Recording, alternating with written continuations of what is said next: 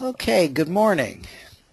This is our Super Bowl Sunday webinar, and we will be doing a prediction. The people in this webinar, you guys, the judges are here now, and then the remote viewers will be joining us, and of course the prediction is being made by you, the remote viewers and the judges. This webinar is the first time we've actually introduced the graphic associated with app, the Applied Precognition Project, and that's what we're about. Myself and Tom and Chris started this organization about, I don't know, a couple of months ago now maybe. And we're really pleased to be doing this one formally with our guest speaker, RussTarg. And what app is about is being part of this consciousness paradigm shift we see. And these shifting paradigms are for personal profit as well as global advancement using a combination of intuition and logic. And when we talk about profit, we're talking about, yes, monetary profit, but also the profit that comes from just learning more about yourself and learning about consciousness. I'd say most of the people that we're working with are really in for both. They're in to take advantage of the reality that they know is out there, that precognition is real, and why not use it and actually get some financial gain, as well as the personal growth and transformation. Some, however, are in it strictly for the personal growth, and some are in it for the money. So we have a combination of all. Okay. Precognition is what this is all about, applied precognition. And I just love this quote. I show it almost all the time, but it really summarizes nicely what we're about here. It's a poor sort of memory that only works backwards. Precognition is very much like future memory. And this is a quote from Alice in Wonderland. The linear left brain, the brain that works like our current linear computers, just can't really get that. The right brain, which is much more like a quantum computer and just understands all this stuff, it gets it. It gets it. Unfortunately, we have communication between those two.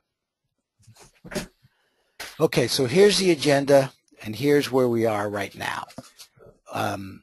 We're starting with the analysts and judges only, and we're about to show you what you guys have put in terms of the spreadsheets that we gave you, and we will make a prediction on the total points in the first half. And then at 11 o'clock, the remote viewers will join us, and we'll give them the results. And then at 1, Russ will join us, and then for an hour or so, and then we'll just have open discussions, and the game begins. You know, we may very well take some long breaks in here. We'll see how things go. And then at halftime, we'll do our feedback, because feedback is extremely, extremely important. And yes, I know it's not necessary, but it certainly can enhance your ability to gather that future memory information from the viewer's perspective. Now, here is the sheet unfilled out. Without any further ado, let me bring over, here's the summary sheet. So we now have the sheet filled out, except some of the people didn't appreciate that they also and I think I did not emphasize that at all, that they can fill out, the judge, a final confidence ranking for all of the transcripts that they looked at. So Nancy, for example, did in fact take these, and I don't know, Nancy, did you just average them? Or is this sort of... I do, yes. Okay. Because it's sort of interesting. In this case, I averaged them. Okay, I understand. See, in this case, for example, with Nick, he calls himself Nick. I saw that in one of his emails to me. He might very well have averaged this as well. On the other hand, when I see something higher than a 5, and I appreciate what that 5 is, I might make this a 5. In other words, there's no rule that says you average. So the judges are judges, and they make up their own mind. But looking at a number down here, this would say to me that there's not much. See, it contradicts it, but that's my interpretation. That here's a 6. That tells me there must have been something here which was pretty good. So I might have made that a 5, but that's me. Now, also, the viewers, the judges need to make an overall prediction, which 3 of the judges have not done. And that's down here. Right. So the judges that are here, let's see, let's look. Okay, Craig is here. Okay, so you gave pretty low scores on both sides. So this will be very educational to see why 2 people gave very high scores. So in fact, let's focus on that a little bit, because that'll be valuable for multiple reasons. So let's go to the comments. Nancy and Alexis. Let's see what you saw. Now you're here, Nancy, so why don't you take us through this? Oh, and okay. Nick, oh, looks like Nick tried to come on. Do you see Nick's name on yours as well? It says offline next to his name on my computer. Right, right. But he must have tried to come on and is having difficulty. Let me just see if he sent me an email.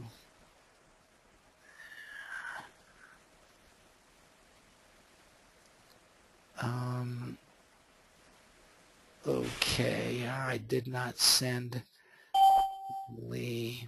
I'm going to forward this to you, Tom. Can you take care of what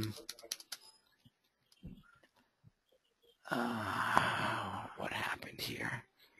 There you go.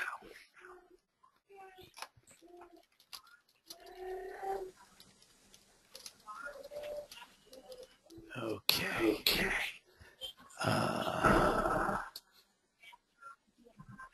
Oh, I could just. Okay, so I don't know where Nick. He hasn't quite made it here yet. Here, Nancy, you gave Deborah a 6. Why don't you take us through this? Okay. On Targ's confidence ranking system, a 6 is good correspondence with good analytical information and relatively naming the function of the target, relatively little incorrect information. I thought it really described it beautifully with these comments. I just, on page 1, just about everything matched on her. Do you have the images, or should I just read through? I'm looking for them. Okay. I'm looking for it now. And well, on all 3 pages were an incredible amount of information that really matched, in my opinion. Mm-hmm. But on page 1, it just starts at the top: movement, man-made, flying. Those snowmobiles are flying, skimming over. They just jumped over a little hill and they're flying and skimming over. They're wonderful. It's exquisite. They're in flight. You can just tell they're looking at each other. They're veering and tilting and wondrous. We've got that twice. Shiny, very shiny, glossy. Insignia all over their jackets and helmets, and lots of insignias. Special attention given. There are lots of people watching the event, giving it special attention. Fortified. I thought the platform in the back looked well fortified, and they also had lots of gear on to fortify themselves as well.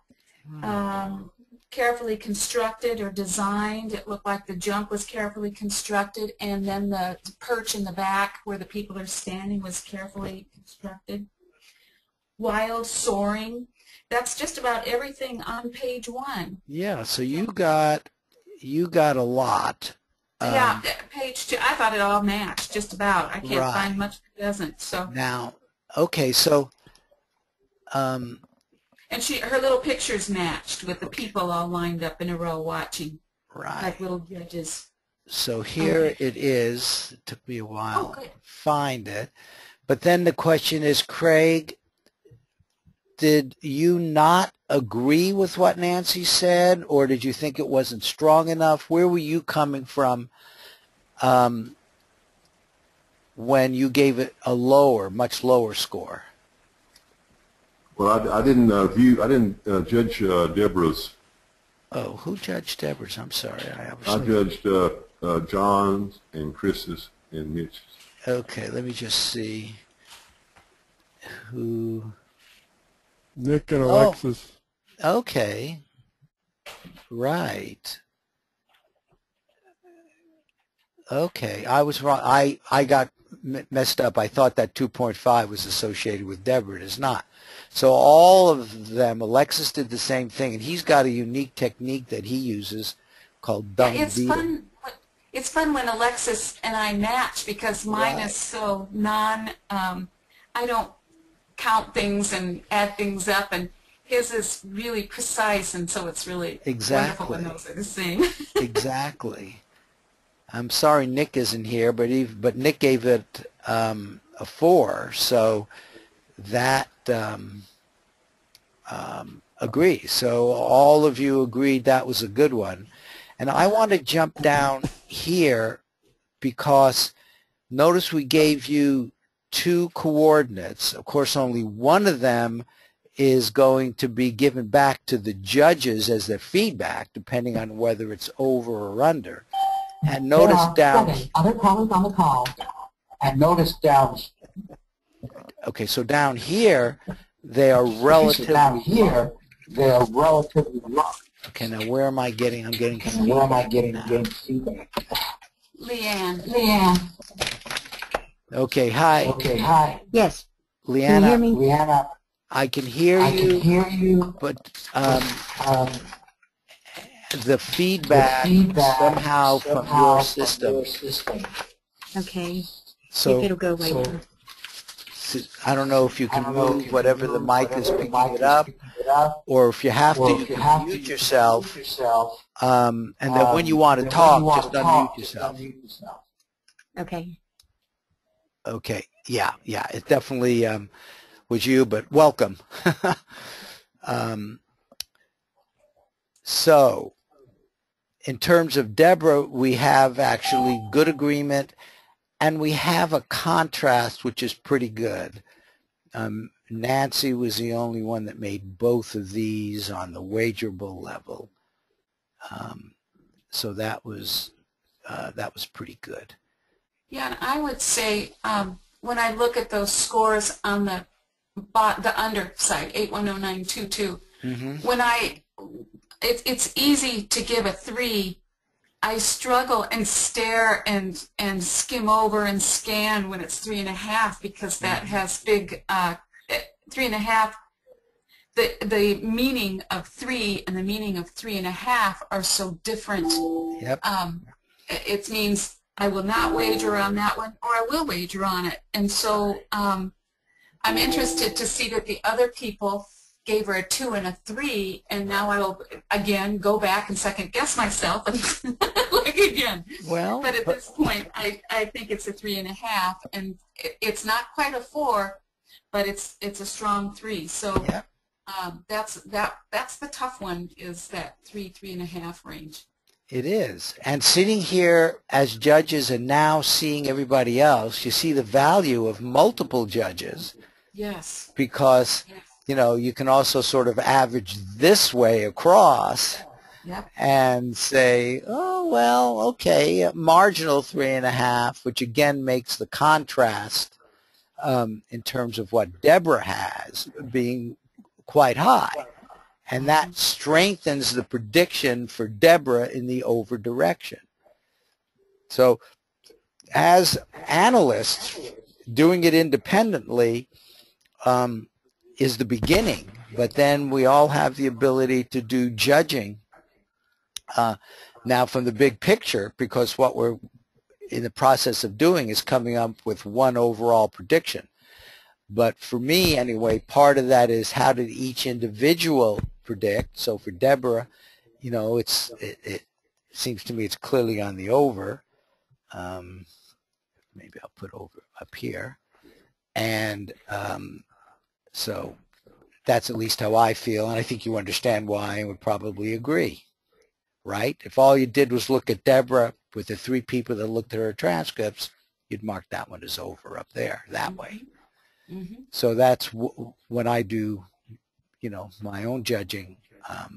I always look at things like that as well. Okay. Did any of you, while you were doing judging, did questions, issues come up that maybe we should talk about even now as we're getting through this? Okay, I intend for this to be, you know, interactive. So, you know, like don't hold off to discuss things later. You know, if you have questions, issues, bring them up right away. Marty? Oh, go ahead. Go ahead, I Tom. just wanted to ask Craig if he could, on his own spreadsheet, type in a number for Group CR for both, and also a prediction. Here and down here. Craig, so Yes, sometime yes, I can do that. Good. Sometime Okay. while we're talking, do that. And, Okay. okay. Is it all right if we want to make small adjustments and to bring it up and then go ahead and make them before Absolutely. it goes? And we'll discuss them. There's just one kind of rule that I really like to enforce. Don't do it based on like a group pressure. You know what I'm saying? You need to do it because, oh, you know what? I missed that. Or something of that sort, which we all do. That's one of the reasons I love doing these group judging processes, because you learn something. Oh, or I didn't see that connection, how the consciousness might have seen such and such. So just don't do it because of group pressure. Do it because you learned something. Okay, one other thing while you got to pause here. Leanne, I sent you a link in the chat box to look and see why you might be causing that echo, so if you make some fixes, we can test it later. Okay.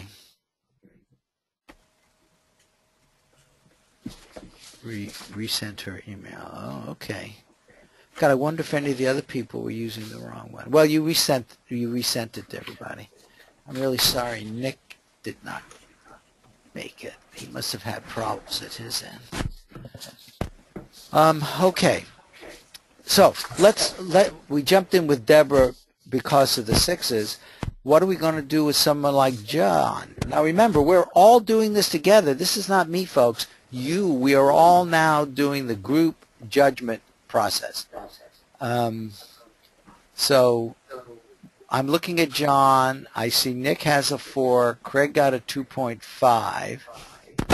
And I'm sort of peeking ahead here where they both get. So, you know, in terms of what we might think John would do standing alone, maybe we should look at John's 4, and let's see what Nick saw there And Craig, since you're the only other one that saw his transcript, why don't you pay special attention to this? So let's see what Borsch said about John. Nothing. Okay, so he was one of those that did not put in comments. So at this point, we have no more information unless we want to take the time to look at that ourselves and do a group judge. And we have about an hour and a half.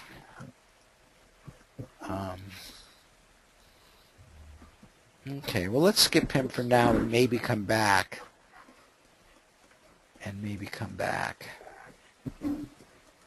So let's see, Sam. The only one that did Sam is Nancy. I have to look here. Why didn't I give anybody Sam to anybody else? So I didn't have his transcript early enough. Anyway, so he's sort of a draw. I think you would agree, Deborah.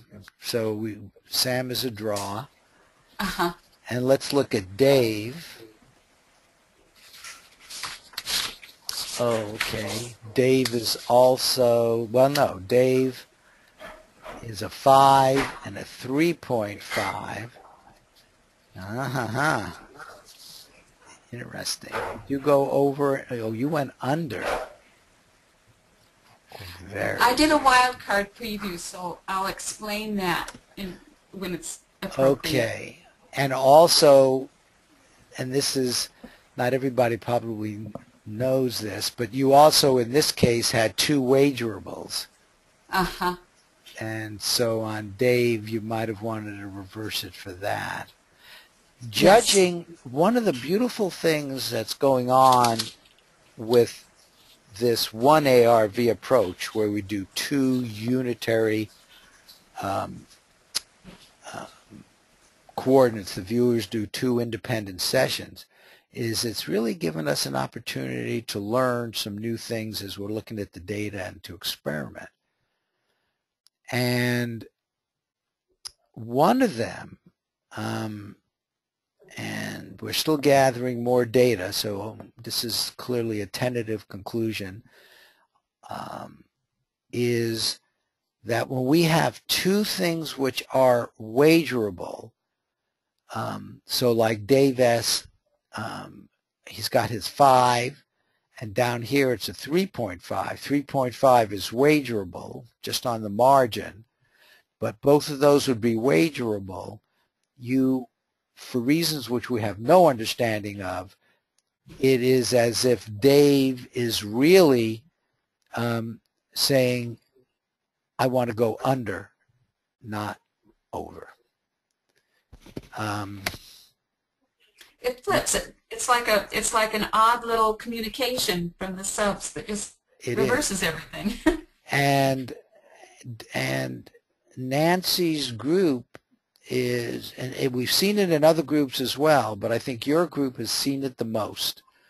So it may be a combination of the people and the judging, and we truly don't understand it. I mean, it's a complicated issue. And then the other thing which Nancy's group is doing, so now let's just go down this way and try to explain and understand at least the logic. We're definitely combining logic and intuition, and here is why she came up with an under, even though for her group she has a 3.5 here and a 4.75 here. So part of it is the explanation I just went through, which Nancy is sort of dubbed the AJ exception, or used to. But the other thing that Nancy's group does, the Sublime group, is a wild card preview. And why don't you explain that and then tell us how that went, Nancy? So the wild card preview, we've been playing together for a while, and so it's like bridge players who play for a while. They learn how to communicate with each other. They get pretty fancy, and so this these are just some variations on a theme, but I get all of the transcripts and do several scans on them and get it where I think it should be with the CRs. And then I go back in and double check it. And once I have an idea of where I think the group CR is for both sides, the over and the under, then I say to a couple of viewers who want to, it's up to them, and originally it was just one viewer, but several people do it every week, take a look at your wild card. This is before I make the final decision. I've kind of gotten an idea of where I think it is, but then I say, take a look at your wild card and tell me which transcript matches that wild card the best. So they look at their wild card and they get out their transcripts, and Chris says his wild card matches the 571242, which is the over. Sam's wild card also matched the 571242 pretty clearly. Deborah's had information on both of her transcripts that matched the wild card, so I'm going to put hers was the other one. She said hers matched the 810922, but she had so much information from both that matched that I'm going to just count Chris's and Sam's. So since theirs said their transcripts matched their wild card on the side of 571242, then that means the under will be actualized. And that actually lines up with the way the CRs are going in my clutch of people. I'm trying to scroll down a little bit so I can see what the group CR is. I think the group CR for 810 was 3.5, and so that flips in that reversal. So this is just a guess, it's just a game, and we'll see what's actualized, but it kind of flipped it the other direction of where it's kind of counterintuitive, but it's a funny way of communicating that our subs have so that they can show off a little bit. Very interesting, and that explains, and I hope you understood that, because all of this is brand new, cutting edge, but your success rate with this has been pretty good. I think it just has to give a moment of pause. I guess I need to tell you one thing though. The wild card for this case that I'm going to use for everyone else, and I don't know if this impacts things, is what's going to be when we do the feedback during halftime, is going to be what I call an open session. In other words, the subconscious was just giving to the person whatever the subconscious thought would be of most value at that time. Now, I think in your cases, they all got their wild cards, and that was the approach they wanted to use, which is fine. Yeah, we kind of, I'm sorry, Marty, we went on automatic pilot and just cruised through like we always do, and I apologize for that. No, you don't have to apologize. If anything, I need to apologize, because you then will be treated differently than the others, and I wasn't clear on what the wild card is. So as the tasker, my choice of wild card was different than what you made, but you were clearly tasking your group. So, okay, I'm putting that out there because that's part of what happened, and everybody should know it when we come up with the final group decision. Okay, so Marty, do you think it would be smart to change sublimes to pass because we didn't have the same wild card? No, I think we should leave it. Okay. We all understand it, and in terms of my judgment, it's interesting that you said that. It makes my tendency to not give it as much strength as I would have otherwise. So, yep. And that's sort of what you're saying by making it a pass. Right. But, you know, we don't know that your tasking within your group wasn't so strong. Now, if you want to do that, that's fine. But I'm not going to make that decision for you as a judge. You know what I'm saying, Okay. Nancy? Yeah, I do. But I'm I've explained to you the little, I don't know what to call it, noise in this case. You know, we always have to be very straightforward and honest. That's one of the beautiful parts about this. The subconscious knows about all this anyway, but we're bringing it into the consciousness field.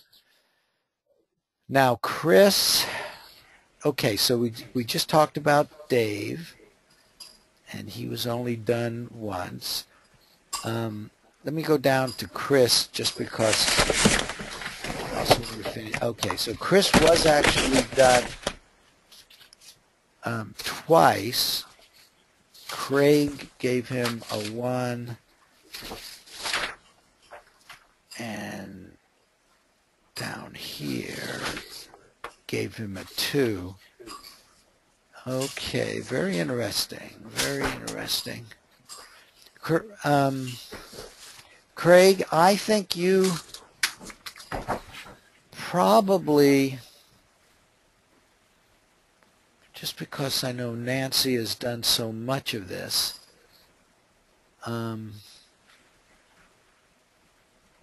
might have something, you might want to re-look at this and see why there's this difference here. Yes, Marty, this is Craig. This is my first trip on this. This is my first time to do this, and I'm just kind of learning. So I would love to hear Nancy's explanation for her score. Yeah, that is. Okay, let me see if I can find that. And I want you to know I'm so pleased that you're here. You have to realize one of APT's primary goals is education. So the fact that you're here and we can begin and help you with this process is just what we want to do. Great, thanks. So let me see, and you have to realize it helps everybody else too, and they see the difference because it's how people's minds works. Okay, so here's Chris. I found him. Let me open up his 5712. good. Okay. I found Chris's to be more challenging than the rest because he had such specific information in it. And some of the specific information was so specific and it didn't match. So it was a little more challenging. But I found that there was, in my mind, enough vague information in what he drew and in the words. I liked life forms / active. I thought that was really very right on. Boldness. And that the next word underneath it, that word boldness, you have to be bold to go flying over those jumps. Right. Everybody knows what the picture is, right? We've all seen the snowmobiles flying. Right. Mm-hmm. And I thought the semispheres reminded me of their helmets that were so round. Oh, this. And dark green and brown were in the trees in the back and in their clothing. Black dark colors were again in the trees in the background and in their clothing, and up the sign, that vertical sign. An assembly of small parts is the snowmobile. Organic, alive, spanning. They are definitely spanning. They're flying over. They're spanning over that jump. And then there's a little guy there, and it looks like he's throwing snowballs or bowling balls, and so that kind of threw me. But the fact that he got a living human being is important. Right. Popping, I could hear the popping of the snowmobiles. Array of small pieces or a design comprised of elements like a mosaic. I thought that perpendicular tall form in the back looked kind of like a mosaic to me. And then his little drawing with those little stars looked like the trees on the hillside. So I gave him a higher score of about 4.5, but that's the one that caused me the head scratching of, he didn't really name anything like he does so many times. And so maybe I'm a little high, but I did imagine a lot of this stuff as being pretty close. So. As being able to fit. So did you understand where she was coming from, Craig? Yeah, I do. Like I said, we knew this. I didn't see all these things. I see them now after the next you mentioned them, but still after looking at this, so I can see those things you're talking about after you mentioned them. But still, after looking at this, I guess what I'm understanding is a 4.5 is a wager number. I mean, you'd wager on this picture. Yeah. Yeah. And from what's in this sketch here versus, applied to the picture, I wouldn't wager on it. Yeah, I understand, and that's why you went lower. And Craig, I think I would probably, even in explaining it, drop it just a little bit. 4.5 is that's really that's pretty strong, and I think I would drop that down to probably a 3.5 or a 4 as I look at it. But there is enough vague information that does match. So I probably wouldn't drop it to a 1, but I think 4.5 is high as well. Yeah. So why don't you change it, Nancy? Okay. And let me say, in your explanation, and this is why it's ultimately there's a judgment, because you get a feeling for what the connections are. Like saying that that's the helmet, that's kind of a and when you go through element by element, and as a judge you should do that. I think even Nancy now is saying, as she repeated it, well, maybe I shouldn't give that as much weight as I did the first time. I usually try to go through the transcripts twice, especially if they're not too long, I must admit. Yeah. But Craig, the fact that you're not clear and the fact that judges disagree is part of this process. That's why we like to have multiple judges. Good. So that's just right. Okay, so let me close that one.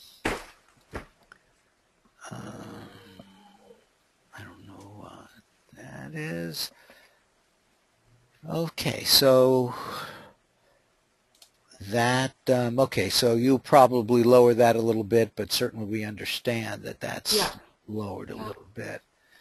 And I'd probably raise mine now after, Okay, and you've got access to your sheet, so you can do it or not as you see fit.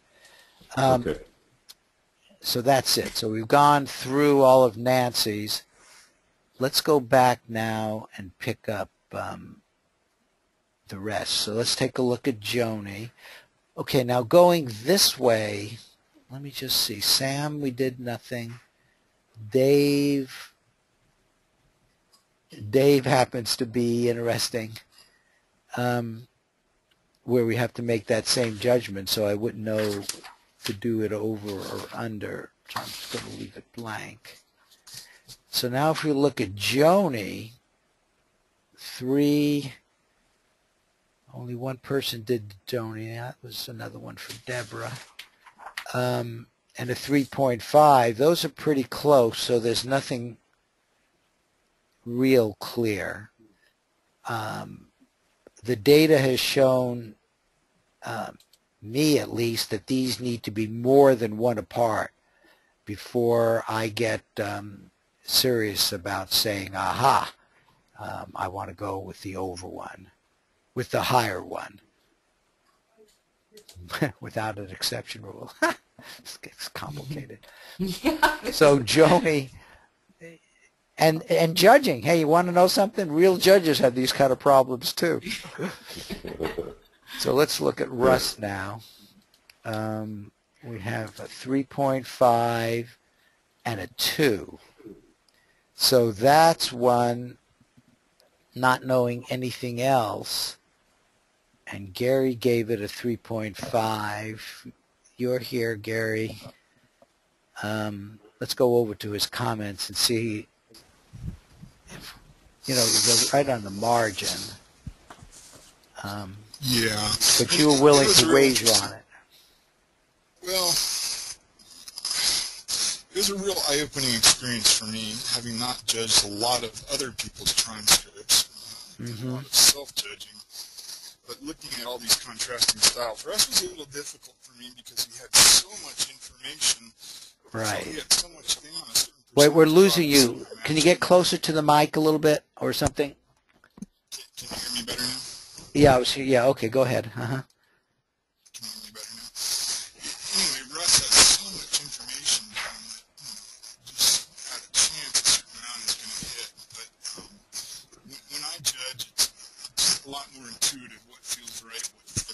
sorry, Craig. I did try to. Craig, we can barely hear you. I can barely hear you at all. When you first started, it sounded better, so I don't know what you did then. All right, can you hear that at all? It's better, yes. Yeah. Just stop me if it goes bad again. I think what happens is my cats like to chew on my microphone. Anyway, Russ has a lot of information in his transcripts, and obviously some just had a chance it's going to fit, and some's not. But I look for things when I'm doing my judging that just jump out at you and say, yes, this is good, yes, this is not good. I did try to apply the Targ scale in the uniform fashion just for judging purposes. But in looking at Russ's transcript on the 57142, he had much more correct information than incorrect, and there were just a couple things that did make me nudge that up. I don't know if you have his drawings available or not. Yeah, let me show. Yeah, that's a good point. Let me show it. Yeah, his are complicated. I do a lot of judging with him. Yeah. And it's probably my own personal experiences for myself, too. I mean, I could have mixed data but have a drawing that's spot on, and I usually know that's pretty reliable data. And he gave you the... Yeah. Let's look at his drawings. And he gave you a bunch of words, too, but let's look at the drawings. Yeah, I've got a whole bunch, but see if you can find the one just to the picture of the man. There it is. Okay.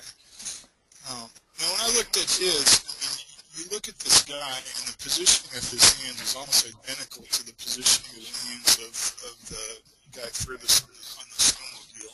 And he's looking over at the same direction from that guy there. For me, when I'm doing my work, and something like that happens, I know to pay attention to it. He had a lot of other good things that were just pretty good, but the reason I don't think his score was as high is for me, he's also got a whole bunch in there that you know, probably 45% of it that I would say does not match. So it was a little challenging just because of the quantity of the impressions that he has in there, but he did have several good matchable ones. Right. And bottom line, you would be willing to... I would probably wager on that. Yeah. If I were looking just at him, because the transcript on the other side was 80% gibberish. Okay, well that's... those together would probably lean me that direction. Right. And you know one side or the other is going to win, and that was part of the judgment factor. And it's, I mean, it's so good to hear you say that way, because we understand the way judges think, and we usually end off thinking nearly the same, but not exactly the same, and that's fine. You know, not all judges are the same. But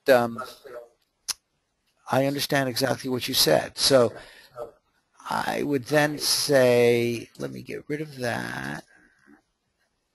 Here, it was more the person. Here, there wasn't that much, so maybe this looks... There was very good things in there, too, about... motion, yeah, motion, energy. Right, and his overall template, I think, felt very, very accurate as well. Natural. Yep, okay. And just some of his other comments about his hands gripping, use of triceps, and it says here, looks like my eyes look to the left, although my head is cocked left. I mean, it just seems to be describing the physical position these people are in. Okay, so I think... A lot of real basic, more general fits as well, but those are the ones that jumped out at me. Right. And as a person,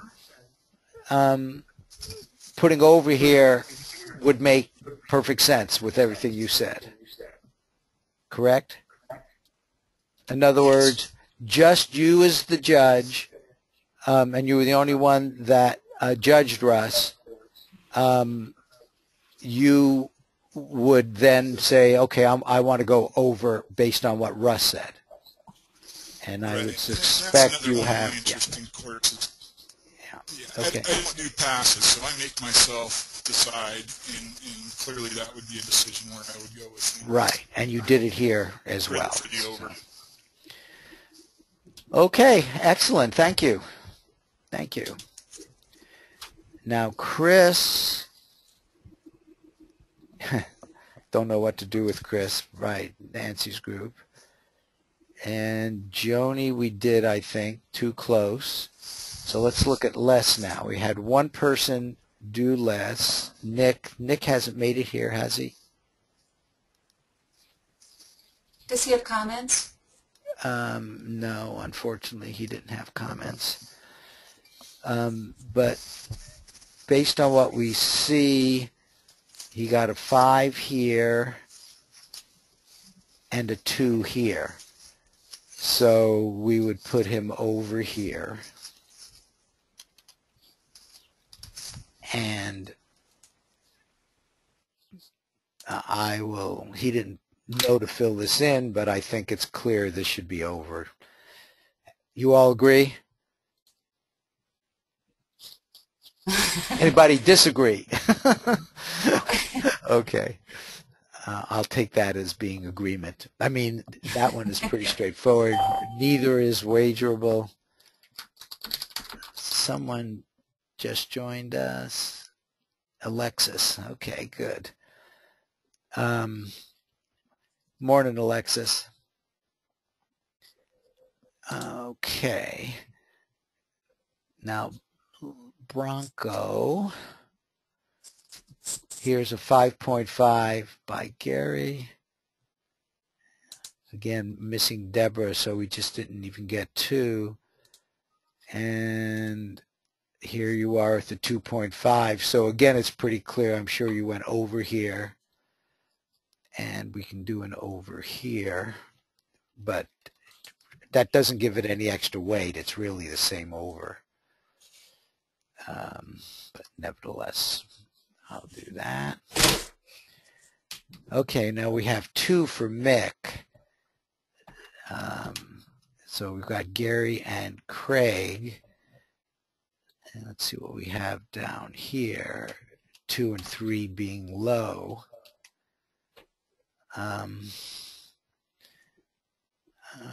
Okay. Again, Gary, why don't I find it and why don't you quickly indicate, sort of for educational purposes while I find it, why you gave it a 5. A 5, according to the RussTarg scale, basically says there's something there that is really, really clear. In fact, I got the words here: unambiguous, unique, matchable element. Did you find something to that degree? Yeah, mixed transcripts were kind of a 360 from what Russ was providing, in that basically I had maybe about 6 or 8 words on each transcript and a quick little drawing. So I had a tough time with this one, and I think I commented on there that there just wasn't a lot of data, but the data that was there was 90% of it matched to what's in this photo. He had AOLs of snowflakes and headlights, outside traffic sounds, and cold, and there were only 1 or other 2 impressions that did not fit. So I had a tough time with this one because out of what was there, it very much fit, but there just wasn't a whole lot there to work with either. So it's interesting, isn't it? It's like some transcripts there's just not. Why don't you do another page or 2? And on others there's so much information. As you can see, I mean, what he has there, other than dark and night, I think everything else on there is a pretty good fit. And there's clearly snow in the air around the snowmobiles there. I don't know if you can see the headlights on snowmobiles, but most of them do have headlights. So you're interpreting this as the headlights, right? This, what I'm marking now, is this what you mean by headlights? I interpreted that more as just the mountains in the background and then the snow up in the air over here. Oh, it says headlights. I'm sorry. I have to realize I haven't looked at these. Exactly. Oh, my God. Oh, I was looking at these and say, okay, I understand where you could get snowflakes from this. Oh my! So he said snowflakes and headlights. That's pretty darn good. Well, but Yeah. like I said, I really didn't know what to do with this because it wasn't the amount of data that I would prefer to be judging, but as far as what was there, 90% of it fit. So I didn't know what else to do with it, and had there been more to support it, I probably would have gone even higher, but I can't see giving it a low score just because there's not a lot of data there either. Exactly. That's what you go through as a judge. I felt the same way, Gary. When I viewed it, when I judged it, the snowflakes are perfect, and I got to down here at the bottom. I got this as being the trees and the forest, so everything on this is a perfect match for what's happening in the picture. But there's just not enough of it for me to give him, like I said, to give him a much higher score. Right. Interesting. And I guess that's one of my pitfalls with ARV is give me enough to identify it. Well, in my mind, he gave me enough to identify that this is his feedback photo. Yeah. Okay. And what was interesting about this interchange, Craig, is you both did see the same things, and yet how high do you rank it? In fact, I think, let me just see if my picture, yeah. Well, those look like snowflakes, I guess. We know they're not falling down snowflakes, but so you can understand why two judges, even seeing the same things, interpreting them pretty much the same way, should it be a 5 or not? And that's one of the challenges of judging. And when we get the final feedback, it will become clearer.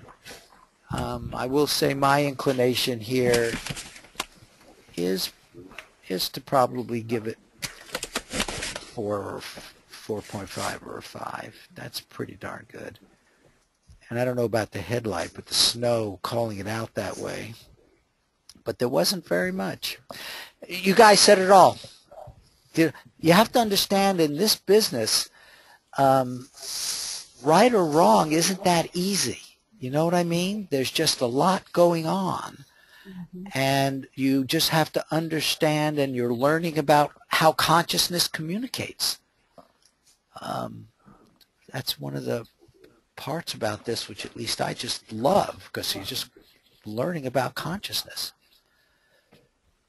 Okay, so that was Mick. All low here. Understanding this, I don't know if I would go over here or not, but probably. What do you think? Do you think if all you did was look at what we now talked about with respect to Mick, because that's all there is to the judging, you now know the same as anybody else. Go ahead, jump, somebody. Hey, Tom, what would you do? Would you say just looking at Mick stuff, here and here, would you put him as an over? Well, it's certainly not under, but it's either pass or over. So one judge says pass and one says over. I guess if you're conservative, you say pass. Mm-hmm. Right. It's interesting. Okay. In fact, I'm going to put it's a over. split decision, so that means pass. Over to pass, yeah. And I would say if Mick is new, then a pass would be it would be really appropriate. If he's been doing it for a while, then go with his confidence. He's been doing it for a while. Yeah, Mick has been around. Mick has been around.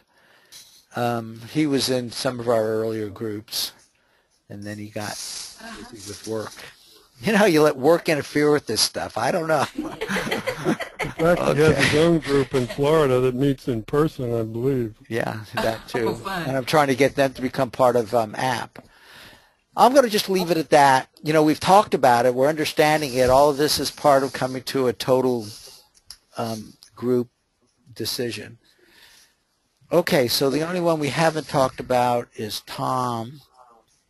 And Alexis's dung beetle approach gave it a 3.5. The fact that you're here, Alexis, you missed this, but Nancy and you getting the same thing, Nancy thought was very interesting, and so did I. That was because she does, you know, she uses a much more intuitive approach, point by point, but so that was rather interesting. Okay. Now, we only have one there, and we have one there. So the 3.5 and the 1.5 are 1 point apart, only one wagerable. So It's 2 points apart. 2 points, no, yeah. more. What I meant is more than 1 point apart, which means that on every score, using all the rules that we have in place or guidelines, I don't want to call them rules. They're all kind of guidelines, and then there's a That looks final like an over. judgment. Yeah. Right. But this one looks like an over going this way. Uh-huh. So we certainly have a lot of overs up there. And down here, we have... I typed that in for Nick, by the way. He didn't do Yeah, that okay. over. But that would be clear based on what he Right. did. So he would definitely do that. That's fine. And I want to look at all of these every now and then. You know, if you had a 6 or something in here, we'd want to investigate it. We have the highest that I'm seeing are the 3.5s. And what was the other one that Joni? Oh, there was a 6 up here. But for Joni, there was a 3. Yeah, these two are too close. And the only reason, and we discussed this, why this one is an under was because of both of the guidelines, which is interesting here. Yeah, it is. And so I'm going to stick with under, but I would recommend that the group go over. That makes no sense. Well, it does, because you're... Because of the preview, we went to the trouble to pull those previews and look at them. Mm-hmm. It just seems like it would honor the little system that we're trying out. And well, you can always recommend a group pass, Nancy. Yeah, I could. That's a chicken way out going because I'm going to street. And I am a chicken. Oh. It would be. I think I need to recommend a pass. Thank you, Tom. Oh, he talked you into it. Yeah, he did. He did. But we could. I mean, even if I go with that under, the group could still. Couldn't we still decide as an over since there are let's four? Let's get comments from other people before I say my view. Thank you. Okay, so you guys now have really. I hope you appreciate that what we have just been through, first of all, you individually, and then looking at multiple judges, is all the information there is. So you've got it at an intellectual level. Now you bring in a little bit of intuition. And if you are going to make a recommendation for the group, notice these now are your individual. I think I have the ability to do this. What would your group prediction be? You can go over, under, or pass. So Mark, Nick isn't here. Gary, what would you do? Over, under, or pass when you're making a recommendation? Me, I'm betting over, and certainly no offense to what Nancy's doing. Obviously, things are seen, but to me, when I start second-guessing myself and saying, it just drives me insane. I mean, I need to go with what I see, and if some of them are misses, some of them are misses. But I would be going over on it. you would go hearing everything you've heard, looking at everything, you're going over. Wonderful. Nancy, what do you want to put here? Pass or under? Go to the next person. I'll think about it. And I want you to know one of the marvelous things about everybody in this group, Gary, nobody takes any of this stuff personally. Really, we're really very good about that. And we all understand this is a probability game, and we're all trying to learn to increase our own personal ability to get higher probabilities of hits. So I love that. Alexis, you didn't hear all of this, but you go over. Okay. And Craig? I'm going over. Okay. And Pass. Oh, sorry. he isn't here, but oh well, he isn't here. We don't have to put anything in for him. I was going to say, okay, Nancy. Pass. Got to pass. Okay, good for you. Yeah, But you have to make, judges have to make a ruling. Yeah. And pass is a legitimate ruling. Okay, so I'd say overall, as a group, we're predicting over. Wouldn't you say that's a reasonable thing to do? And let me see if I can color these. Isn't there a way of coloring it? Oh yeah, wait, it's here. What color? Well, Stuff for text. woo, wrong one. Wait, I don't want the text. It must be. It's to the right. Yeah. Okay. Okay, so that's what we're predicting. And then the next thing we need to do is get the over and under point. And that's the complete prediction which goes out to the remote viewers for making a wager. And so I think I have here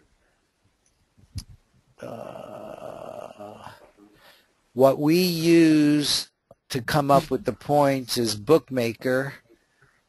They claim they set the point. Where do they have that? They have a great one-liner here, but it doesn't matter. But they're very well known. They get good marks by the people who evaluate this. I never recommend anything. You need to do your own due diligence. I don't even recommend wagering. But this is what we, you know, everybody has to make that decision themselves. There are so many different wagers that you can do on the Super Bowl today. It's ridiculous. I think there must be hundreds, at least 100. But we're going to be doing, in fact, we're not even doing that one. We're doing the first half, and let's see where it is right now. Okay, so over 24 even. Okay, so that's it. It looks like the 49ers are favored to win according to here by 3. And the majority of people who are wagering right now, a little more than half of them, and I can't quantify that at all, are going in our direction of over. So that isn't what I want. Let me go back and find my spreadsheet, which isn't there. There it is. Okay, so it's over 24 points, as simple as that. And let's do this and that. We did it, judges.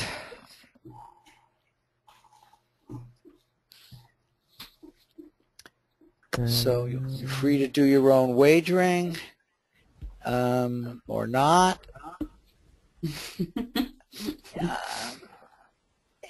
Do you have any questions?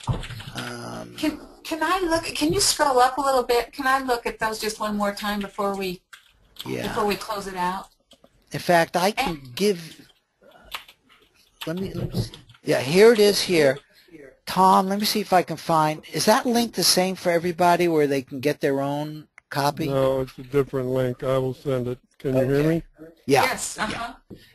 There's a link that Tom put together, so you each can kind of have your own copy of this. Oh, wonderful. So he'll send it to each of you. But here it is now.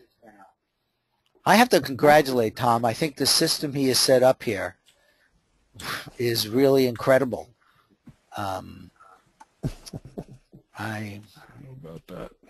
I know. Beautiful. He thinks it's so easy and all that. And very cool. Exactly. And one of the reasons it's cool is not because it was like, and I know this, Tom, it wasn't like super hard programming. It's clear. It's simple. And that's what makes it so cool. Okay, thanks. The link is in the chat box. I can send it out in email too if you want, but you don't want it to go to the viewers probably. In fact, there's a viewer here, by the way. Dave is logged in. Close your eyes, Dave.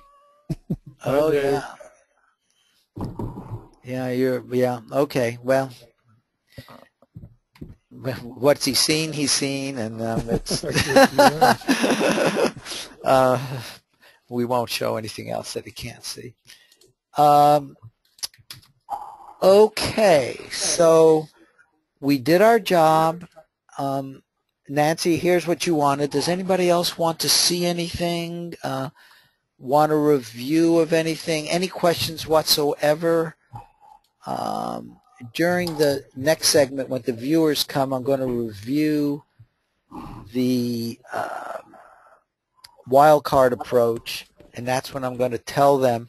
In fact, they'll get to see all of this, Nancy, and I'm going to show them what I had intended with it being an open session. You know, as a tasker, I set that in my own mind. Not sharing that with you was, I don't know what to say. It's a thing that happened, and it may be why you're passing. But there are other things which might happen. It's going to be very interesting when they treat their transcript, whichever one it is, as an open session, the people in your group, if there's anything there for them as well. Mm-hmm.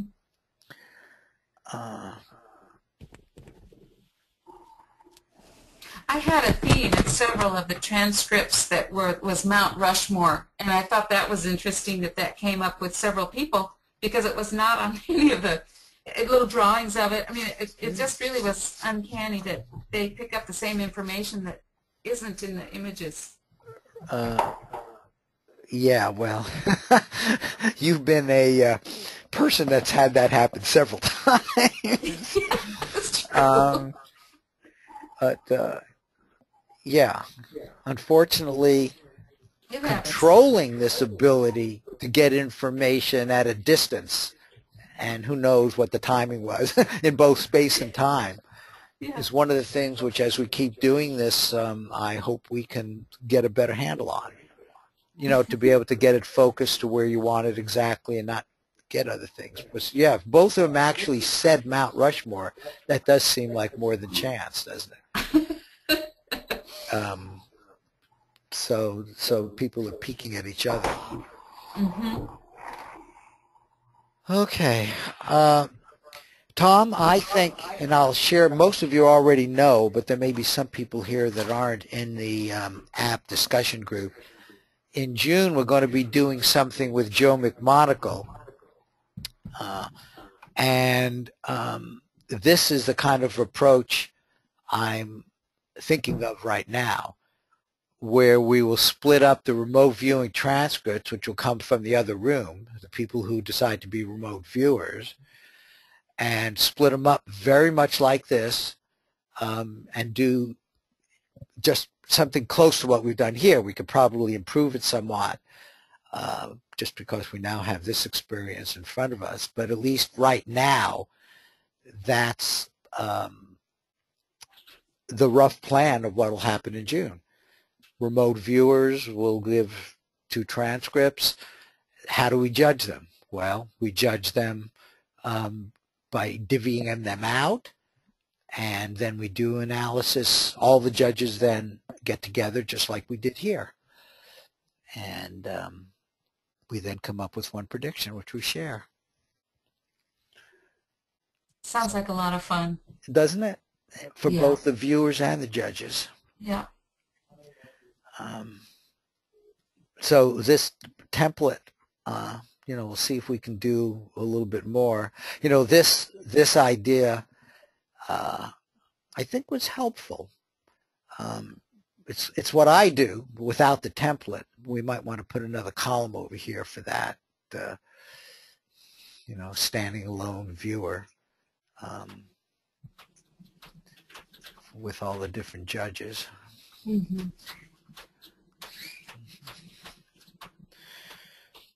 Okay. Well, I'm willing to stay here and talk, or we can go on a break until a little before 11. Any other questions? Do you want to take just a minute and talk about Ingo? Yeah. Ingo, I sent out, again, most of you, I think, are on the app discussion group. Is anybody not? Because then they can get put on it. Okay, I'm assuming everybody. This is Craig. I'm not, but I'm just. This is my first week. Okay. Would you like to get put on it, Craig? It's just where, as a group, we discuss this stuff, and then I can get you in one of our subgroups that does the remote viewing very much like this, with just Yeah, that'd be great. Okay, I'll make a note to do that. You'll get that Okay, thanks. relatively soon. Okay, app. And I met where I was really able to talk to him, Ingo, one time, and it was actually at a meal with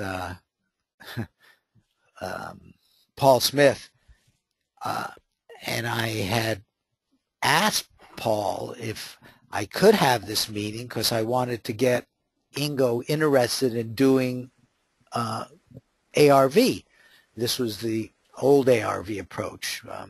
This had to be, I don't know, 5 to 10 years ago. I've just lost track of time at that level. And he's just a wonderful person. Basically what he said about ARV has been there, done that. And so he was not interested in going forward, but he was certainly encouraging about all this. And I don't know if you recognize that Ingo not only was in at the beginning, but I believe he taught Hal Puthoff and Russ an awful lot. Mm-hmm. The main thing he taught them, when it really comes down to it, which then feeds into the other things he taught him, is the phrase, I hear it most from Lynn Buchanan, but it was Ingo who taught it, and that is the viewer is in charge. Russ and Hal, as I understand it, had kind of what they thought ought to be the way it was done. And Ingo said, you guys are basically not doing this right. You got to give me more space. Mm-hmm.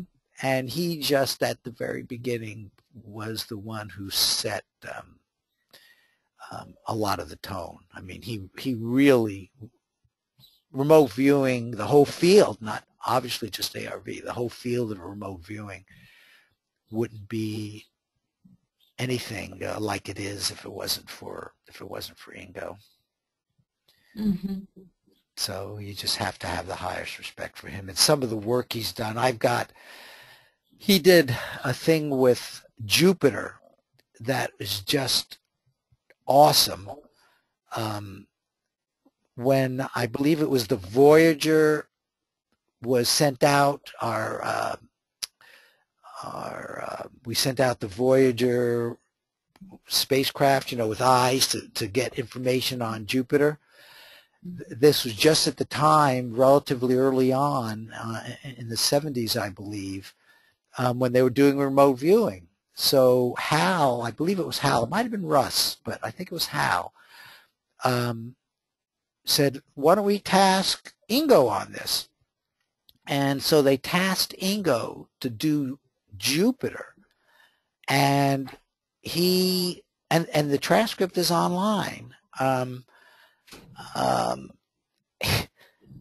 He goes towards it and basically identified rings around Jupiter many years before the Voyager spacecraft got there. Well, there's so much more to the story. They tried to get some scientists to look at it, and most of them refused. They said, that's ridiculous. I don't want to have my name associated with even saying that this is an honest prediction. That's how anti-precognition the standard scientific community was then. I suspect it's gotten slightly better, but not much. So, did he know what he was tasked with when he went out there? No, I'm sure it was blind. He was one of those guys that preferred things to be blind. Let's ask Russ. Yeah. Let's ask Russ. And there are two more things I want to do on this, and I'm hemming and hawing here because I'm also looking at my computer. I want to give you a link. I wrote something to the app group. Well, that's right. You all saw it instead of Craig, and when you get on Craig, you'll get to see it. So maybe what may be more fruitful would be for me to show you where you can get that Jupiter example. Let me see if I can find that.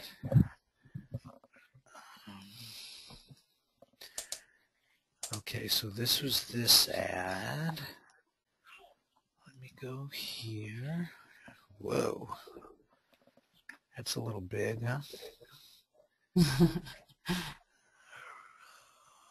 Okay. I have written a whole bunch of stuff, as you guys, most of you know. This is all complete table of contents. And somewhere in here, one of my issues, I did three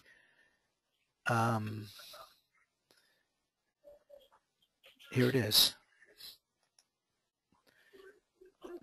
I started out actually doing three whole sections, but all of these are such good examples. But this was the one of Ingo. The Jupiter probe experiment in 1973. So this is just when those guys were getting started. And Swan said, very high in the atmosphere there are crystals, they glitter. Maybe the stripes are like bands of crystals, maybe like rings on Saturn. Saying this in 1973. Though not far out like that, very close within the atmosphere. I bet you they'll reflect radio probes. Oh, interesting. And then here is what was said in 79 when the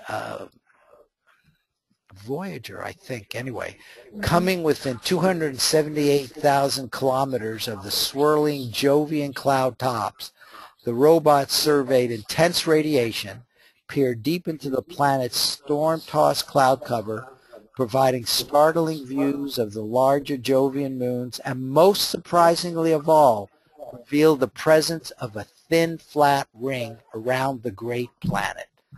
Said University of Arizona astronomer Bradford Smith, we're standing here with our mouths open, reluctant to tear ourselves away.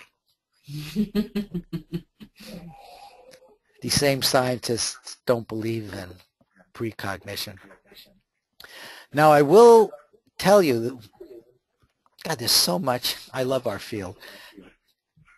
If you were to ask Ingo, and of course we can't, but if you ask a lot of viewers who do this sort of thing, Ingo would probably have said that his consciousness visited Jupiter. I say there's an alternate hypothesis, at least, since how do you tell? But the alternate hypothesis is, yes, he may in fact have gone to Jupiter, but what happened here in 1973 when this feedback came, right here, and all the excitement associated with it, how do you know that he didn't connect up with that as well as Jupiter? In other words, this is his feedback time here.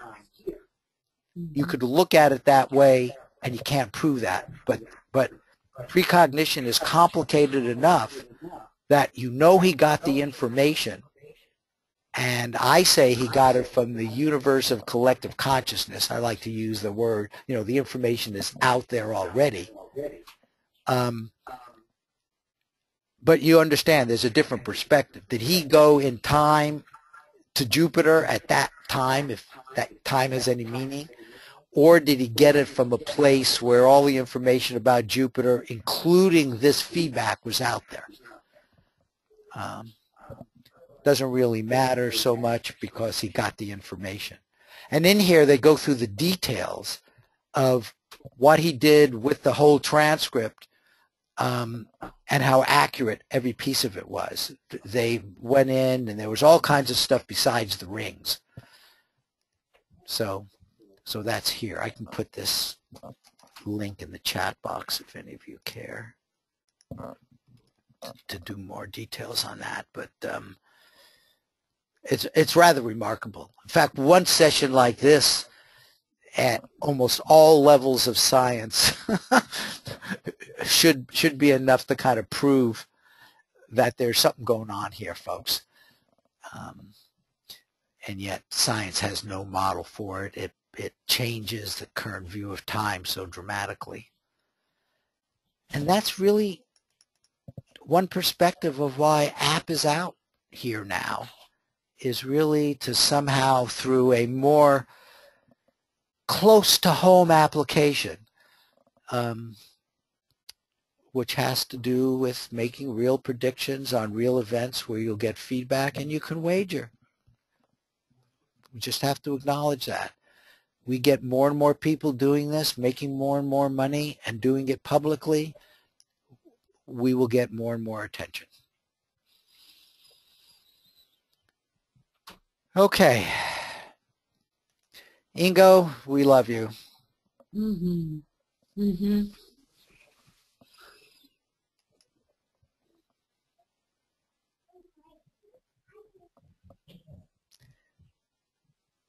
Okay, you want me to tell you one other thing which Ingo did? This is associated to ARV, and I hope one of you will ask Russ about this. Ingo apparently did ARV with the following two targets: regular graph paper being associated with one ARV outcome side, and probability circular type graph paper being the other. You know how we spend a lot of time, as we should, because from the viewer perspective, you like to have interesting targets and you like them to be maybe, well, interesting if you're a viewer. And as a judge, you like them to be as different as possible so you can do your judging and all that. Graph paper, two different kinds of graph paper. And I don't know if he did this. I think he did it like 8 or 10 times and was like 80% accurate. And so what did he do exactly? I know. Yeah, that was in Russ's new book. Oh, you saw that there. If I recall correctly, Marty, Yeah, that's in RussTarg's new book, and if I recall correctly, it was 50 trials, and he was correct 36 out of the 50. And their whole argument there was the targets don't matter, and then they were basically disproving the novelty effect. Of course, that's English Swan. Isn't that interesting? Isn't that interesting? See, that added a little bit more to it. The 70-ish% is what I remember. You know, I'm a very strange person because my memory works in a very different way. It's like a conceptual memory. When it gets down to the fine facts, I'm just not that good at it, as you've seen. And you just have to accept that. Well, I'm not that good either, Marty. I just happen to read. No. I'm not even apologizing. I'm just saying it. But here, I'm really glad that you read that, and so he got 72% and he did 50. So that's a significant sample with just 2 different kinds of graph paper, and that does even counter the novelty. And I guess what it strengthens is the fact that it's your intention to get enough so the judge could judge it correctly. That would be how I would interpret that. Plus what you said. You're talking about Ingo Swann and whoever the judge was, which was probably, I think Russ did that with Ingo. I missed part of it. What about the graph paper? One was square, one was circular. It's ARV. Uh-huh. Well, do you know what did they associate the outcomes with? Craig, do you know? I don't. Oh, Gary, I'm sorry. Offhand. Yeah, I don't recall offhand. In fact, I'm not even sure that it was mentioned or just him attempting to differentiate between the 2 targets. But it's also very interesting that obviously he's very much front-loaded with these are the 2 possible outcomes. So it kind of also throws the forced choice aspect out the window as being important too, because he had 1 or 2 choices of what it could be. Let's raise this with Russ. Let's raise this with Russ. Okay, very interesting. But that's something else Ingo was involved in. I mean, you talk about giving Ingo challenging tasks to distinguish between 2 kinds of graph paper. And maybe they just use a random number generator to choose it. I don't know, but let's ask Russ. Okay, I'm ready for a break. Thank you. Let's go on break, and I'll come back, 5:10 to probably 10 to 11, just in case some people decide to come early. Okay, so I'll see you guys in about 10 minutes. Just to clarify, Marty, the viewers are coming in for the prediction next, and then Russ comes in at 1, right, 1 Pacific Coast time. Okay. That'll be Russ and, I'm sorry, if say it you're again. going to leave, Marty, why don't you just show the schedule on your screen and leave it up while you're gone? Good idea. Okay, so let me lower this. I have that. Oh, I have that actually on my presentation here. I can show it here. Okay. So I'll see you guys. I'll be here around 10 to 11. I'm just going to get a little something to drink here. Take care. Marty, before you leave, I was hearing a lot of echo when you were talking a lot of the time. I don't hear it now, but I see you have Jane's machine connected too. Oh yeah, but it's downstairs. It's not. It's not. Okay, well, Plus, I don't know what it was. She's on. The echo was. Yeah, I know she's on mute, but something was causing an echo, and it was really bad when you were starting to get excited and talking real loud. Oh, it may be coming in through my own headphone. I'm wearing with the. I'm not hearing it now, so I don't know why it went in and out. So, but it was on for a long time. Yeah. I almost interrupted you several times. Yeah. Okay, and it didn't say where it was coming from, or did it say it was coming from me? It was. There wasn't any other name on there, in other words. Okay, well let's just leave it. I'll see you guys soon.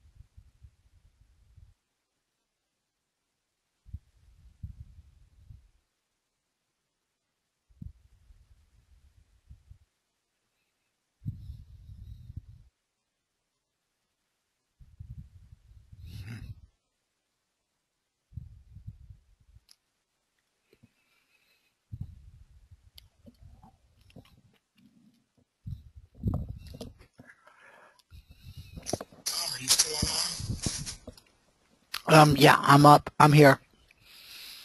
Oh, no, Marty, I was trying to see if Tom still had his ears on. I guess not. Okay, so let's see when the viewers come. I just typed in a note there, Marty. I don't know if you saw it. I picked up the book, and Ingo actually missed 12 of those 50 trials, so 76%, basically 2 different types of graph. Amazing.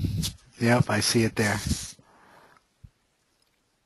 And it just basically said it doesn't. 2001 against Chance.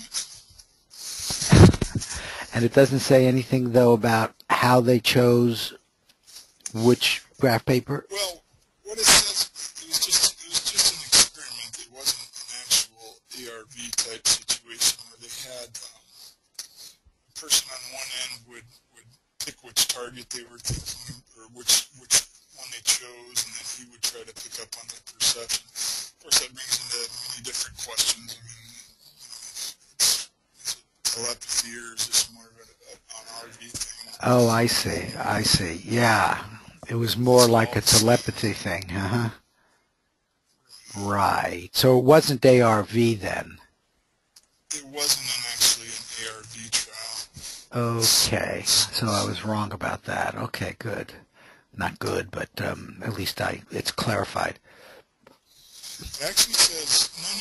It was an electric random number generator that generated odd or even, and that's what picked the paper. Ah. And then the assistant was actually looking at it, though, in a different location. So it wasn't precognition. Oh, yeah, that's the issue, was it? Was it telepathy? Was it precognition? I mean, what was really going on there? Right, that's... I'm sure you have Russ's new book. Oh, yeah, I do. I haven't... Page 36, 37. Okay, yeah.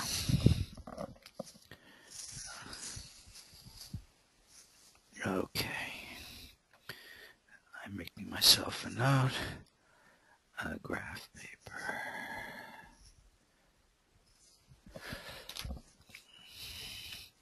Okay, do I want to go over this? Well, I probably do.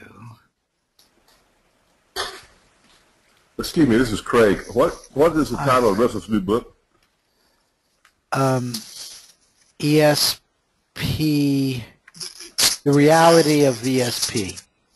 Okay, thank you. You see it here? Yeah. Oh, yeah, okay, yeah, I see it, yeah. Yeah. Okay. All right.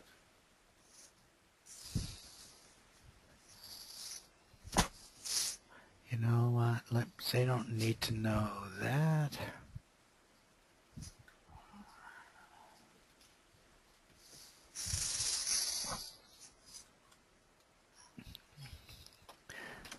Maybe I will.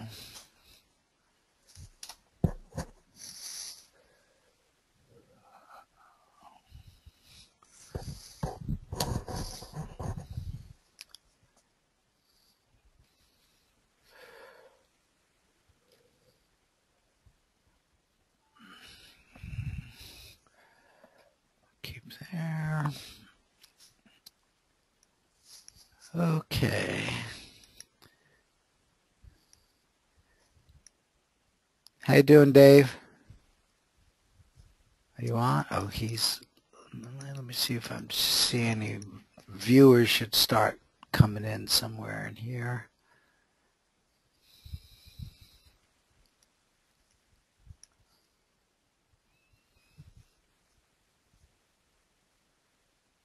And I think I'm going to go.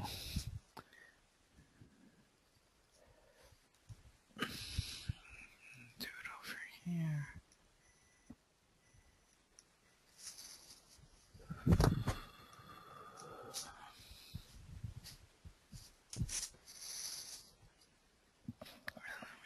need to get this set up.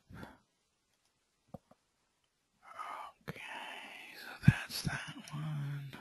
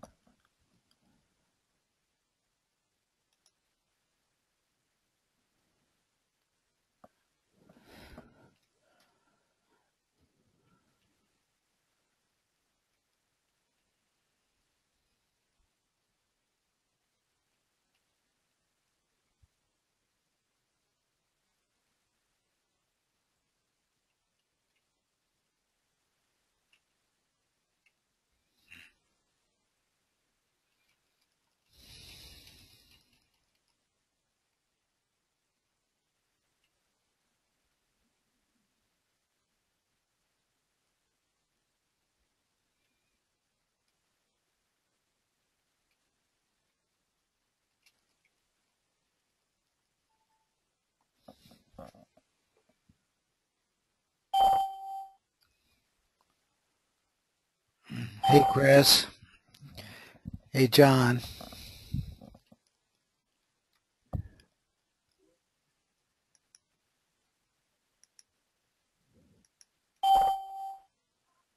So did you have some fun today? Yeah, we did. Good. We did. I'm having a Super Bowl party. So I'm cooking. Yeah, I understand, and you'll participate as much as you can. Right. But you know, we've done the judging. We've made a prediction. I'll get to that Really? pretty quickly. So Great. yeah, we're predicting over 24 in case you're not here when we get to that part. Mm-hmm.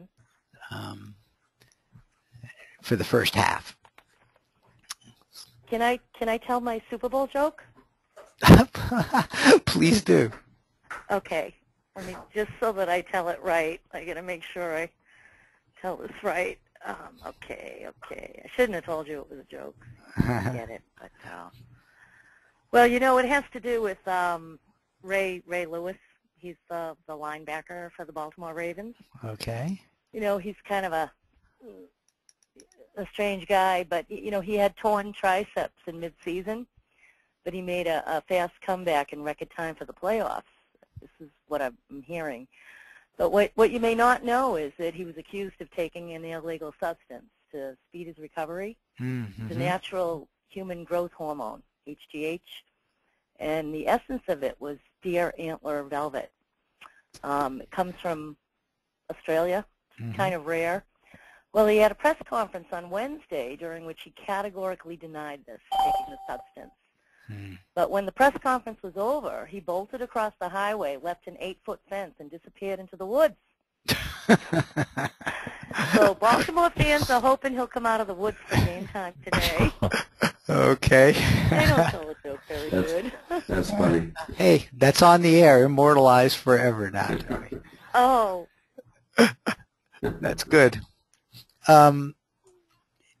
Okay, yeah, we've got some new viewers joining us. John, Joni, and I see Chris is here. Yes. How you doing? Tom. Very good. Okay, cool. Welcome, Tom. Thank you, Marty. It's great to be here. Yeah, we took. Hey, Marty. Hey, everybody. John. It's so much fun. We had fun judging your sessions, remote viewers, so that was interesting.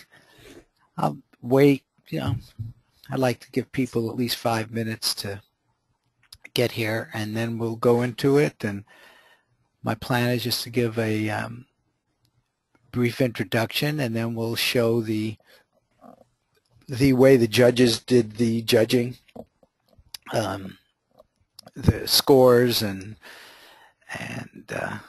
the outcome. So we do have a prediction. How many? I love the Pegasus. I love the Pegasus. Yeah, I'll tell you about that. Isn't that great? Isn't that great? I don't know how many of you know Kathy Briers, but she's the one who did this. She's just an excellent artist. And with, you know, we gave her just a little bit of guidance, you know, Pegasus, and, you know, she knows what she's all about. She's been with us for a long time, on and off. And then I wanted the psi symbol, and she put it as the eye, which I love it, the psi eye. Oh, beautiful. Isn't that wonderful? Yeah. Psi has so many meanings. I mean, you know, psi is like an abbreviation for all ESP psychic work, but psi is also the symbol used in quantum mechanics almost universally for the quantum wave function. So, almost like a trident. Yep, and other people see it that way. Is she going to do an APP, a logo, or has she already done one? Our logo is now officially a small version of that. Okay. Oh, nice. In fact, we do have a website now that we're willing to put out. It's still under construction, but it's here. I'll put it in the chat sheet. And the name Pegasus was actually an accident that happened very nicely when we were setting up that group. Absolutely. Well, we saw the symbolism, and yeah, it continues. Hey, Deborah, how are you? I'm good. How are you guys? Okay, doing well, doing well. Yep, we had 3 judges judge yours, and I think you'll be interested in the outcome, but you're going to have to wait a little bit, not too long. Oh, no, not too long. That's on me. Nah. In fact, yeah, see, there's still a few people coming. Give us a little opportunity for more people. You know what, I have to tell you, I'm really surprised to see this image because yesterday I was laying in bed and I got this image in my mind, but I thought it was for a different target I needed to do. And so I did this image, but for a whole different project, which turned out to not be a good match. So interesting. I love this. You saw the Pegasus image? Yeah, in fact, I drew it. Wow. But I thought it was for, I was supposed to be doing a focal point target for IRVA, and I thought, well, maybe that's just my advanced visual for that, and that's all I ended up doing for that session was drawing a picture of this. Wow. Did you get the psi symbol? I drew an eye. I didn't get that exact symbol though. No, okay. Yeah. Very interesting, Deborah. The information's out there, right?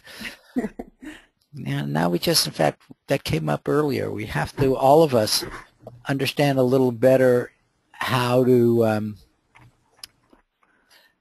I don't know quite how to say it, how to get what, in a way which is more meaningful and direct, you know what I mean? We allow, all the information is out there, but the information that comes to us is still somewhat of a mystery. You know, why do we get things like displacement? Why did you get this? Yeah. Well, maybe this was so meaningful to you now and you shared it then, but it would be understanding that better, but not understanding intellectually in the operational sense of getting the information that's most important to you. So maybe that is happening. Hey, we're just not interpreting it right. The intellect isn't. Okay. Though so much of what we're doing is still a mystery, and I think that's a big lure, a big attraction to many of us, is learning more and more about consciousness, personal consciousness, global consciousness. And this is the second phase of the webinar today, and it is being sponsored by APP, the Applied Precognition Project. And this is our symbol, logo, Pegasus with the psi, which has double meaning, psi for ESP psychic, as well as the quantum mechanics complex wave function. And we are about being part of a consciousness paradigm shift, which we see being underway, and we want to contribute to that. And we think doing this where we right out front say one of the things is personal profit. Precognition is real, and we ought to use it, and we ought to profit from it. And profit from it includes financial profit as well as inner appreciation of your own self and the great powers that the individual self has.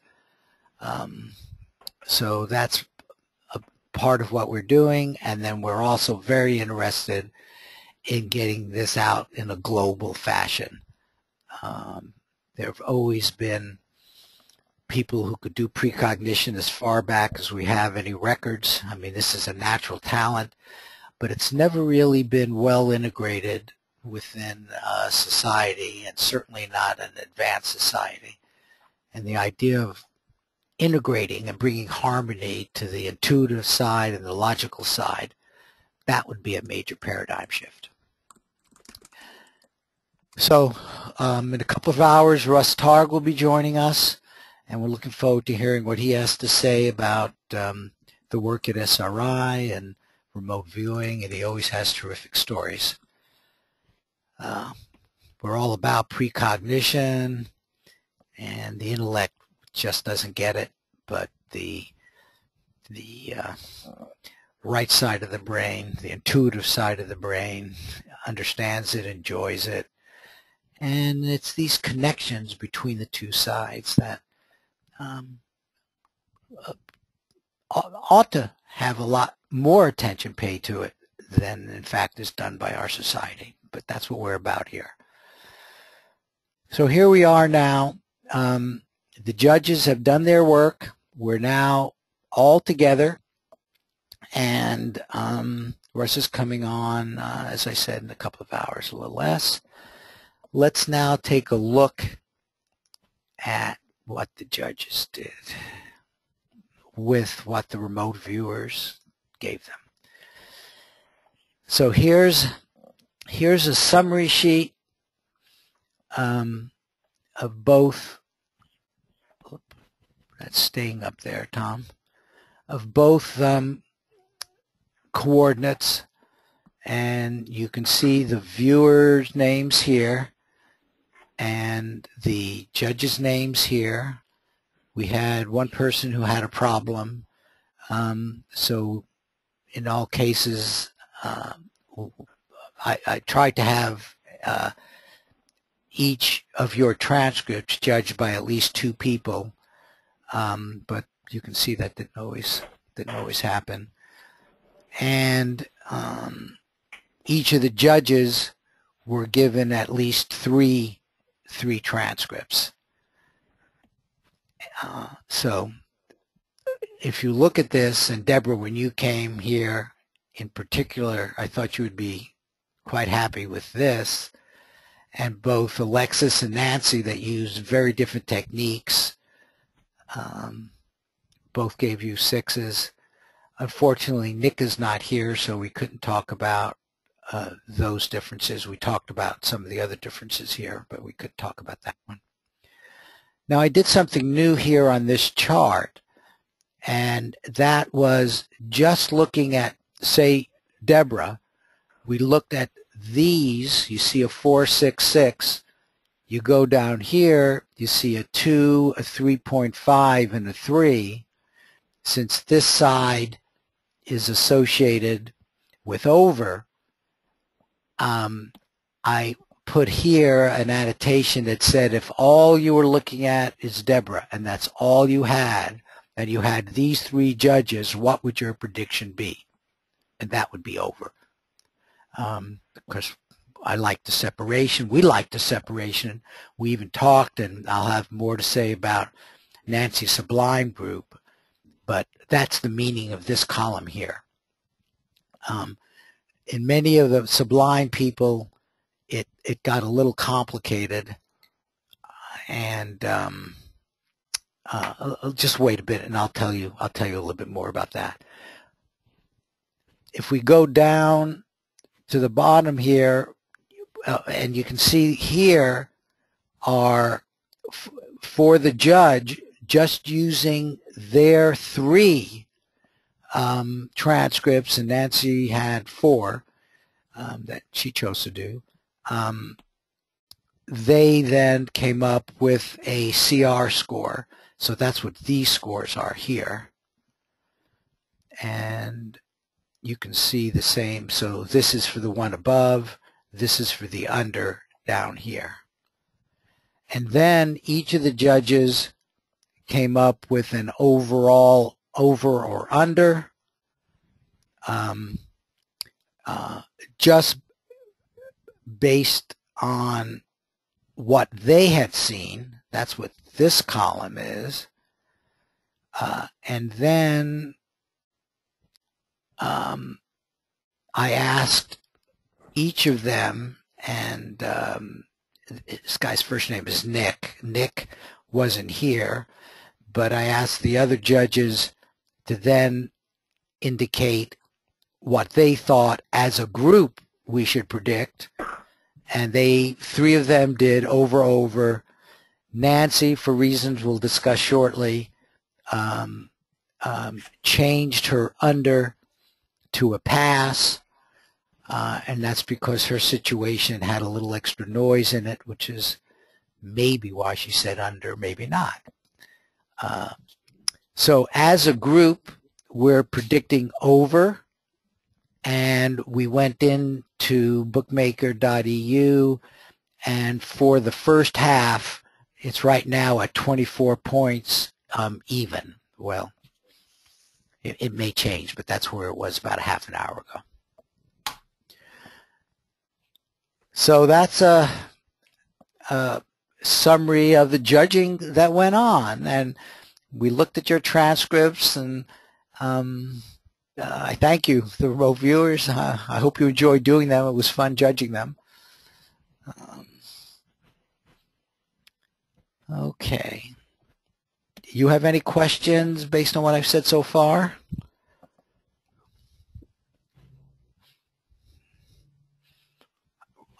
Let me review now. Marty? Yep.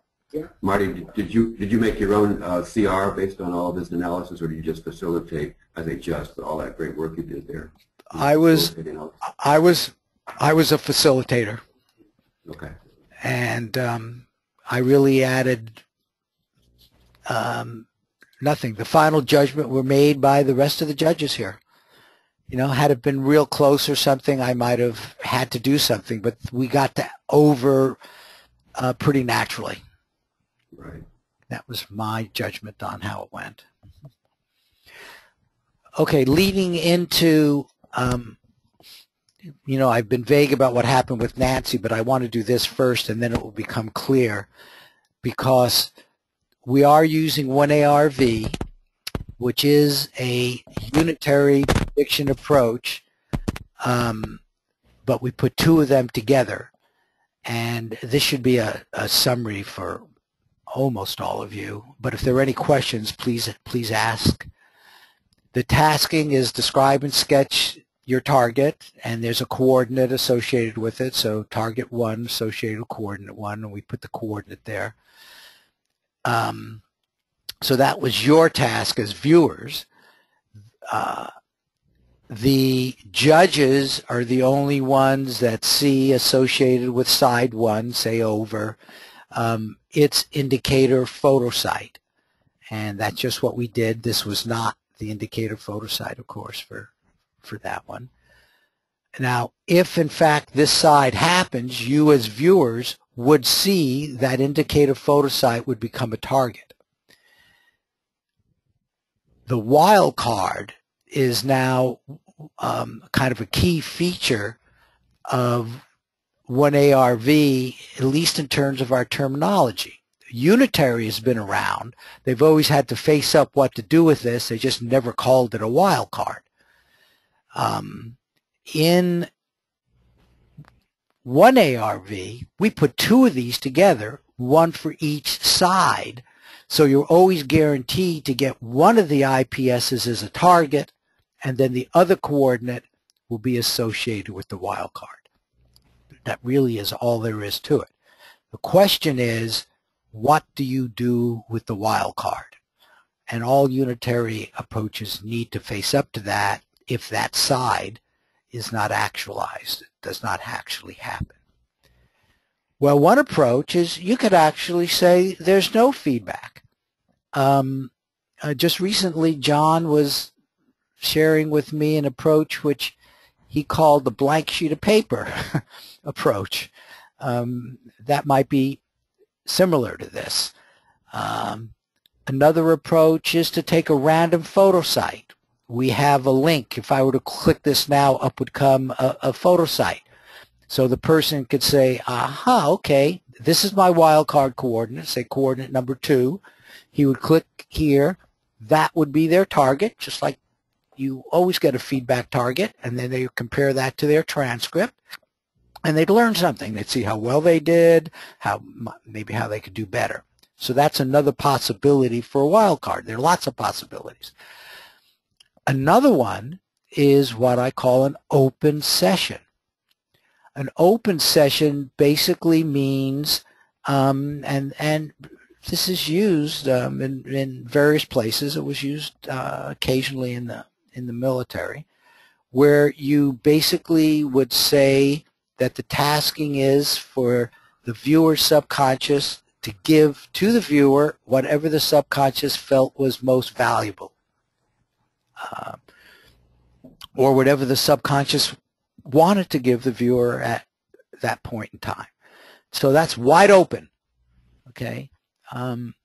Frankly, I think the no feedback is very close to an open session. You don't supply as anything in particular, but you get something from your sub, so that was what your sub wanted to give you. And then the fourth example I gave here is a new one that was kind of invented as we got into this, which is called push forward, where you're going to get next week a target for your wildcard coordinate. And that will be determined by something that is actualized the following week.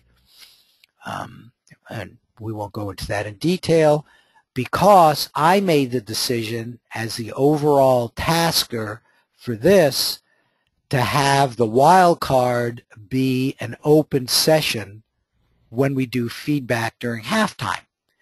So we'll know what the correct one is at halftime. Your wildcard this time around is going to be an open session. That was the tasker's intention. Now, let me go back, and I want to show you what happened with, oh wait, it isn't here. It is back here. Nancy, not knowing that, did something else, which is a wonderful invention that's come out of 1ARV, which is a wildcard preview, where she had some of her viewers get their wildcard now. They got them while Nancy was still finishing off her analysis and judging. And the reason for that is that if they take a wild card and look at their two transcripts, they can say, hey, my wild card looks an awful lot like this transcript that I did. So not looking at any IPSs or anything like that. They're looking at what they chose as their random. I presume, Nancy, they choose their wild cards randomly? Yes, that's okay. Exactly right. And if anything I'm saying wrong, you correct me. You got it. It was Nancy and Sam that invented this, doing 1ARV. So in this case, a couple of the people choosing their own random one. So each one chose a different random one, said, this is my wild card, went to their transcript, and got a good match with this transcript for this coordinate. Correct? That is, No. Oh, sorry, Deborah, let me explain exactly what happened. We had 3 people, Sam, Chris, and Deborah. After I had looked at all of the transcripts and put CRs on them, they pulled their wild cards. And most of the time when this happens, everybody's wild card points to the same one. It's really awesome. In this case, Deborah's pointed to 810922. Deborah was down here. And Chris and Sam's both pointed to 571242. So I had to decide, now how am I going to do this? Well, Sam's and Chris's were very clear. Deborah's was very clear, although she had really good information pointing to both of them. I mean, both transcripts. It was really interesting to see how much she connected with both of them. And so I decided, it was a hard decision because Deborah's so strong. But I decided to go with the two that were 2 over 1. That's democratic. But this isn't a democratic process. Chris's and Sam's were clearer to one side. Deborah's had cool information to both sides. And so I decided to go with Chris's and Sam's wild card matching 571242. So if over is the wild card, then under would be the one that I think is going to be actualized. Correct. But there's a little bit of noise in it because this time it wasn't unanimous. It was 2 against 1. Deborah also has a very high score, so you have to recognize that too. Yes. But also the noise is that we're going to be doing another wild card, which is kind of I didn't know that, so I'm sorry, Chris. an open session. No, you're not sorry. I'm the one who's sorry. I probably, in retrospect, and if we do this in the future, and I'm thinking of doing something very much like this in the conference in June with Joe, we would make plain to all the viewers at the beginning that the wild card is going to be an open session.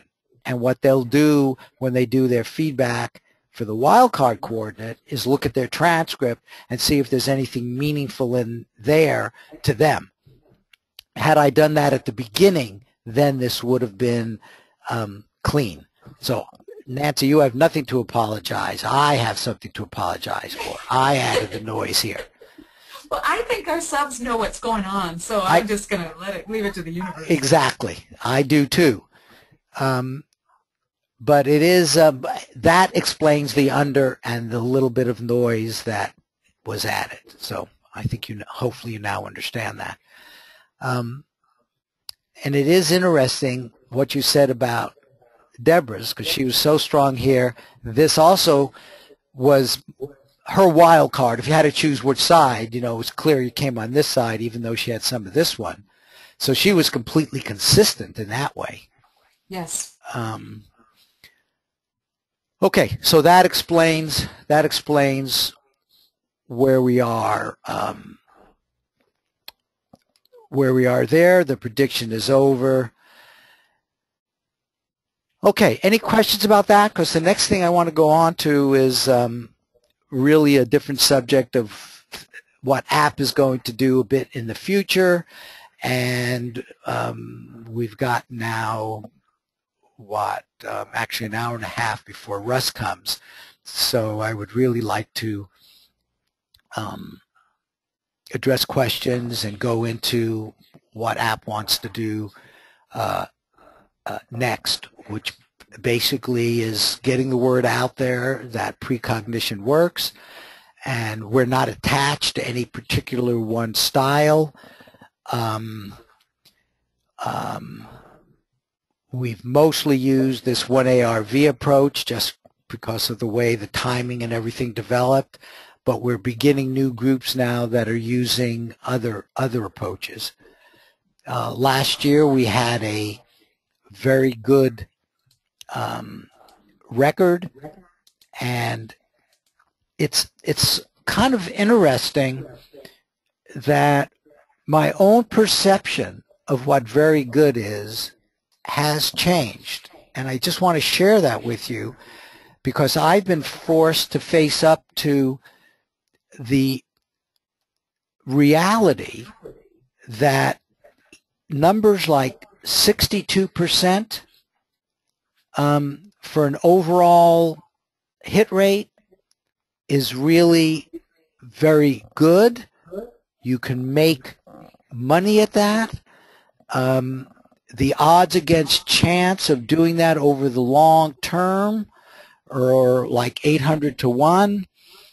And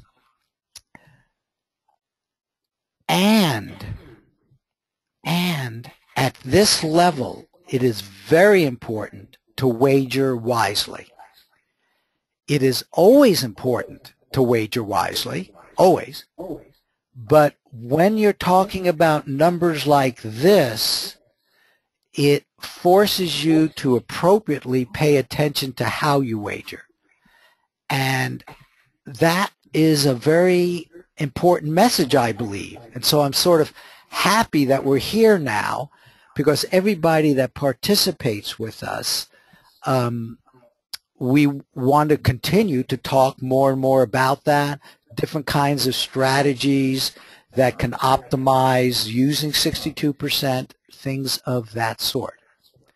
And at the same time, we're going to get this up to 70%, 80%, and even more. The issue of how high can you go? Interesting issue.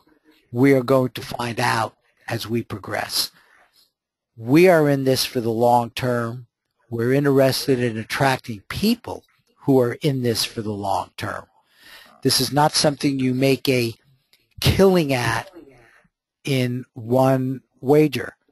This is something which you want to be involved in for the long term, both for the profit potentially of money and for the profit of personal growth, personal transformation, personal learning about your own deep consciousness, which I at least believe is much more fundamental than the physical world. It's this universe of consciousness that's the fundamental. So precognition being a big part of that and a way of learning about that is much broader than just one technique using remote viewing. There are lots of other techniques. In fact, Dave, you're here, right? Why don't you talk about some of these other techniques, and then we'll have John and Gary, we'll go in the reverse order that we did in our pre-one, talk about other potential techniques. And one of the key things that app is doing, well, let me just say one other thing. One of the key things app is doing, and the people we're trying to attract are the ones who are interested in this, are keeping data. I mean, a year from now, after we get a lot of data from some of these other techniques, we may find some dramatic differences. Dowsing may work better than remote viewing. I don't think we should go into this being close to that. But it is clearly a combination of technique and the people involved. And we also have to remember that as well. So with that, let me introduce Dave, and why don't you tell us about some of the other techniques, and then we'll get back to remote viewing. Oh, okay. Are you going to give me the screen, or? Yep, you got it.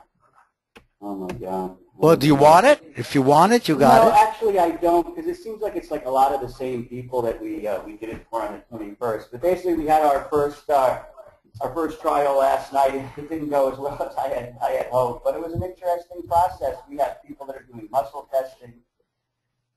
We have people that are doing dowsing of different sorts, pendulums, people that are doing rose readings. And in general, it's just really exciting just to see all the different things that are out there. So I'm putting the word out there for people to join this group. It's an amazing process. My word for the day is to take some beauty into your life and substitute that for the loss. I actually bought myself flowers that made me feel better for my house. So you have something bad and you replace it with something good. So I'm kind of happy that we had our loss, because it just makes it make the wins in the future just taste a lot better. So and that's really all I want to say. That there's just a ton of things out there. Deborah's doing flower readings. My experience is calling them rose readings, but it's a really powerful tool. You look at the rose, you see how it works, and based on the webinar that I did on the 21st, the feedback has been really positive. People are calling me and emailing me saying, hey, I'm lining up the teams, and it's really working for me. I'm getting great results. I'm putting them on the 50-yard line, and I'm one team's dominant, and and I'm right 90% of the time or 100% of the time, and it's exciting to be involved in the precognition process and to get away from the ARV, not to get away from it entirely. I mean, my passion is ARV, but it's just good to look at different things, and if APP is going to grow, to look at other avenues, it just has to be, because ARV is just time consuming, and not everybody really connects to it. I mean, unfortunately, there's still that military connection, that military vibe that a lot of new age people just don't want to touch.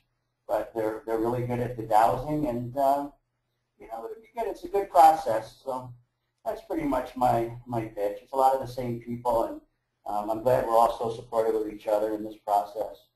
So that's my little pitch there, Marty. Okay, Dave, that's very good. I don't know if you. Well, here, let me just tell you what I thought was so beautiful about what you said. First of all, it's clear you're in this in the for the long term, and that's what matters. You handled what happened, and I don't even know. I haven't read enough of the emails to know exactly what happened. It doesn't matter. Clearly, it wasn't a double hit, and you. But you understand that you learned something from it. And I want to add one other thing, because I'm beginning to see more and more that when we're at the process of changing techniques, developing techniques, the idea, and I wish I had real data on this, but the idea of beginner's luck for a person,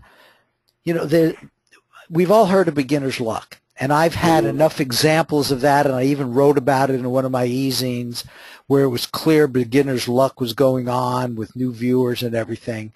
That's a real phenomenon. Something different is going on when you're transitioning from one technique to another. When it's just different. Or when you take a technique and you're changing it.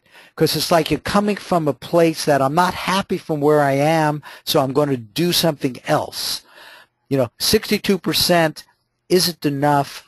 I'm going to go to get something which will do 70%, so I'm going to change some aspect of the protocol.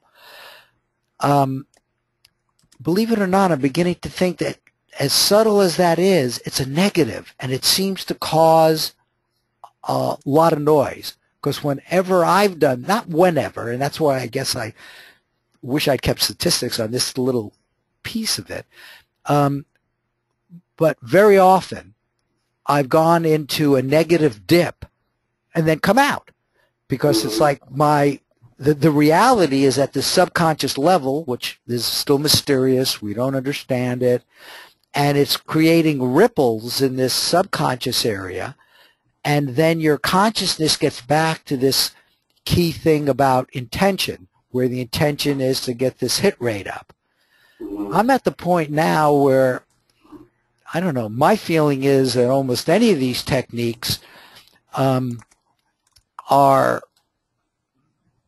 pretty close to each other. Yeah, there might be differences of 1 or 2% in hit rates based on doing this or that, but it depends on the purpose and the person.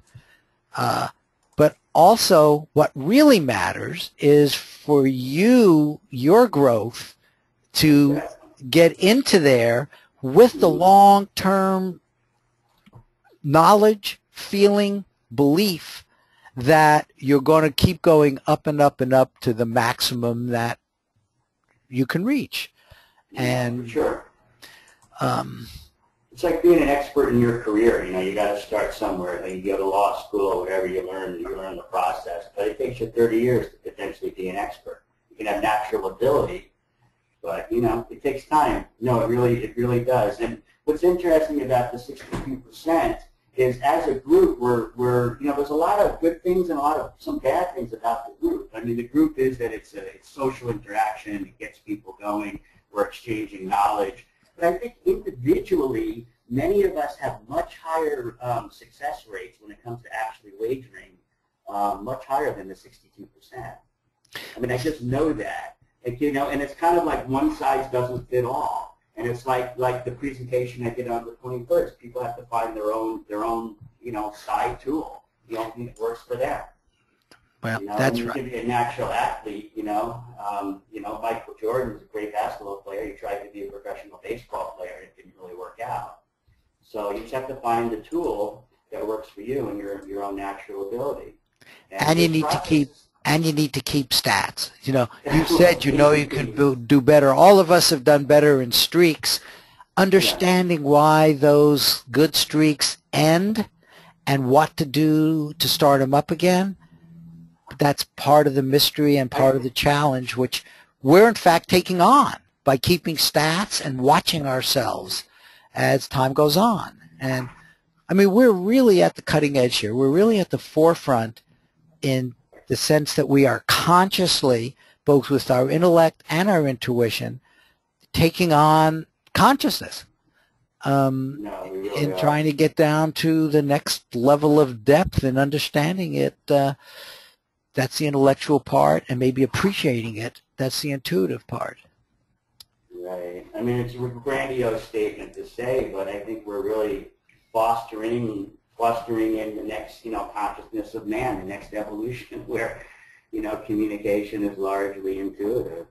I mean, I hate to say that. It's kind of, silly, but who am I or who are we to think we're doing that? But I think we're really on the cutting edge. I mean, this is the future. This is how, who knows, in thousands of years, people are going to, people are just going to be able to access intuitively all the information that's out there. Yep. And as far as the higher, as far as the higher hit rates, it's like when you send your emails out, or Nancy sends the email out, the reason that my hit rate, and I know I've talked to other people's hit rate is a little higher, it's just sometimes it's a matter of just taking a pass. The email, you can read the email, potentially, and know what to do with it. So. Well, and that's right. Everybody still takes what the judges put out and then make their own decision. Okay, Dave, thank you, thank you very much. John, why don't you talk to us about unitary ARV or whatever else you'd like to. Could you give me the screen and I'll show something as I talk about a couple of points about it. Yep. Yeah, on the screen I'm going to show something that was displayed at the 2011 conference that Marty put on in Vegas, and I was there and presented some of this. But I want to talk about some other aspects too.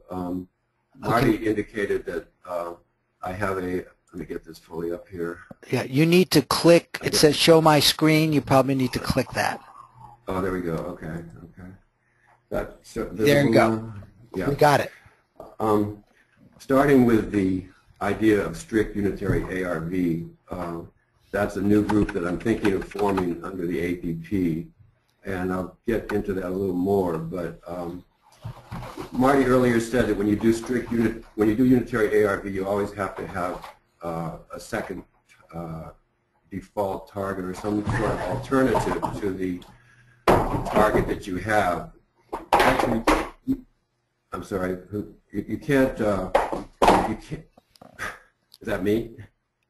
You can have a single target without any alternative. And in this particular example shown on the screen, which we did in Aurora in 2006, and I'm showing this because I think some people haven't seen it.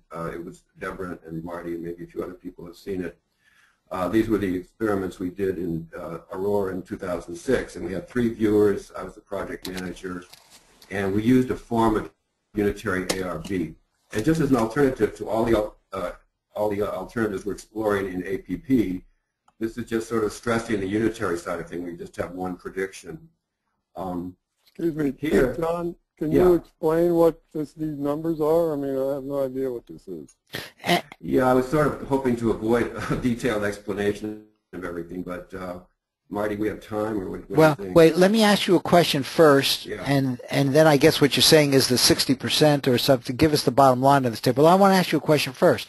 Sure. Did you say that you didn't have any equivalent? What happened if the unitary did not actualize? What did you then give people?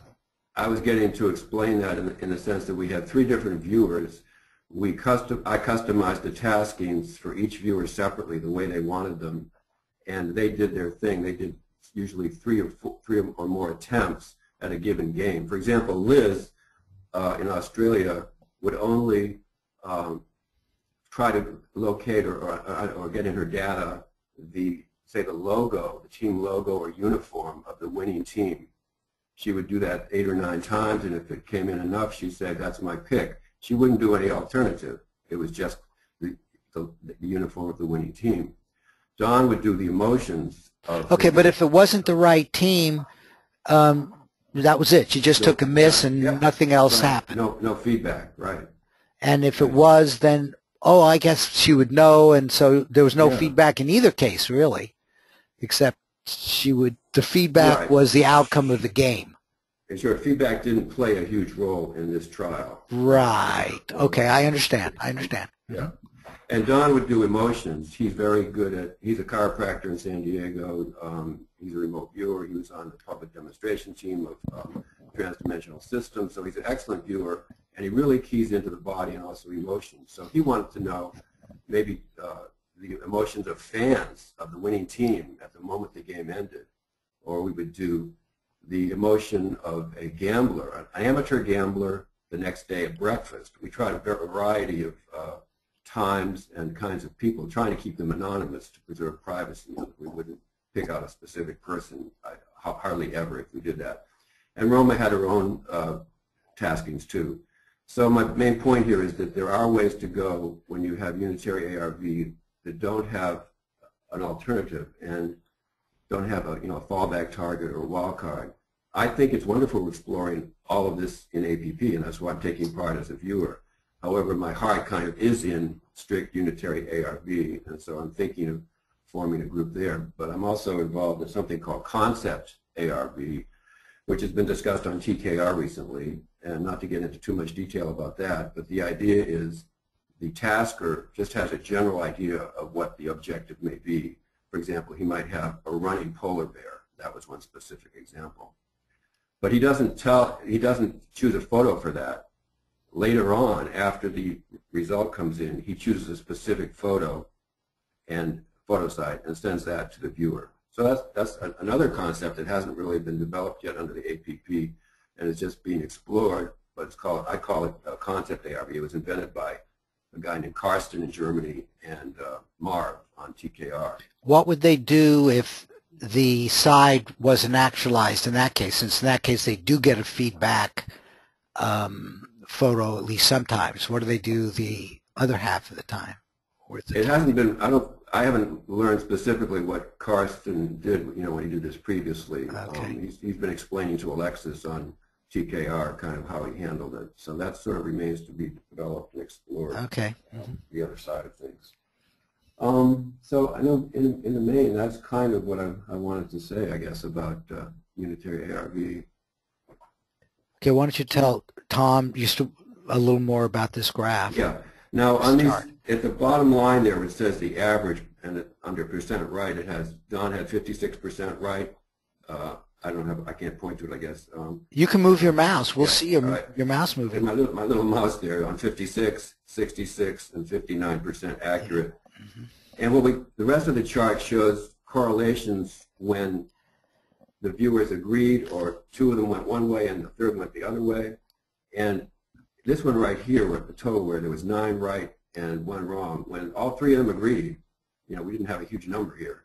But when all 3 agreed, the first 9 times they were correct, and people made a lot of money on those first 9 times.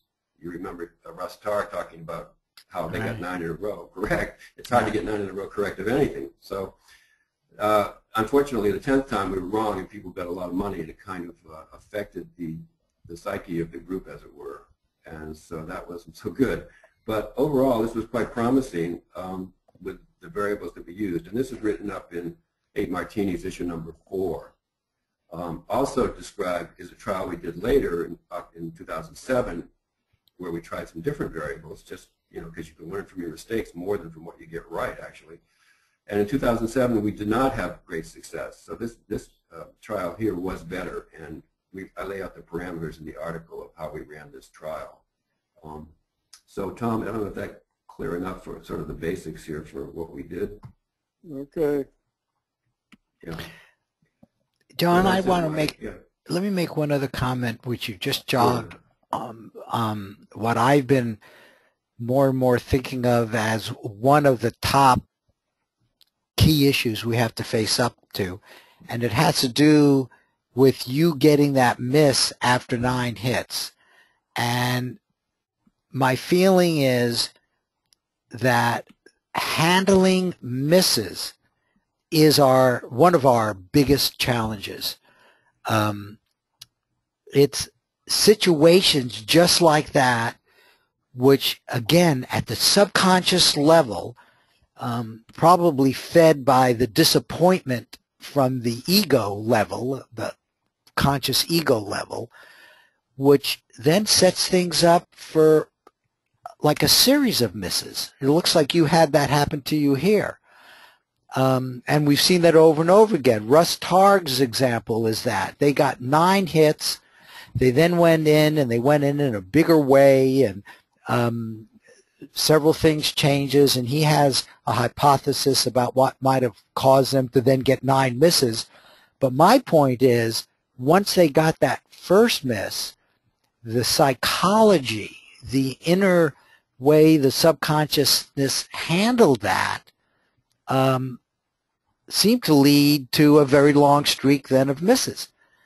And for us to now take on learning how to handle that in a way to minimize the length of the misses, to get right back on the winning side, to get the hits going, is one of our biggest challenges. And I believe it's the subconscious that we're not communicating properly with when we have those misses. I just want to point out that I believe RussTarg and Keith Harari missed the next 9 they in did. a row. No, and so that to me is okay. So they did. So that's an exceptional bad streak. I've never seen a streak like that in any of the work I've been involved with for the last 7 years. I mean, there's one wrong, and then So I just haven't seen that. But I agree with you completely that we have to face up to the psychology that occurs when we don't, meet our expectations. Right. In any given trial. Yeah. Hey Marty, can I add something? Please. This is Deborah. As a viewer, I've noticed this with just about every, whether you call them the project manager or judges, that in their communications to the viewers after a miss, their communication is different than it is when there's a hit. And one thing I think that would help is when we have a hit, maybe they're either quicker to send out the feedback or they'll send out the group compilation. And I think it would be helpful if even if it's a miss to still send out a group compilation, of the actualized target, and also to be careful about their disappointed tone, because they're more disappointed, way more disappointed than the viewers are, I think, most of the time. So, and I've noticed that with just about every project manager so far. So, I think that's a very good point, Deborah. Thank you. And this is all an integrated effort. It does feel like when there's a miss, the whole energy is sucked out of it. When it's a streak, everybody's so playful and having a great time. It's really fun and playful. So I can't agree more with what Deborah's saying, is that it's really important to keep that playfulness up even when there is a miss. That's the trick. Another side to this is that Karsten, the German remote viewer, did a trial of 20 games, and they had 18 correct. And during that trial, the viewer was not informed about the outcome of any given game, all 20 of them, until the very end. And then after it was over, the viewer was told.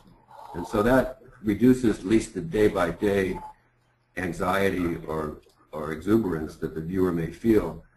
The viewer at the end of the trial still could go back and influence the results, maybe, influence their own viewing, etc. But the thought is that maybe that'll be less of a retro causation if it's all summed up at the end. So that's just another perspective on it. But of course, the viewer has to be incredibly patient and willing to do that. And then if there's betting, the project manager or somebody has to bet for the viewer if the viewer wants to take part that way. But that is one way to lessen this problem, maybe.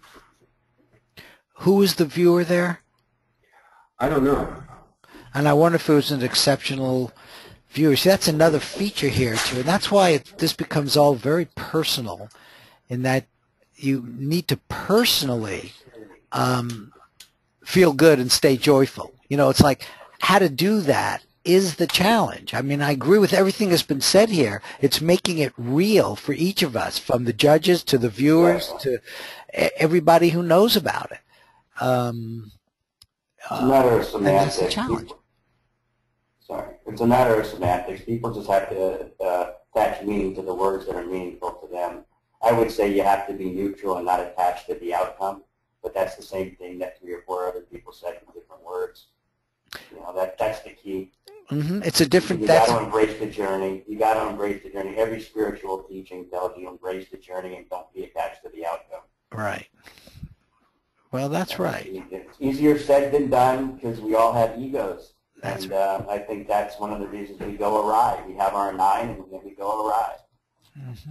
And you know something, that always gets said, and at one level you agree with it, and not having that feeling that anything is going awry is part of the challenge, because it's not. If all it matters is the journey, nothing is going awry.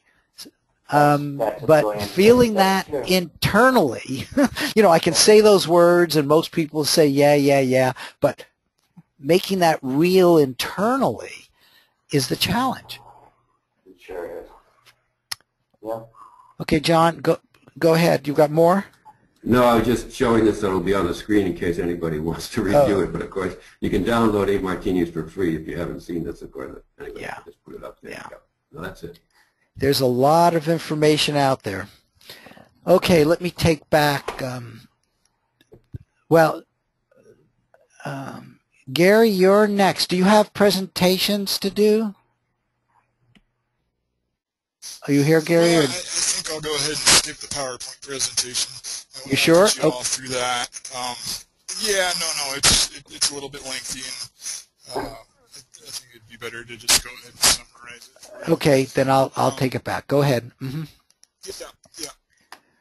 So, those of you that can't tell, I'm pretty passionate about this approach that I have, probably to a fault. But let's put it down to a minimum of what we're doing. And it goes into what Marty was saying, what Chris was saying. Marty, about the 62%, what do we do with that? Well, I came to the conclusion a long time ago, even 62% is a virtual money mill in the sports wagering industry. And did a lot of picks on my own. I would do 5 a week for months on end. And came with hit rates pretty comparable to what the groups are putting out, but it wasn't enough to be profitable. But the way I chose to approach this was to look at it from more of a sports wagering perspective, where the pros, who incidentally 62%, the professional handicappers would die for a hit rate that good. But how they approach it is through the sheer number of their wagers. They leverage that advantage over and over and over again. And in essence, that's what I'm looking to do. And we've got a group that's going to be hopefully kicking off in the next week or 2. Starting a bit smaller than we had hoped, but we're hoping we can through our success, entice other viewers over to this approach. The initial idea was to try to get about 50 predictions a week. And how we were going to do that is to have, I was hoping for 10 viewers to make 5 unique predictions each per week. Well, that's a little bit unrealistic, so I've come to learn. And we don't have that number, and we're just going to kind of go with it. If we can get each of our participants to provide 3 predictions a week, we're still looking at 12 to 15 predictions a week as of now. But that helps you leverage that 62% or higher, and I do believe it can go higher, but my contention is, what we have is still good right now. And that'll give us 12 to 15 picks per week, and it's a little bit more stable on your money. Like Marty was saying, at 62%, you have to wager wisely. Well, this may sound like an aggressive approach, but that's exactly what it is. The more wagers you have, the more stable your ride is going to be, so to speak. And I guess that's still the ultimate aim, is to get our 50 predictions per week and get people on board that want to make this thing work, and kind of go from there. Okay. Okay. You know, the 50 email predictions per week. I heard that right? That's crazy. 50 predictions per week, and let me explain some more about this. I'm obviously skipping over a few key points. Basically, what we're going to be doing is each viewer is going to do independent predictions. So, and then we're contributing these to the group. So it's basically, in essence, a group of solo viewers that are contributing picks to each other and to the group to help leverage that advantage that I contain, and I don't think anyone else would disagree, or they wouldn't be here, that we have through ARV. And it's basically, we're using a binary approach, and I'm not even, well, I think for term of app, we have to say that that's what we're doing. It's going to be a binary approach with self-judging, and it's going to be fairly flexible. People just go in and are going to be able to view the games they want to make a prediction on, and sign up for them and post their predictions real time to a shared spreadsheet. So it's going to be a very fluid thing that people can do to fit their own schedule. Right. Okay. So yes, for the 50 predictions a week, if say we had 15 people that could each provide 3 predictions per week, that would get us pretty close to that. And I think that's more of a realistic aim. 5 a week I've done for a long time on and off, but it does get to be almost seem too much like a job after a while. So maybe 3 a week is a good number. Okay, yeah. In fact, it's finding that balance that's part of your challenge, because if people start feeling, and this is true of any of the groups and protocols, feeling it's a burden, they start rushing it, because we all have other things going on in our lives. If you start rushing it, or if it's a burden, it's pretty clear your hit rate will go down. Absolutely. So, this really has to be integrated in your life in a joyful fashion, and well, or maybe a neutral fashion. We don't know. It'll be very interesting to see as time goes on the people that are getting, and notice with all of this, including your technique, we're going to be keeping track of the data by person as well as by group, and then the people that are doing well, especially during the times they're doing well, if they're not doing well all the time, which is the ultimate goal, what is their attitude? What do they think is important in terms of their success? So we're really just going to continue learning more and more from both the groups that do extraordinarily well and the people that do extraordinarily well. Okay, anybody else? We're really just in our kind of discussion mode now. Anybody else have other ideas for other groups? Anything else they want to share before? I've got a few more slides before Russ comes. Yeah, I have something to say. I just sent an email to the app discussion group about it because I didn't know if I was going to get to talk about it here. But basically, I've just discovered the work of a guy named Joe Gallenberger, who does psychokinesis. He does a lot of preparation through meditation and shifting the way you feel about things in order to actually roll the dice in Vegas and get numbers that you want to come up, and he's had spectacular success with it. So I'm thinking of applying this to what we're doing. It wouldn't be PK per se, but I think all the preparation that goes into it and feeling in one with the universe and feeling love for everything and things like that, it can really dramatically affect our results. I have no doubt in my mind that my own success rate is going to go up once I put these things into practice.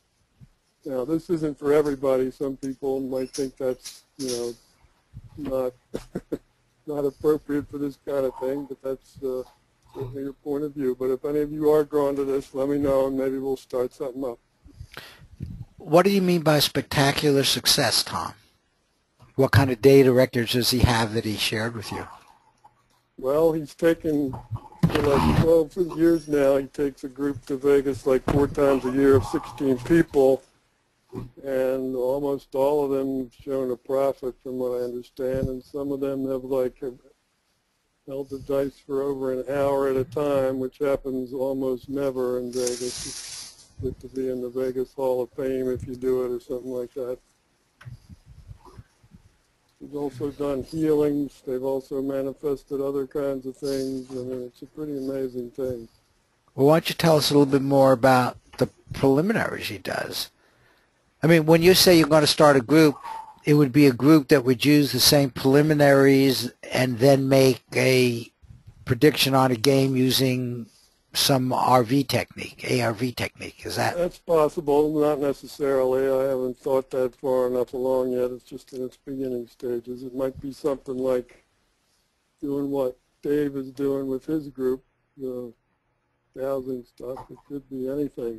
That's like you were saying a few minutes ago. The techniques are so similar at this point that maybe that's not the difference. Maybe you were starting to talk about is shifting the technique. It's more like looking at it as a problem is what makes the hit rate drop off, things like that. Right. I don't really think the technique is that important. It's much more important to do this kind of psychological work, or I don't even know what to call it, but changing the way you believe and feel about things is much more important in my view. Okay. Certainly to get into that kind of mindset sounds very powerful. Can you tell us more about the preliminaries? I mean, what did he teach you? Yeah, it's basically preparing your intent first, stating your intent really clearly, then meditating. They used Monroe Institute Hemisync meta music and guided visualizations and Focus 10 and Focus 12 stuff to shift your consciousness into a way that you're feeling differently. You're feeling at one with the universe, and you're in the zone, and you get in these zones where it's just incredible the results it gets, not just with rolling dice, but with spending spoons and sprouting seeds of plants in 5 minutes and all kinds of stuff, lighting up light bulbs with no power source. So, but the basic idea is you do some meditation every day using the Hemisync things and shift the way you feel about a lot of things. So it really is a personal transformation that you're going through, like what you were talking about is sort of the whole point of what a lot of us are doing here to some extent. It's just shifting the way we feel about life and the universe and everything. It's much bigger than just winning at ARV or rolling dice. Well, that's certainly exactly right. The point of view is one that agrees exactly with what. So anyway, I sent this email out to the list just now. It's got a link to his book if anybody feels drawn to it. Okay. That's fascinating. I mean, I've done a lot of workshops with bending spoons with Jack Hawk, or I think is how you pronounce his name, and a lot of spiritual retreats do the thing with the light bulb. You form a circle and you light up the light bulb just by people's energy. I think, yeah. Sounds like this guy just has really innate natural ability to be clairvoyant. Well, he's been able to train other people to do the same thing. Anybody who comes to his workshop, not everybody, of course, but a lot of them. That's good. Have you been to his workshops, Tom? No, I'm going in April. Actually, when I was at TMI last week at Guidelines, he was one of the facilitators for that. He wasn't teaching this there, though, but he's also going to Vegas at the end of February. I'm on the wait list for that. Ah, very good. I've been to his workshop, to Joe Gallenberger's workshop called MC Squared, and it's everything Tom says. It's about getting expanded using HemiSync, coming from a place of love and joy, and then being really clear with intent. So they in that particular workshop, sprouting seeds in your hand, lighting light bulbs, bending spoons and forks, and rolling, playing craps, and then healing there with specific people getting in the center and doing healing. It is wonderful to get in a group of people with the same intent, coming from the same place. It was a great experience. I would do it again and again and again if I had more money and time. Is it expensive? Well, it's a TMI course. It's a Monroe Institute course. So I don't know what expensive is for you, but it's about 5 days. $2,000. Yeah. That just includes the training, or is that your lodging and your meals and the whole thing while you're there? Oh, yeah, it's everything. It's the whole week. Inclusive. Oh, okay. He also has a take-home course called Sync Creation that I also bought for like $700, where you do it on your own, essentially the same stuff. You also get some personal one-on-one time. You know, I'm sitting here. When you do those trainings, is it like 9 to 5, and then you have some free time at night, or it's like just goes day and night? Yeah, they do vary the schedule. All the Monroe Institute programs do. I mean, you get pretty close to most of the people that you're taking it with, but I think it's usually actually in the morning they do the HemiSync, and then you break from like 1 to 4, and then you do it back at 4, and then again after dinner, and sometimes you have guest speakers at night, like Joe McMonagle is one of the speakers. Oh, that sounds great. But if I did it, I'd have to have time to answer some emails, you know, keep up with business and work. So I was just curious. Yeah, they got an internet connection, although they discourage you from using it. Mm-hmm. So if I don't use it, I can't pay them the $2,000. Right. Well, it just distracts you, though. I mean, I tried to do email one night and I got distracted. But anyway, we're getting off the subject here. I'm sorry, Marty. Well, no, but Tom, this is very, very important because it gets to mindset and it gets to cool down in particular, but it's clearly kind of a mindset in your life. And that is another important point. I think those of us that have been doing this for a while recognize that this gets integrated in your life, and it does affect your mindset in what's a positive way, or we wouldn't continue doing it. And that's important. That's more that I've heard about Joe Gallenberger's work, and so I appreciate that. Yeah, you ought to look at his book, Marty. It's going to blow your mind. It blew mine. Yeah. Okay. Okay, and that's in that email. Yeah. Everything is a matter of, as I say, integrating in your life and finding time and making choices. Yeah, whatever you're attracted to, certainly. Everybody's got a different way of doing it. Yeah, I mean, you right now, boy, you should just continue. You're so tuned into this in such a good, positive way. And, you know, some other people may feel the same way, including me. But we, you know, it's a personal choice.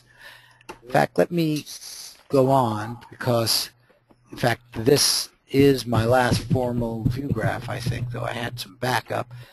Marty, I have one item that I just wanted to raise. Good. When I was only reminded of it because I've been cleaning my house recently, but this is particularly for Dave and other people in the dowsing. Mm-hmm. I came across my old associative dowsing kit.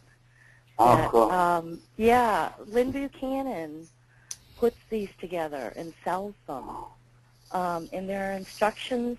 There are instructions in it. And yeah, you douse using this kit.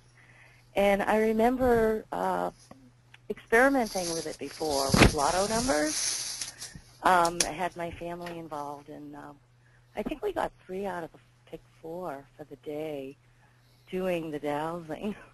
It might have been a beginner's luck phenomena, but it's quite an interesting little kit, and it works very well. His methodology works. Is it a pendulum dowse, or what kind of dowsing? Yeah, it's a pendulum. And he even includes a little, like a hook to use as a pendulum with it. It's a homemade kit that he put together. You can get it off his website? I got this years ago. And I went to train with him. I may have some spare kits, because I think I bought a bunch of them to give as gifts. Where are they now? Well, but not only that, you know what the key thing is? Like you said, you did it, you get 3 out of 4, and then you stopped. The key thing, which is, I think, so powerful about our approach here, is get into something that feels right and do it for the long term and refine it and get the old hit rate up. You know, Hal Puthoff many, many years ago pointed out something which I actually had seen too. In fact, it came up in a conversation with him when I was telling him this. Pretty standardly, and again, nothing is all the time, but a lot of people have this beginner's luck. They then get a dip, and then they go back up. And it's watching all of that and watching yourself, whether it's a dowsing kit or something else. So Lynn probably still saves those. I mean, Dave, you know, she's talking to you about maybe some of your dowsers might want to do something like that. So yeah, that it is available, and I haven't had time to read your emails, Dave, but thank you for sharing today. That also interests me. Okay, we'll join the group. Especially where I synchronistically came across that kit this week, and I went, oh, I completely forgot about this. Yeah. So, well, after our first trial last night, I mean, I hadn't really gone over the data. I sent it all to Tom, but just I think that the pendulum people are the people that really predicted the right way. So it might be something to see that. Well, yeah, but this is one time, Dave. Yeah, it's only two outcomes. Statistics. That's not. So don't get all bummed out. And I also need to point out that the hockey game was as close as possibly could be. It was decided in a shootout, which means it was tied after 4 periods, and they just shoot goals at the goalie, and whoever gets the first one wins the game, and you can't get any closer than that. That's true. Sure. Yeah. Okay, anybody else want to, and please do, make comments about anything that you've heard today or anything relevant? I mean, we're in a rather broad area. Okay, let me summarize this part here, which is about the big picture mindset of the viewers, analysts, judges, group managers. And now I guess this is my belief system, that while we're working in a group, and there are all kinds of benefits being within a group, not only fun, but I believe there's stuff to be gained from group energy, which does in fact add together in some better than linear way. But ultimately, in my opinion, this is a personal journey. It's about your consciousness and watching what your subconscious provides to you, to your conscious mind. We all know there's something going on deeper than what you have in your conscious mind. I like to call that the subconscious. Other people call it other things. But that is part of you. And how deep that goes, and I wrote about this, there are points of view that talks about different levels of subconscious, higher selves, deeper selves, but that might even have a deeper self. And in fact, I think that's a pretty good model, because ultimately the deepest self might very well be something like all that is. You're connected to all that is. I think that's quite clear. It's one of the beauties of precognition. You get to see that you've got information that is available to you, and it's practically anything. You're connected. We're all one. It's realizing all that, getting into that space, this personal space that you're indeed connected. There isn't anybody else that's really part of the group. You are connected to everybody in the group. It's you.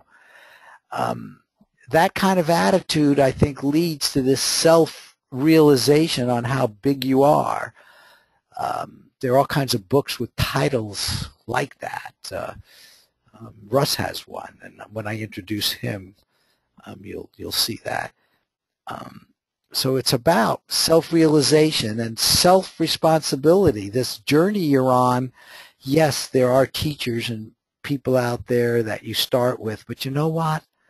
Ultimately, what is the meaning of life? You're not going to get it from a guru. You're not going to get it from a computer. You're going to get it from your deeper part of you in terms of really getting it. And as I say, that's my belief system, but I do think it's more general. That's why I'm sharing it. However, all this has to resonate with you. It's self-actualization. And I found this quote, I don't know, just a month or so ago, but I keep using it because it resonates so well. Because it connects the personal with the very large group as a duty. Men and women is to proceed as if limits to our ability did not exist. We are limitless. There are no limits. And you've heard that. That's what many of the books say. This last part, we are collaborators in creation. This sense of all the information being out there, this idea, past, present, future, eternal nows. Guess who is part of the creation? Your moment that you're experiencing right now is part of that. And you are creating it with all the other conscious entities that are out there. And yet it's in a place which is sort of outside of space and time. Now the intellect, I use these words because they have sort of meaning to me at a deeper level, but the intellect can't get this totally. It's part of the wonderful mystery of consciousness being more fundamental. You can't explain that which is the most fundamental, but you can kind of grok it, and you can try to get closer to it and learn from it and be it. But we are collaborators in creation. Think about that. That's a wonderful concept. Okay, I'm going to stop. Russ is coming on next. I did do something in the earlier session.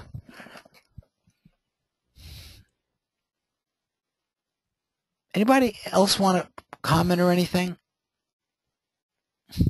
I always ask that question generally, and I rarely get a response. I'm going to have to come up with a better way of motivating other people. I have a comment or question to all the groups. Ever since Nancy's taken over Sublime and doing the judging and managing the group, there's an area in our protocols that comes that I question a lot. Not so much question, but just ponder a lot. And I was just wondering what everyone else's opinion was, and that has a lot to do with the protocols that we have in tasking, target selection, selecting the event, assigning the target associations, not to mention the analysis and judging. I don't know if everyone is blind to some degree or is managing all aspects of that, because I honestly think that this is an area that, at least from my opinion, needs to be explored and talked about more, because I don't know what everyone thinks about it or how they're practicing it. So I'm just throwing that out there. Do you mean in terms of separating out the roles of like who chooses the targets versus? Yeah, exactly. Everything from selecting the event to, is the analyst judge blind to the targets? Does it make a difference if they're blind to the target, blind to the event even, or not wagering and wagering? I mean, there's so many emotional elements to all these tasks. So yeah, that's kind of what I... It does make a difference, and it's an interesting thing that you brought up. I mean, it definitely makes a difference. I remember being in Sublime and using words on my transcript that were not my words I just wouldn't say. And the words were ooh la la, something like that. That's just not in my vocabulary, but it's in Nancy's vocabulary. And I wrote it on my transcript. And I said, how are you relating this to that target? Because she saw something I didn't see. She's really good. And she says, well, that's exactly the words that I said to myself when I saw the target. So her thoughts went into the matrix, and I picked up on it. And we're doing that all the time. So it does make a difference. Does it help or hinder? I mean, I guess that's kind of what ATP is going to find out. I mean, when we get more groups, we'll find out. We'll do blind. I mean, I've been thinking a lot about pulling blind targets and pulling blind coordinates. And that would just be an interesting way to do it as well. That Asia doesn't even know what the target is. But it makes a difference, and time will tell. It might even make a difference if a viewer doesn't necessarily know which judge has picked the target or who's going to be doing the judging, and that way because I always feel like I have some awareness off to the side of the actual, when it's just one person, of the actual person who's going to be judging. So that would be kind of interesting in a case where there's different judges sometimes.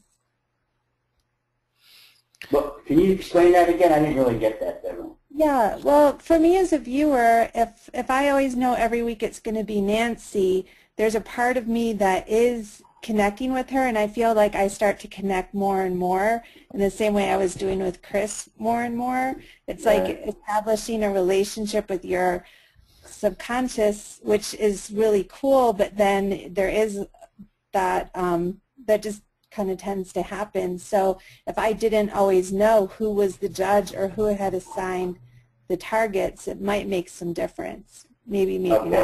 No, I completely agree and understand, and I sense exactly what you're sensing. Yeah, when Chris does the aging, there's a different vibe. When Nancy does the aging, it's a different vibe. Most of us work with Marty, and it's pretty consistent, and he has his vibe.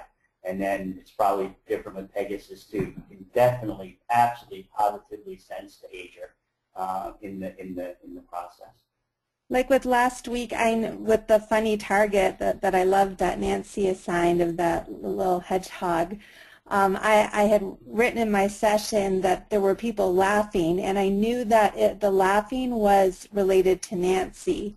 That's funny in itself. That's worthy of a laugh. Yeah, I totally, I could sense that for sure. No, that's just the way it works. Which doesn't mean that it's a problem at all. I mean, I think it's really cool. Just something to consider. See, one of the issues... Yeah. Go ahead. Yeah. No, go ahead, John, you.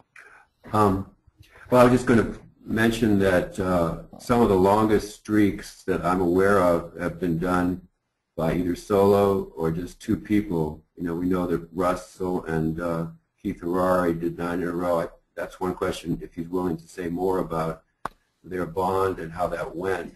Also, both Don and Liz, whom I've mentioned before earlier today, had streaks where they were doing solo viewing and around, like 18 or 20 in a row for each of them using their own methods without, being part of a group. And then, of course, I mentioned that we had 9 in a row, which is hard to do, right? I mean, how many times have we seen 9 in a row in ARV anywhere? We had 9 in a row in that experiment in 2006 in Aurora. So in the groups I'm in, I think, and we're all in, there are lots of people, lots of variables, and that's one of the challenges as to what variables do you vary, what variables do you change. And I'm thinking about actually being in a group with just one other person. We're talking about that right now to see how that works out. But yeah, that is a difficult thing when you have so many people and so many variables. What's really going on? Well, and that was one of the points I wanted to make. Not even the variables of the number of people, but all the other variables separate from that in choosing the targets and knowing who the people are so large that answering one specific question about it is quite difficult. There are too many variables. And that's why I believe the way we're proceeding, where we're sort of breaking it up into a protocol with people, and a group of 2 counts. I have no problem with, John, if you want to work with one other person, you can be a group, and let's see how you guys do together.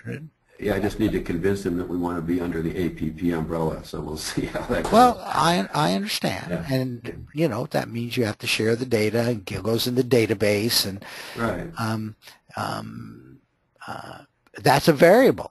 And in fact, I've had people tell me going public is a variable. There might be pushback from the public in some way. You know, again, all these things are hypotheses, and the bottom line answer to me is, it's just another opportunity to personally grow through all that. Because is there any question after you've seen some examples, and this is one we talked earlier in the context of Ingo Swann, who I think you all know now passed away. You look at some of the stuff which he was able to do. I mean, he remote viewed the rings around Jupiter. You have access one way or another to everything, and in many ways that is our biggest problem, because getting access to what your clear intention must be, and Tom said this, and everybody is very clear that one of the important aspects of making predictions is being absolutely clear on what it is you're predicting, what is your intention. It's getting information from other sources that is not in harmony with your intention that causes many problems.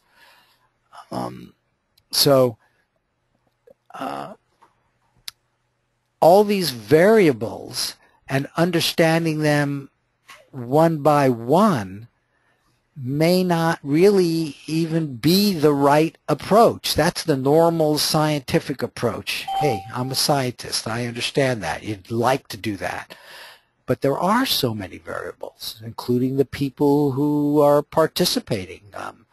Even if you do it totally solo, self-judge, there are just so many other variables, from target selection, et cetera, et cetera. Now, I believe looking at the whole process as a challenge and not getting concerned about each of the variables is a positive mindset. Now, again, that's me. Focusing on the outcome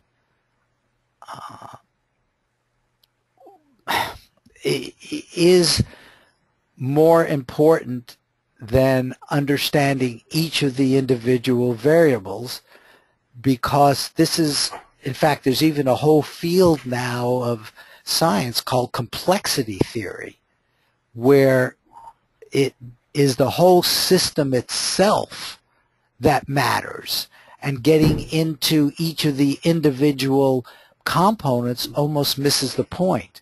In fact, they give the analogy of cut a frog in half, okay? And all the individual pieces at the moment you did the cutting are the same, but the system is not the same. The system is now very different, and it's a complex system. There's a whole field of mathematics on this. So asking the right question about what we're doing here is part of the issues. It's another variable, getting down to what the right questions are. Ingo Swan. We're asking the big question is, sorry. Go ahead, Dave. What were we saying? Okay. No, looking at the big question is a really big question, and I don't know if there's ever really an answer to that, because each one of us are putting thoughts into the matrix, and it's just all discombobbled, and there's just as many different ways to get to the end as there are people on the planet. But listening to you talk is making me think about something that Tom said, and then something about the way that I view, where lately I'm not even paying attention to the wild card. I'm just focusing on whatever the winning photo site's going to be that you're going to give me at the end, the actualized photo site. So basically I'm giving you 2 transcripts of the same photo site. That's my intention. So I kind of lost my train of thought. But well, anyway, yeah. But Dave, let me just go from here with your train of thought.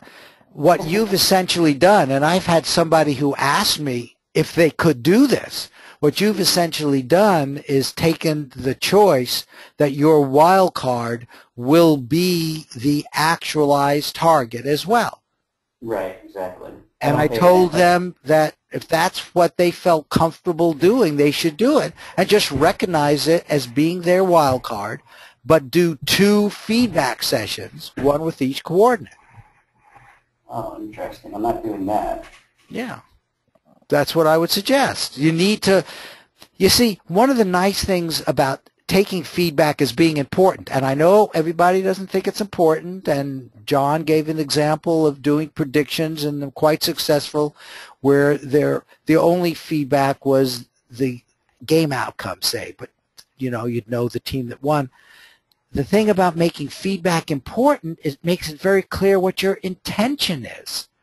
It makes it very clear that you're going to be doing a feedback session, and that you're learning the skill of entangling with it, connecting with it, getting information from it, because it's already out there in the matrix. That's a perfectly good point of view. And you're learning how to communicate with yourself. What a great skill to learn how to communicate from your own future self. That's a rather marvelous skill. I think a lot of good information that we get might come from your own future self. In fact, I'm not 100% convinced that Ingo Swan, in this really incredible transcript, and the full 100% transcript is here in this report. What I want to do is give you a link to this. I mean, I think everybody should actually look at this, because it's just so fantastic. The whole transcript, and the fact that he saw in advance, before the Voyager got there, the rings around Jupiter. And he said it's like Saturn. It's possible he was sharing information from that future, which happened when the Voyager got there, and there was all kinds of excitement. This is an example within NASA where the guys couldn't believe it. We're standing here with our mouths open, reluctant to tear ourselves away, when they were looking at the rings as they approached Saturn. I'm sorry, see, even I said it wrong. As you approach Jupiter. I mean, nobody thought that was even a possibility. And Ingo Swan did it many years earlier, 6 years earlier. Plus, he had all kinds of other information in his transcript. But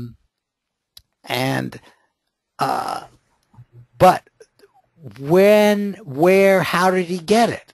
And you know what? We really can't specifically answer that, because one hypothesis is that he got it from the information in the matrix when the Voyager sent those pictures back. And we all remember seeing those pictures on TV. I mean, it was a major event when that got announced from the Voyager. Now, maybe Ingo, being the excellent viewer, super excellent viewer and person he was, got the information from that time frame. We simply don't know, and it may not matter because it's all entangled so strongly together. Fascinating. Yeah, isn't it? Isn't it? And that's what we're a part of. But what he was able to do so well was to be clear on his intention and get the appropriate information relevant to that intention. It was remarkable. In fact, one of the other examples I gave was he was successful apparently 50 times at, he did 50 trials at distinguishing two types of graph paper, one which was basically rectangular, the other which had circles in it, and apparently, Craig, was it 36 out of 50 times? Either Craig, I think it was Craig. He looked it up. It was actually in ESP. It was Gary. Gary, sorry. It was 38 out of 50, so 76% of the time. 38 out of 50 trials, he was able to distinguish two different types of graph paper, one from the other. And yes, targeting, choosing your indicator photo sites is important. But you know what? Developing your own personal skills can bypass all of that. And that's part of the personal journey. We are effectively limitless. And that is going to lead me to Russ. Well, I just want to say I remote viewed the rings around Saturn and saw aliens on the backside. So if anybody think that's weird, at least that's weird. That's what I saw. Aliens on the backside of. I remote viewed. I was having a series of dreams involving Saturns and aliens, and so I put some work into it. And this is really what I thought I saw: aliens living on the side. Okay. Now I know one of the reasons, and that's another reason why I think feedback is so important. Until you get feedback on stuff like that, what do you do with it? And what I do with it is just put it in the category of that's interesting. And that's what's so different about what we're doing with our predictions. We're getting actualized outcomes in the real physical universe. This Pegasus, to me, is a symbol of coming from the non-physical, the spiritual, if you will, and being connected with the groundedness of the physical world. We're one part of us in the physical world, one part of us from the spiritual world, and for whatever reason, all of us are here getting to experience a bit of both. When we do precognition, we're clearly doing a bit of both. But aliens on the backside of Jupiter, I don't know what to do with. I say, well, that's interesting. That came into your consciousness for sure. But will that be actualized in the physical world in a way that I will know it in my consciousness directly, as well as I know other feedback things? And I just put that in. Okay, that's interesting. Yeah, it could. Absolutely. It could if you wanted it to. Well, that's right. Okay. Anybody else have anything they want to say or contribute? If not, what I'd like to do is take a bit of a break, come back. Well, I'll still be here, but I need to go take a break, and then I'll just come back and wait. I may give... Well, I think I'll just wait for Russ. I trust him. He knows how to get on, so he'll be here probably around 5 minutes to 1. Okay, so let's go on.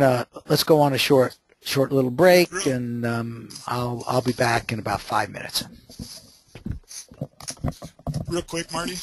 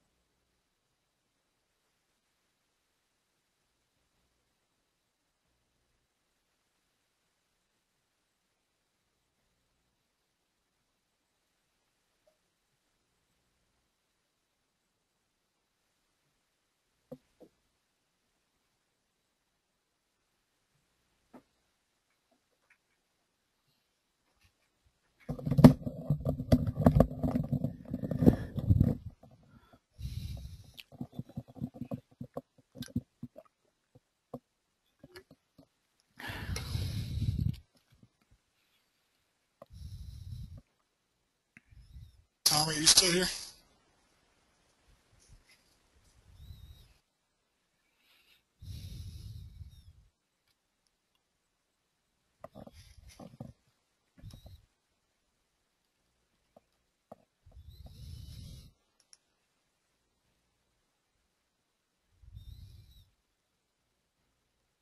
Yeah, I'm here. I just remembered to unmute myself. Oh, there you go. Are you there now? Hey, I got a split for the rest of the afternoon, but I was hoping maybe you would know. Will we have access to watch? I mean, I definitely want to see the RussTarg part in the halftime regathering, but I'm going to have to take off. Will we have a recorded link to this available? Yeah, Marty's recording it, yes. Okay, good deal. All right, very good. Well, we'll be in touch as we get Swagger going, hopefully, and I did get your other email, and hopefully we can get this thing rolling here real shortly. All right, sounds good. All right, have a good day. Okay, you too. Bye.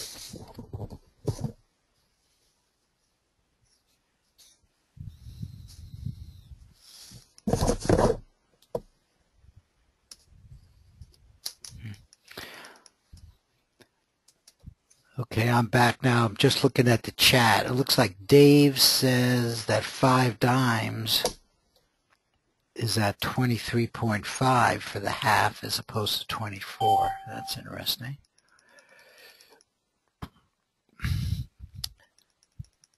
Looks like at least there the bettors are counting on the defense. Okay. You know what my opinion is, these mixed messages about the outcome means it might be close to a push. Close to 24. Mm-hmm. Yeah, we'll see. I guess we will.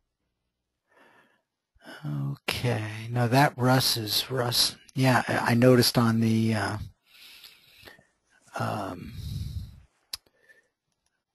see here. Yeah, on the Google sheet, I had put Russ. I probably should have put Russ E. Oh, there's 2 Russes?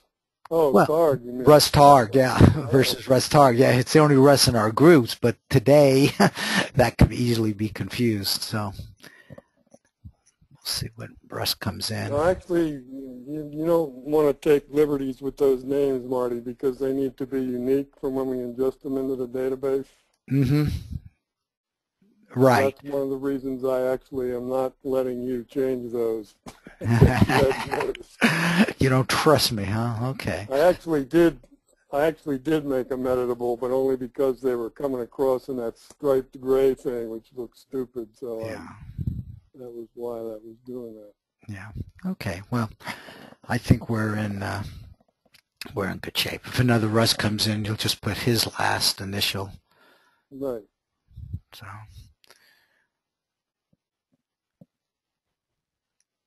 Okay.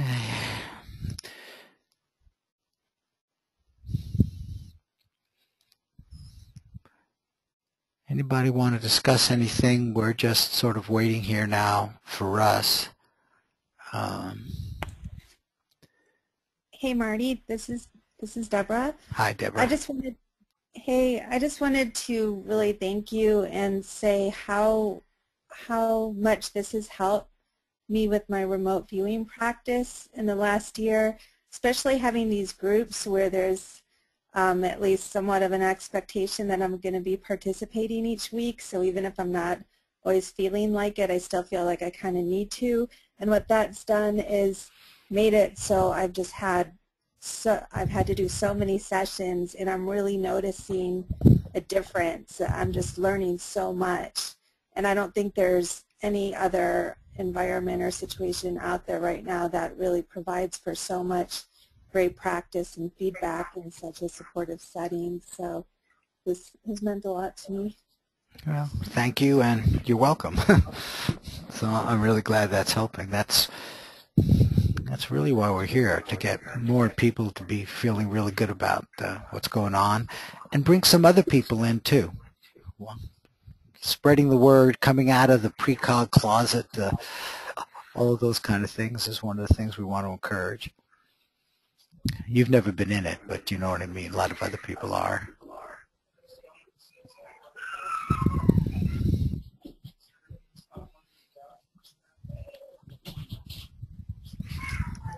While we're waiting, Deborah, what kinds of things, I agree 100% on all of those things. As we grow, as we do more and more, it seems like my subconscious is creating kind of a symbolism language. And I'm just wondering how other people, as they develop, what kinds of experiences are they getting when they're feeling really in the zone, when they really hit strong their growth? Well, what I'm really noticing with myself is that I'm starting to be able to tell in a session if something I have in there is correct. And that's something I've been trying to work on a little bit more, and I'm really seeing progress where that doesn't mean I know if everything is correct or incorrect, but there's more and more where I can say for sure that I know without a doubt this is going to show up in the feedback. And that's something that I've been doing remote viewing for about 5 years, and I would say that's only really starting to happen in the past 6 months. And do you think it's happening in the last 6 months because of the frequency? Yeah, I think it's the frequency, the number of sessions that I'm doing. It's just the practice. I didn't really hardly have any. I've done more sessions in the past year than I had done in the last 5 years, and I think that's what's making the difference. Mm-hmm. As Lynn would say, practice, practice, practice. Is that what I'm hearing here? Mm-hmm. And when I use the word practice now, I want you all to know I use it not only in the weak sense of practice, but the same way that doctors practice and shamans practice, and you know, Dr. still refers to his practice. So,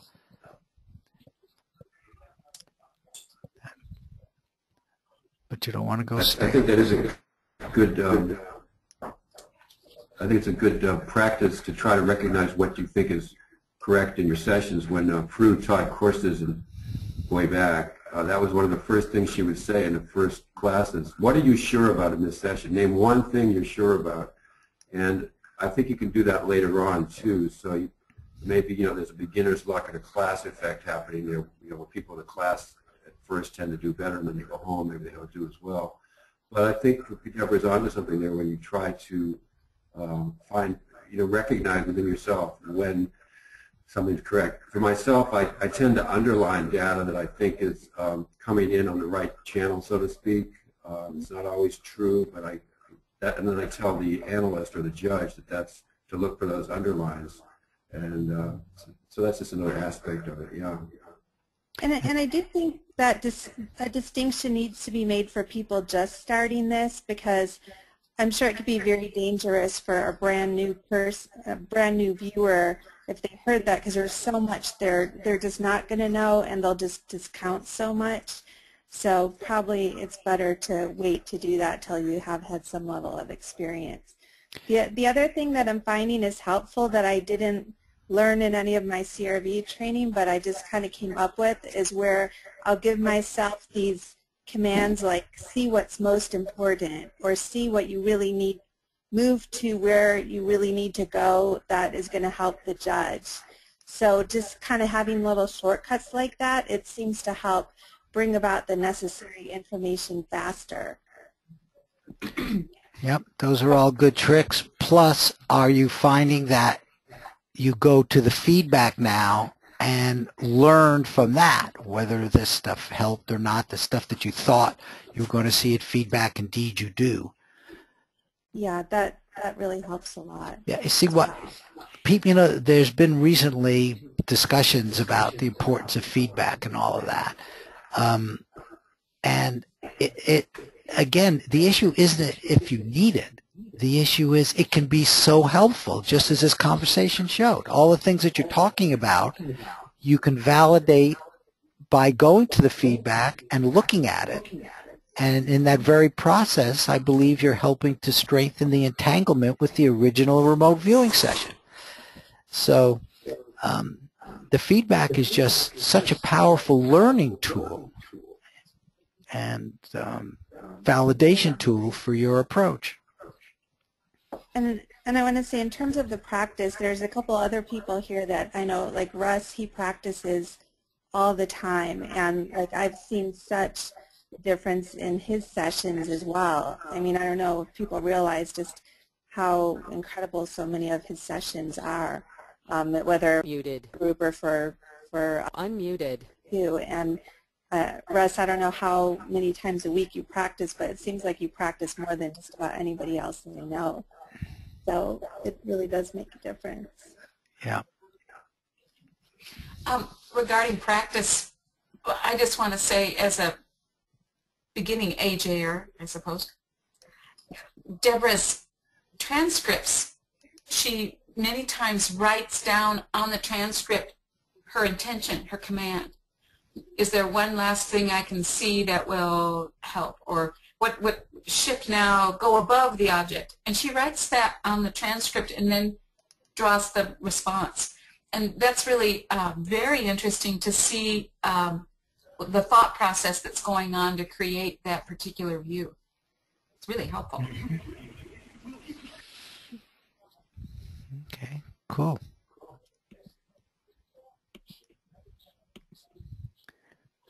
Lee, I'm going to put you on the spot. You're kind of, oh, well, let me just see if that was Russ. That's Russell. Hey, Russell, how you doing? Happy to be with you.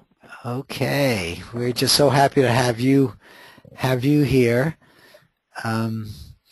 We've had a lot of fun. We made an actual prediction on the game for the first half, under 24, and we've done a lot of fun things here now.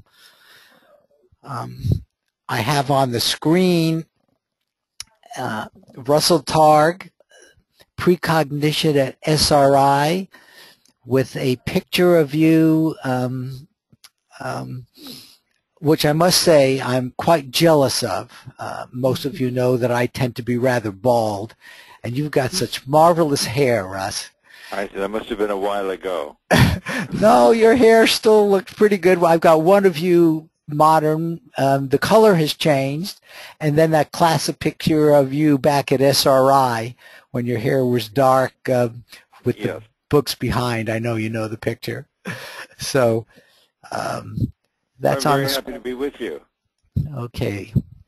And I just want to say that your books, and now I've put those on the screen, your newest one, The Reality of ESP, is one which I believe everybody ought to read.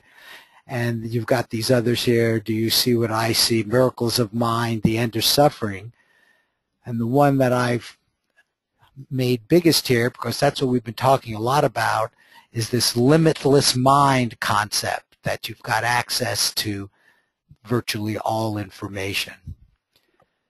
So with that one, with that, why don't I give you the floor for precognition at SRI and whatever else you would like to talk about. Well, I'm happy to be with you. I first encountered precognition at SRI with the help of Ingo. Ingo taught Hal and me how to do remote viewing, and then Hal and I taught 6 Army intelligence officers from Fort Meade, and then the Army taught the world. So if you go to Google and search on remote viewing in quotation marks, you'll find 2.5 million pages dealing with remote viewing. It's really quite remarkable for something that is not thought to exist. A lot of activity for this supposedly hard-to-find ability.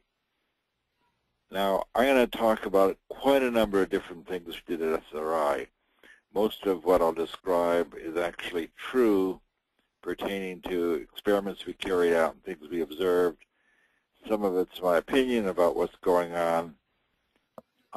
I'm on for about an hour with you, so if there are any questions, why don't you just break in at the outset or break in when it occurs so you don't have to save a question for an hour, because if I've confused some individual, I've probably confused everybody about talking about retrocausality, free will, and the other things that are only imperfectly understood. So I invite you to, if I say something confusing or sounds wrong, ask me about it at the time. I'm happy to try and answer questions. Can I ask a question now? Go for it. What was the aha moment? When was the thing that you realized, wow, this stuff really works? Or the impetus for when you really needed to get involved in this, when you knew it was going to be your life's work? Well, I did magic as a kid. I was on stage doing magic, pretending to fool adults. And from time to time, I would do some pretend mind reading in which I would actually have some information from the billet reading protocol. So I would know something about the person who just asked me a question. And I could base my answer on that. But sometimes I would get a visual picture of that person's house or their situation, and I could then supplement my fraudulent mind reading with whatever genuine ESP came my way. So as time went on, I became more, I was a graduate student in physics at Columbia, and I got more interested in the genuine ESP that was showing up in my life rather than the trickery that I was doing on stage. So I began to read the journals of the Parapsychology Association and the American Society for Psychical Research and the SPR in England. So I got up to speed for a couple of decades of previous work in ESP research, and that looked pretty good to me. And I began to make the friendship with the people who were doing the work. So I was convinced from reading the literature that something like that was really going on.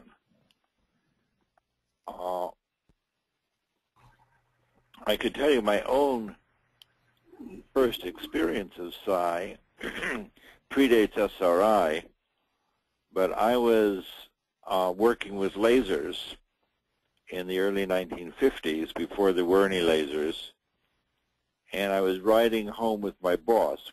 I worked on Long Island and lived on the Upper West Side in New York, and as we would drive home, we're always driving west with the sun in my eyes. I don't drive, of course. So I would be sitting there, and as we were driving along, I knew that my boss had some interest in psychic stuff, but he was really straight-up physicist, PhD from NYU, and he taught Hebrew scriptures at the New York Theological Seminary, and he played the flute, so he was a man for all seasons, but widely interested. And as we were driving home, I had this image came to me of Hebrew letters, which I don't read. They're white letters on a black background, and that didn't make any sense, of course. And off to the side of those white letters, there were green balls, sort of green circles, and red checks, red X's. And I saw all of this spread out on an oval table with candles. That's what I saw. That's the image. Typical remote viewing, pretty clear image, doesn't make any sense. So that's what we would consider good remote viewing. Have no idea what it is, don't know where it is, don't know what it means, but that's what I see. And I described that to my boss, Mar Zettenberg, and he said, well, that looks like the study of my friend Schreiber, who's a religious scholar, biblical scholar, lives in Brooklyn, and he often has manuscripts. So a week later, I was invited to Morris's house, and he showed me what I was looking at. And what Schreiber just had from Israel was a photostat copy. Now, I don't know if anybody here has been alive when there were photostats. Photostat is a photographic copy, black background, and white letters. Used to be a sort of before it was.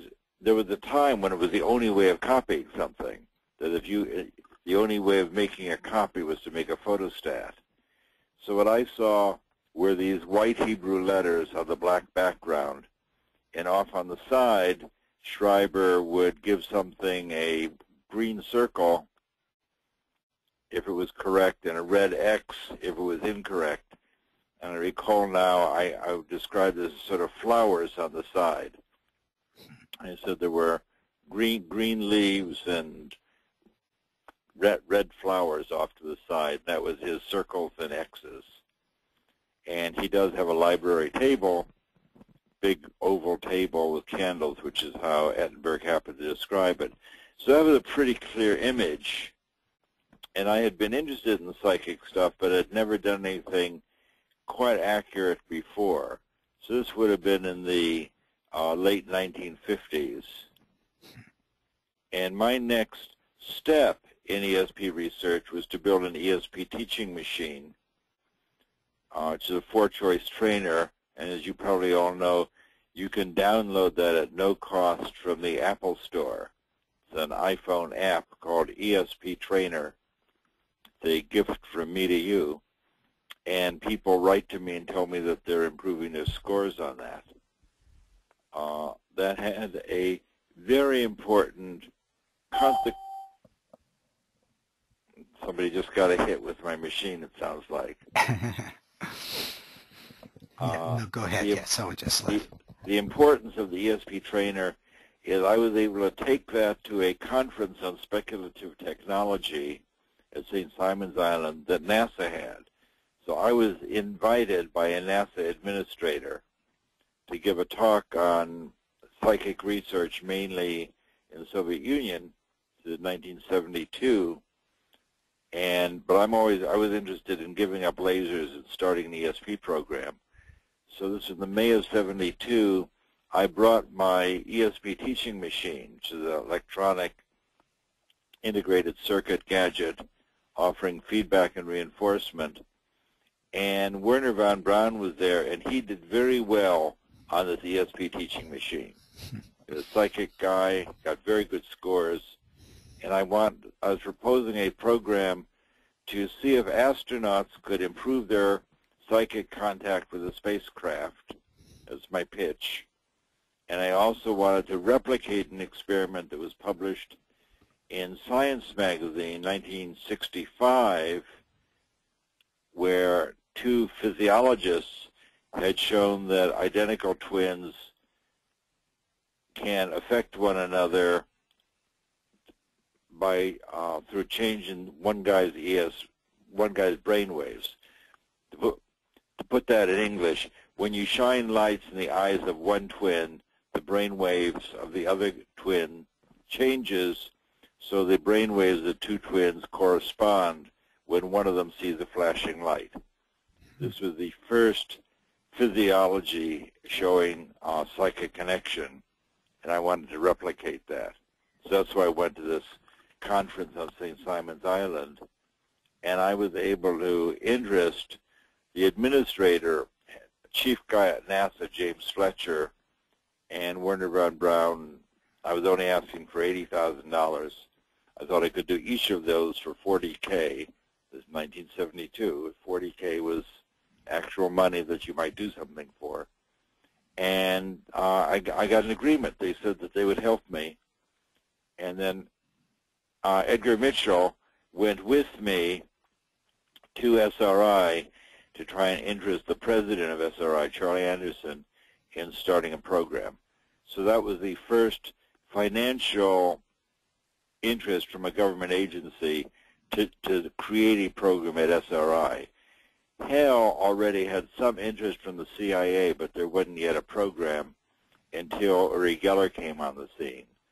So it was a confluence of Uri Geller offering to bend metal, which he never did at SRI, and money from NASA, that those two things got the program started. So if you're interested in coincidence, future affecting the past, if in early part of 72, I gave a class at Esalen Institute in Big Sur with 3 or 4 of my ESP teaching machines, just talking about ESP and showing people how to improve their skills. Mike Murphy runs Esalen at that time. He had a talk to give at a San Francisco church called Grace Cathedral in April of that year, and he couldn't come, so he asked me if I would come and give a talk, which I did. I gave a lecture for Mike Murphy.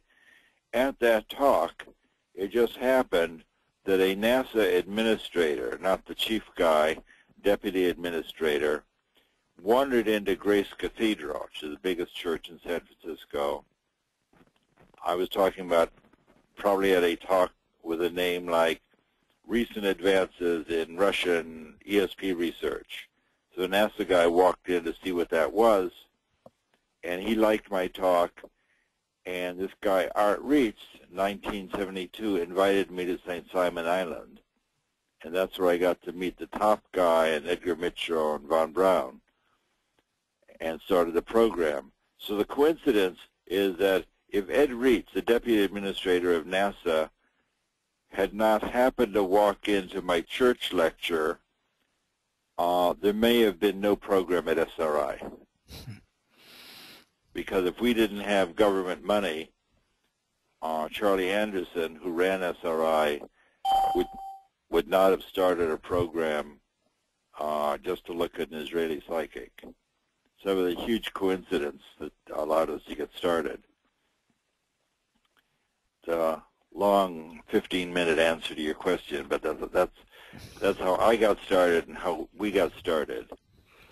The first precognitive thing we saw at SRI, we started the program in 72. We were courting the CIA shortly after that, but we didn't have any dough from then until 73. So we would do occasional freebies for them. One of those was the famous experiment we did with Pat Price, describing a Soviet weapons factory in Soviet Siberia, in Semipalatinsk. So I'm sure all of you have seen the crane that Pat Price drew. And that was a demonstration of ability for John McMahon, who was the head of intelligence at CIA, and that demonstrated that psychic abilities not only worked to play psychic hide-and-go-seek, which we'd been doing for the previous many months, but we could actually describe his target of national security interest in the Soviet Union, where they were making particle beam weapons to shoot down American spacecraft. So that's a place he was very interested in, and Pat Price described that excellently. At about that time, which would be beginning of 1973, 2 CIA guys came to our laboratory at SRI with a new task. They would like Ingo to describe what was going to happen at a particular latitude and longitude 3 days hence. So they came on Monday. We demonstrated with Pat Price that he could describe what was happening contemporaneously at some geographical coordinates. So the new question is, can you tell us what's going to be happening on Thursday? So he sat down, Hal and I and Ingo and the 2 CIA guys sat down in a little remote viewing room and asked Ingo, can you describe what's going to happen at these coordinates on Thursday? And Ingo just closed his eyes and said, well, this is a very complicated situation. Can somebody get me colored pencils? So I ran down to the stationery store and came back with stationery cabin at a floor below, came back with a box of colored pencils for Ingo, and what he drew was a kind of pyrotechnic display. Looked like 4th of July. Big hemispherical display covering a sheet of paper in different colors. And then the back of the sheet of paper with a line of trucks. He says, looks like 4th of July. There's some trucks in the background. I have no idea what this is. That's what I see. Looks like what it looked like exactly is a pyrotechnic display in different colors. That was it. CIA thought that was very interesting, said just we hope to see, and they left. No feedback. On Friday, the day after the event we're looking at, we got a call from Ken Kress, who is the CIA agent who was working with us. He said, you guys really nailed it. And Hal and I want to know, well, what the hell was that? He said, well, that was a Chinese atomic bomb test. And I said, oh, well, we didn't describe that very well. He said, you described it perfectly, because although the test was carried out, it failed. And when you burn uranium in the air, what you get is a pyrotechnic display. No mushroom cloud, but you get all this beautiful, like burning magnesium in the air. You get all this beautiful colored displays up in the air. It's exactly a pyrotechnic display. So that on Friday, we knew for a fact that the test did go off as they had scheduled it, and it failed. So that raised the question, of course, well, so a knowledgeable person on Monday would have known that the Chinese were going to do this test, which the agents knew anyway, but they would know it failed. Could somebody have quickly gone to the Chinese and said, hey, we know you got this test scheduled for Thursday. You better check your wires, because our psychics in California say you're going to do your test and it's not going to work. Could they have made use of this information to falsify what Ingo said? It's one of our favorite questions. Does a psychic experience or prediction describe what is likely to happen, or what is that? Do you describe the probable future or the actual future? So in this case, the probable future and the actual future were the same thing. We do have another example where the probable future does not equal the actual future. Our contract monitor, Kress, several years later, has seen quite a lot of psychic stuff in the laboratory. In this case, he was with his partner in Detroit, and they were flying to San Francisco from Detroit. And the night before they left, Kress had a horrifying dream of being in an airplane crash and dying in a ball of fire. And he, of course, had no fear of flying. He had been on thousands of airplane flights, was not afraid of crashes. But this was so realistic, and he had a nice wife and little girl back in Washington, that he thought that this dream was so realistic that he would change his plans. So he told his partner that something had come up, since he didn't want to appear to be a sissy. He didn't want to say, I'm not flying because I had a scary dream. He said, well, something's come up, I can't, and this is the CIA, after all. You don't tell your partner you don't tell your partner your dreams at night. So, but Kress said, I can drive you to the airport. Try and be helpful. And he drove his friend to the airport, and as he was leaving on the frontage road, he saw the plane crash in a ball of fire at the end of the runway. And everyone was killed on the airplane. 120 people were killed. Everyone except one little child survived. And it turned out I know a lot about that crash, because in my next incarnation, I was working in airplane safety at Lockheed. And one of the many things that brought that airplane down was wind shear at the end of the runway, which is what I was studying, because I had invented a airborne laser wind shear detector so a plane could see the wind shear hazard in front of it, which would steal its lift and make it crash, and would then not take off. So I knew all about that plane crash, and I don't have to go into it now.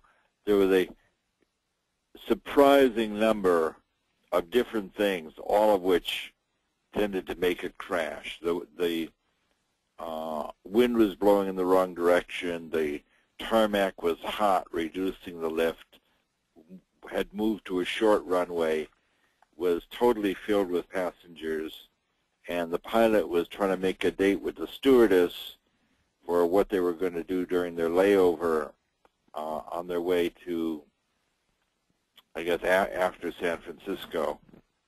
And he neglected to set the flaps for takeoff. So he took off with the full plane in the hot weather, short runway, no flaps, crashed in a ball of fire and killed almost everybody.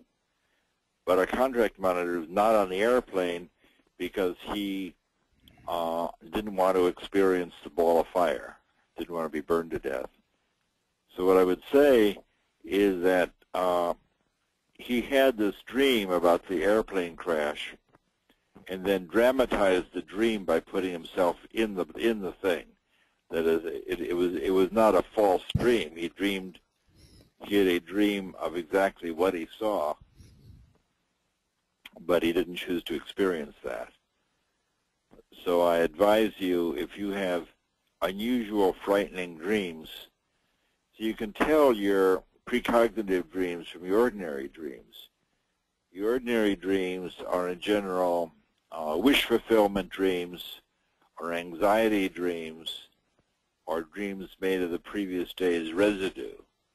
If you see a scary program at night with a lot of shooting in it, and then you dream about being shot, that's probably just a leftover from your last television program.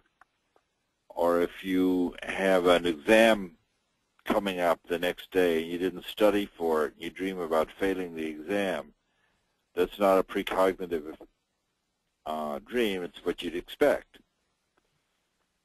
But if you have a dream that's unusually bizarre or unusually crystal clear, what the psychologists like to call preternatural clarity, then you might learn to recognize that. So it's a trick, a skill to learn to separate your ordinary dreams from your precognitive dreams. And the way I think about it is you don't get credit for a precognitive dream unless you've told somebody about it. I have a lot of interesting dreams, but I've learned pretty much to tell precognitive dreams from anxiety dreams. The first thing I do in the morning is get out of bed, get a cup of coffee, and see what's on my screen, which is the my homepage is the New York Times. So first thing I see in the on my screen is the front page of the New York Times, which will always have a picture. And fairly often I will have a dream involving some aspect of the picture on the New York Times. So for example, a month ago I had a dream where in the living room of my house has a high ceiling in the living room, and in my dream I had a little Mark-line electric train running in a circle around the lower portion of the ceiling in my living room. So I took this to be pretty unusual, not something I've been thinking about. I don't own an electric train for the past 50 years. And I told my wife about it. A very unusual dream. I had a dream about an electric train running around the ceiling of the living room. So I grabbed my coffee, went into my office, and the picture on the front page of the New York Times was about rebuilding the elevated train in downtown Chicago, which is called the Loop, because it has electric trains running in a circle around the perhaps 9 blocks of downtown Chicago where I grew up. So I'm very sensitive to elevated trains, know all about them. So oftentimes I think that our dreams are, you don't actually see, you don't actually dream about and get an image of what you're going to see in the future, but the thing you see in the future triggers the dream. So I think the easy explanation for this dream is at 8 o'clock in the morning, I did indeed see an elevated electric train running in a circle. I saw that on my screen with the elevated in Chicago. And that triggered a dream about something that I was, since I was very familiar with that, I could find a place in my mental landscape for something like that, and I turned it into the elevated train running, electric train running around the ceiling in my living room.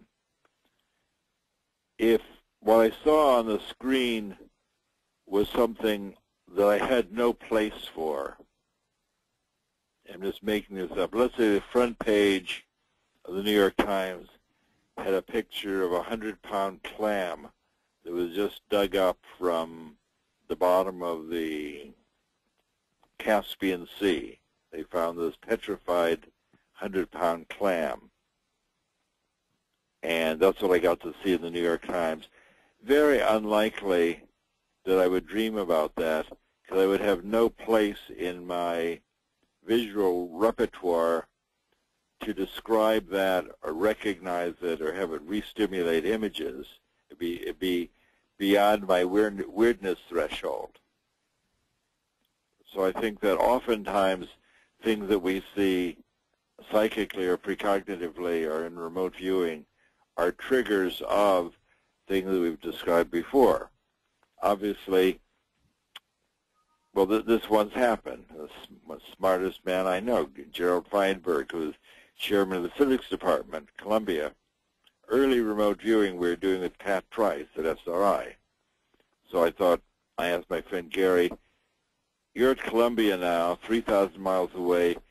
We're going to do an experiment tomorrow at 10 o'clock. Could you find something interesting for the great psychic to describe in California? We'll videotape this. It would be a wonderful coast-to-coast experiment. So Gary called me at 10 o'clock and said, okay, I've got my object.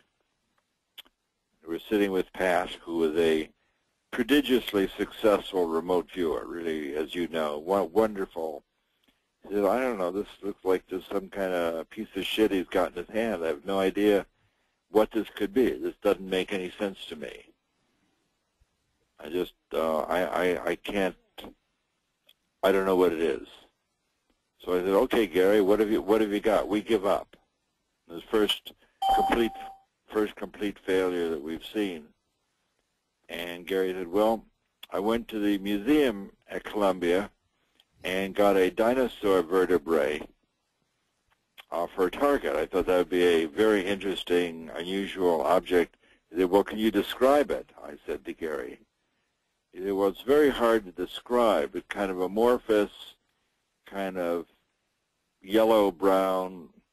I said, well, how do you expect a psychic in California to describe it if you can't describe it when you're holding it in your hand? So that was an education for us about what makes a good target. Target has to be describable, has to have some kind of psychic handles so that there are things that a person could experience the fragments of and then describe what you have. Russ, can I ask you a question? It's Marty. This fits in with something which I briefly discussed about Ingo's describing two kinds of graph paper. Yes. It's almost like you did on purpose something which looks like horrible targets. Tell us about that. Well, those targets are horrible for a different reason. That is, we asked Ingo, this experiment that Ed May did, where the sources, Ingo is the first person in recent time to articulate what are the sources of noise, so-called analytical overlay. And some of the things that interfere with psychic functioning is your desire to do analysis to figure out what the thing is. Because in our experience, the viewer is the last person to be able to describe what the object is. The next to last person to describe it is the interviewer, because the interviewer is kind of in the psychic non-analytic state with the viewer, and then the judges can usually describe what it is. So Ingo said that he thinks he's mastered the problem of describing analytic targets. So he said, I want you to get two targets that are very, very similar to each other. They just differ in some analytical way. And what he proposed is that you get graph paper, sort of quarter-inch graph paper, which is just rectangular graph paper that you use for drawing a curve. You've all seen graph paper, cross-section paper. And the other target would be polar coordinate paper, which is graph paper that's usually used for doing plotting electrical things that vary exponentially. So that graph paper is all circular. You have rectangular coordinates overlaid with polar coordinates.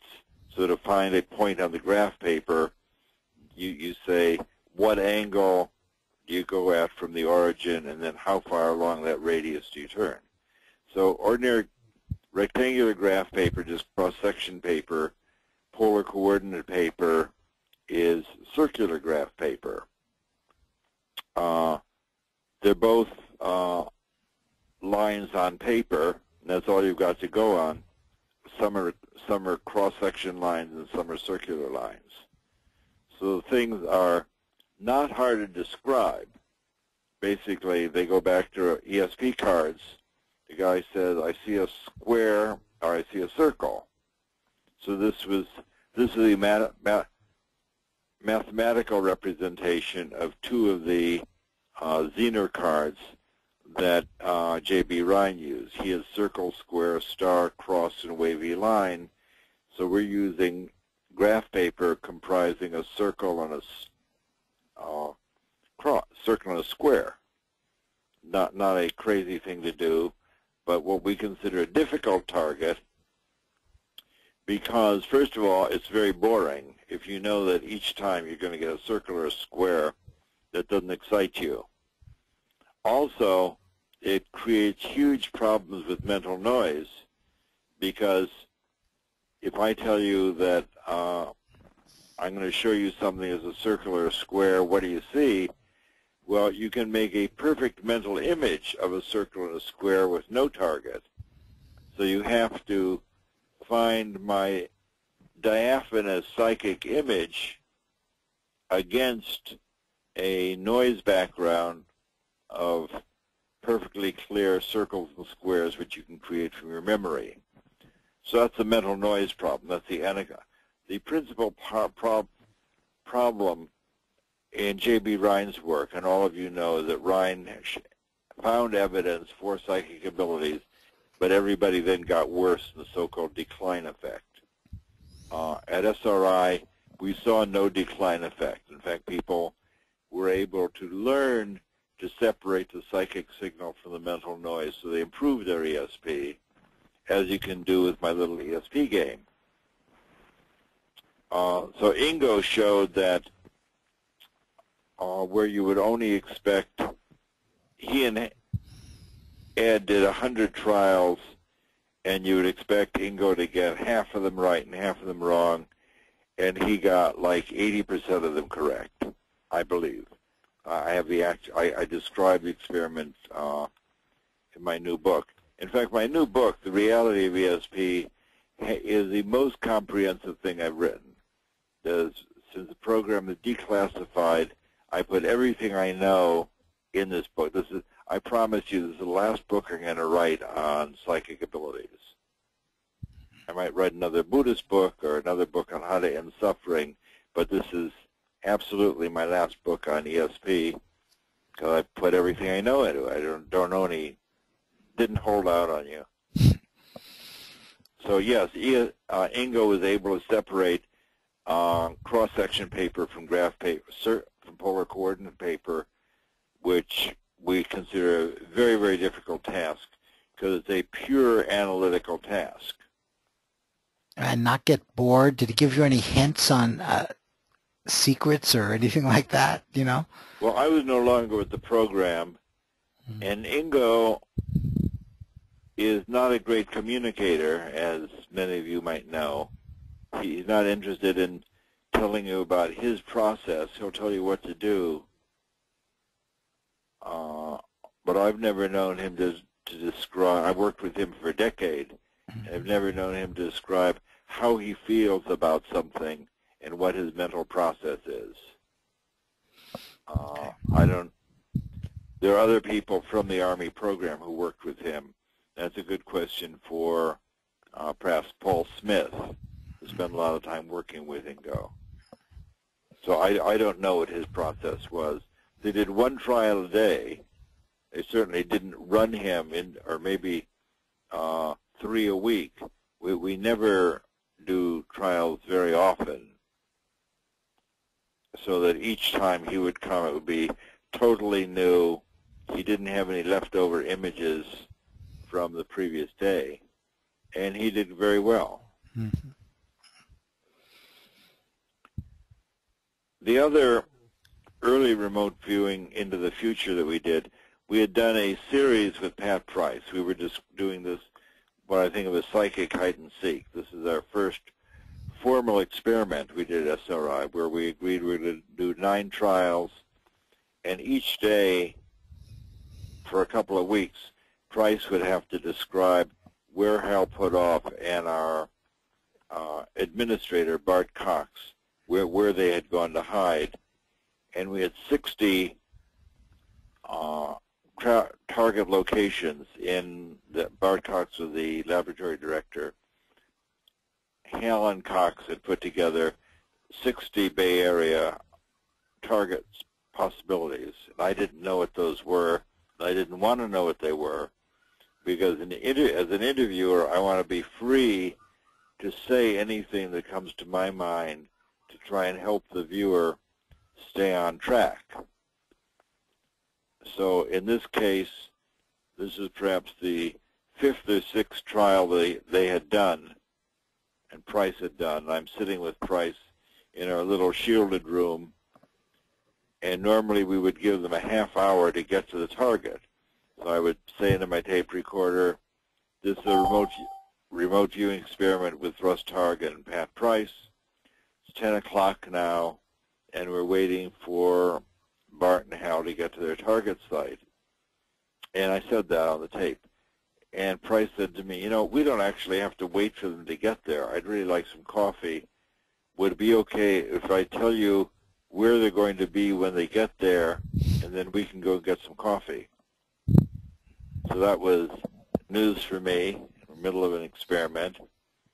But I'm working with the most psychic person we'd ever seen, and he said that's what he wants to do. He said, all right. And he said, well, they went that way. They went north. And I see them by water. I can smell the salt air. There are pigeons sitting on piers. I see boats with their masts furled, the sails furled, the mast stepped, and some kind of boat dock. And by the side of the boat dock, there's something that looks like a Chinese pagoda with the roof all curled up. Looks like a pagoda or a restaurant. That's all I get, and we have coffee now. That took about 5 minutes. And we went down and got coffee. At that point, the travelers, in fact, had not gone north. This was an episode that appears in the BBC Horizon film, which you can see online. Somebody uploaded this 90-minute film, which you can search for on Google. It's called The Case for ESP, the 90-minute film, which you can see online if any of you have not seen that. And it shows that Bart Cox decided not to follow the traveling instruction. In fact, he didn't even take a traveling instruction. He said, I'm just going to drive around and see where I get to. And it shows him going down Ravenswood, which is in front of our lab, goes to the east-west street. Then he makes a U-turn and goes a different way, and then makes another turn and goes around a cloverleaf, and eventually winds up about 10 miles north of SRI at a boat dock in Redwood City. And they walk out on the boat dock and look at the little boats. And right next to the boat dock is indeed a restaurant, which is a Oriental-style restaurant with the curled-up roof. So Price described this whole thing with really great accuracy, feeling, aesthetic impact, as Ingo would say, smelling the water. And he did the entire thing half hour before they were there. And we now know that that's what Joe McMoneagle does routinely. If he has a television show, which he does frequently, of course, he'll arrive in the town, sit quietly in his hotel room before anybody is thinking in a noisy fashion about where the producer is going to hide. So if he's got a show at 9 o'clock in the evening, he will wake up in the morning, take a shower, have a cup of coffee, and sit down and do the remote viewing right after breakfast. And what he's viewing is where the producer will be 9 hours in the future, when they're, so he doesn't have to do the remote viewing on stage and contend with all the mental noise produced by the audience. So Joe's preferred time to do a on-stage remote viewing for money is to do it 10 hours precognitively. Amazing.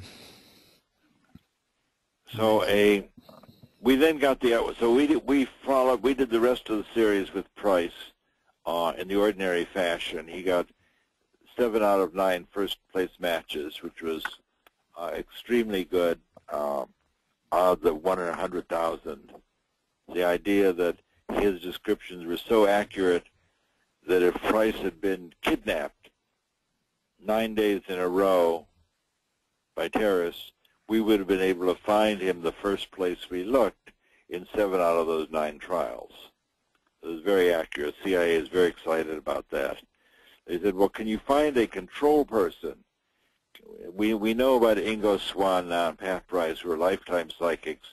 Can't you find us a control? And I asked my friend Hella Hammett if she would work with us. Hella had never done anything like this. She's a photographer who had moved to Los Angeles not too long ago, a good friend of mine from New York, good friend, not a girlfriend.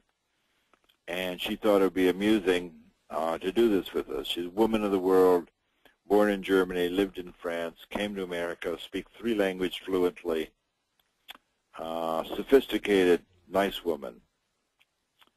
We brought her in as a control. How did the control do compared with these 2 great psychics? And it turned out that after doing, I had to first describe to her what's remote viewing in a session. The first session we did with her, she was lying on a couch. She took this all very seriously, so she made herself special remote viewing socks with eyeballs appliqued to the toes, so she would be all ready for remote viewing. And she said, well, what do I do now? And I just asked her, as I always have done, to just quiet her mind and describe the surprising mental images that show up in her awareness. And she said, I see something moving quickly. I said, okay, that's fine, thank you.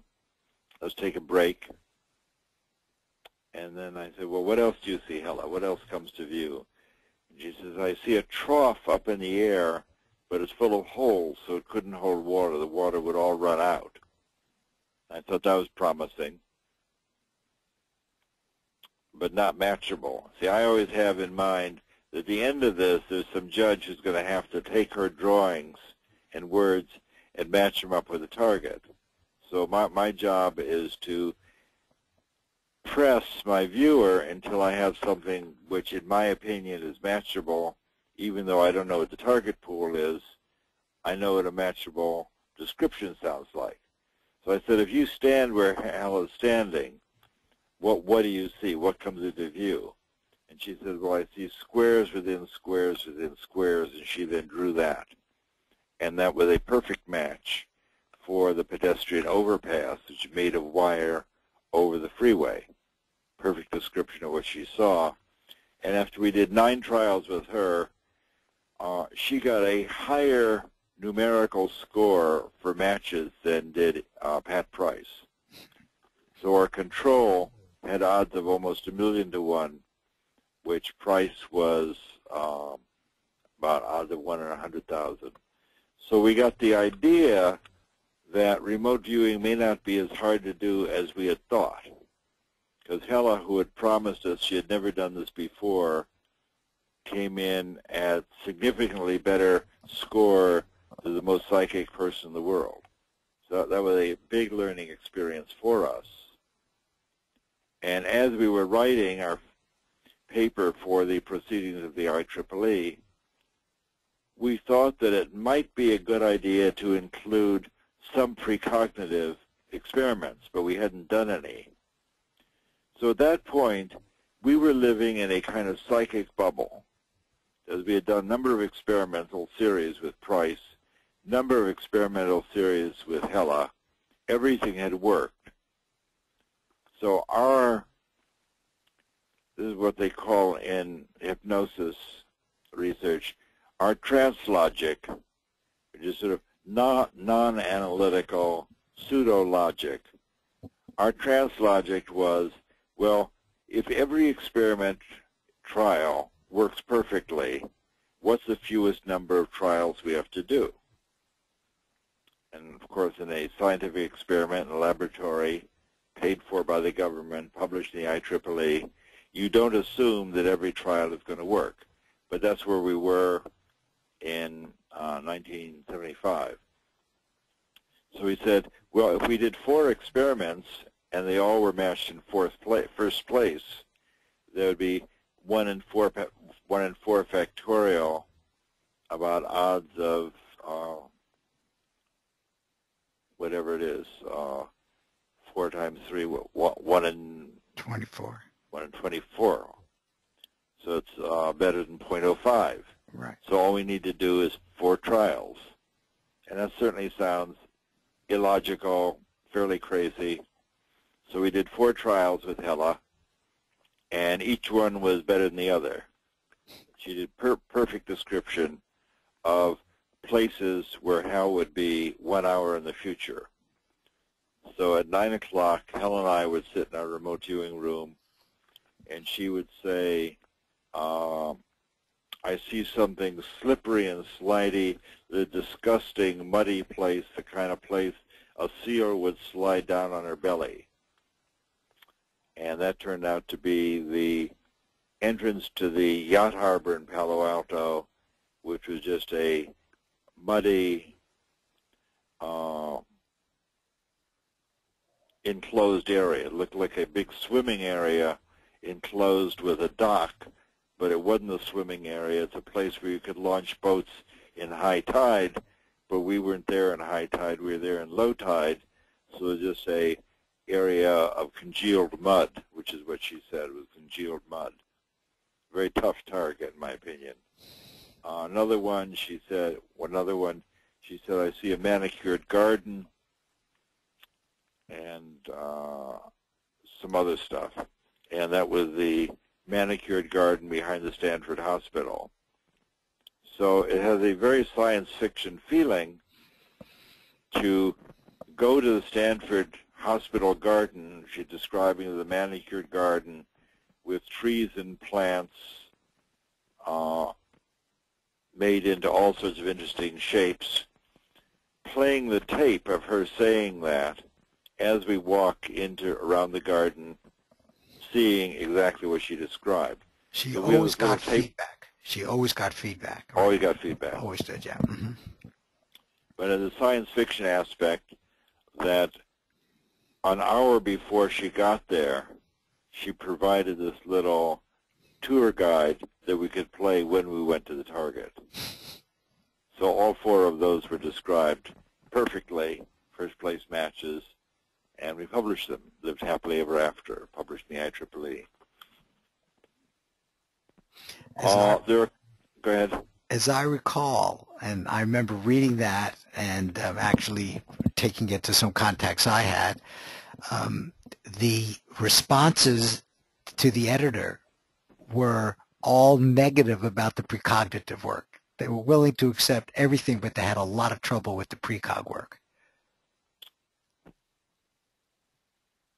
Am I remembering that correctly? There was a lot of negative comment. Well, I know there were. There were a lot of negative comments because I don't think the scientific community knew what to do about the precog work. I don't recall that. Yeah. We had a problem with the paper. That is, the editor of the journal is Bob Luckey, a laser department head at Bell Labs, whom I knew somewhat from my previous incarnation. And he said, we're not going to be able to publish this. We got a lot of pushback. So I said, well, Hal and I are coming to New York. Can we talk to you about it? And we're both only children. We're very successful at that point of getting people to do what we want to do. And the copy that he had was the one from Barney Oliver, who was at that time vice president for research at Hewlett-Packard. And Oliver had written in ink across the top of the paper, this is the kind of thing I wouldn't believe even if it were true. So I So I said to Lucky, so in my convincing way, okay, I know you got a problem with this. What could we do to convince you that this is real? We think it's real. You don't know. What could we do to convince you it's real? He said, well, show me how to do it. I said, well, we can do that.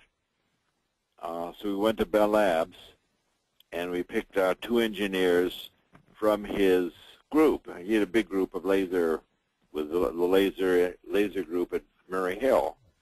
We picked out 2 guys and said, you guys can be the psychics. And why don't we arrange it so that each day for 5 days, Bob Luckey will go hide in some random place within, say, an hour drive of the laboratory. He'll make a note and take the pictures of where he is. And you guys try and give a description of where he's hiding. And at the end of the week, his job will be to match up your 5 descriptions with his 5 places. Everybody understand that? And we can do that. We're Bell Labs engineers. We can follow that protocol. And Lucky matched up all 5 of them in first place. Published the paper. So it was his hands-on matching of what is probably a little psychic matching with little psychic description, but it reached the right end. He published the paper. He said, I can't turn this thing down. I matched it in first place. So doing something like that 5 in a row is like odds of 100 to 1 or more, 120 to 1. So I'll publish it, and that's what happened. Now there's 2 other precognitive things that I want to talk about. The most important one from my point of view is that just after leaving SRI in 1982, Keith Harari and I formed a little organization called Delphi Associates, in which we were making psychic toys for Atari before they imploded, and we're forecasting the silver market. And we're using, this is one of the first applications of ARV, and using ARV with a 4-part system, up a little, up a lot, down a little, down a lot. Harari was able to do that successfully 9 times in a row. So we made $120,000 with 9 forecasts, where he'd be able to describe the object that the broker would bring to us on Friday of the week where Harari made his forecast on Monday. And I know that all of you know about ARV, how that works. Right. Following year, we were not successful because our enthusiastic broker wanted to do it twice a week rather than once a week, which meant that Harari did not get feedback from trial 1 until he had done trial 2, which we think is a bad protocol. And that was not successful, and we abandoned it after a couple of misses, because our theory was that there shouldn't be any misses, as we're still hot from SRI where everything worked. So after, in this ARV, we had done 3 trial runs for silver, which were 3 trial runs for gold, which worked perfectly, and then the 9 for silver worked perfectly. And then we began the next year with the new protocol on MIS 2. It was clear to us that something was broken. 10 years later, we replicated this. I was a viewer, and my friend Jane Catra was a viewer, and we did this with another couple who are both mathematicians, Dean Brown and his wife Wendy. And the experiment here is that each week Dean would choose 2 objects for me, and Wendy would choose 2 objects for Jane, different objects. And if we agreed in both describing the up objects for ourselves or both describing the down objects, we would go forward into the experiment. If we disagreed, we'd call it a pass. So we did 18 trials like that, and we did 18 trials like that, and 12 of them we agreed that it was going up or going down. And of those 12 where we agreed, 11 out of 12 were correct. So the very important result of that, the concomitant is that we learned that psychic functioning is so easy that even a scientist can do it. Because Jane and I are both researchers. She's a spiritual healer, and I am whatever I am, not a psychic. So between us, we agreed 12 times and 11 were correct. So it was very good news. We published that in the JSE. The other 2 things that are worth talking about is that in the late 1950s, William Cox at the J.B. Rhine Laboratory wanted to know if you could use ESP to save yourself from an accident. So he had the idea of seeing, do fewer people ride the train when it's going to crash? So he found 28 train crashes or derailments on the East Coast in the early 1950s. And he wanted to find out whether there were fewer people on those trains that crashed. And he corrected it for weekend. He didn't take crashes either on the weekend or in bad weather. So he looked at 28 crashes that occurred in good weather and in the middle of the week. And what he found is that in each case, if he compared the number of people on the train that crashed with the number that normally ride that train, there were fewer people on the train. He had 2 to the 28th, better than 1,000,000 to 1, that every train in his sample had fewer people on it than you would expect on an ordinary day, on a non-crash day. And I observed that there's a similar thing.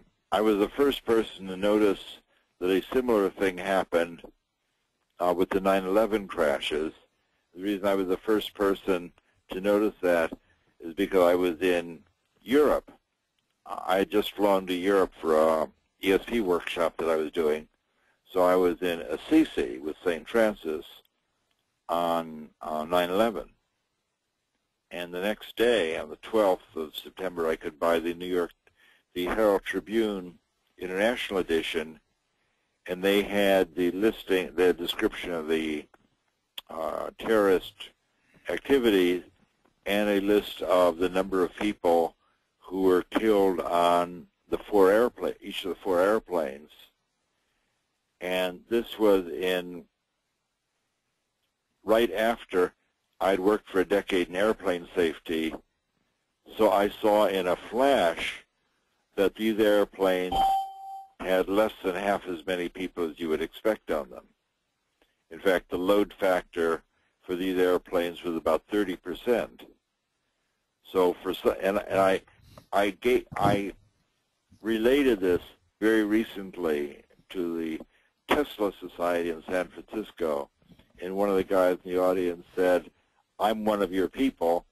I was supposed to be flying that day out of Boston, and I just had a bad feeling about the flight, and my wife and I decided that I would just not fly that day. If I was so spooked about flying, just fly the next day." So here the N of 1 of actual people who woke up and was able to relate that he was supposed to be on the plane and didn't. And these planes had an average load factor of about 30%, where you would expect twice that. So a lot of people woke up on Tuesday morning and said, it's a bad day for flying. Amazing. So are there any questions about any of that? Any questions about anything? Yes, Russell. I have a question. Go ahead, Alexis. You came on first. Okay. And then Deborah.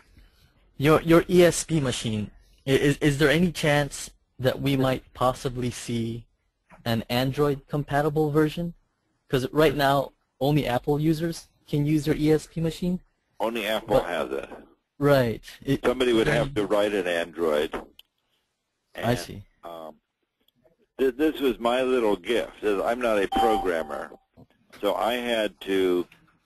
I designed this. This is based on I've been playing with the same 4-choice game now for really a shocking period of time, like almost 50 years. I had this first built in 1965, a long time ago. So I designed this thing so it would ring a nice bell and show you pictures when you get the right answer. One embodiment of this was ESP in a pizza parlor, where I had this as a stand-up, coin-operated game. And this was before video games. This was in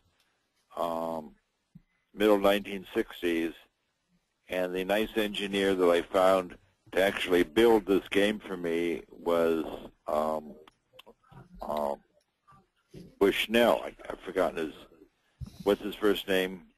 Nolan. Nolan Bushnell built the first version of this for me, which we had in pizza parlors in the Bay Area. And then he went on to form Atari, and I went on to work with SRI. Okay. But the answer is, I could probably, if somebody was a skillful programmer, I could give you the picture set, and the programmer would probably give you the Apple code. But since I did this as sort of a gift for the community, that it cost me $5,000 to get a programmer to actually write the code and debug it. Oh, wow. So there's no but I'm giving it away. So there's no motivation for me to do it again. Okay. Oh, yeah, that was it. Go ahead, Deborah. So the Apple V is really a better phone anyway. You ought to get the Apple V.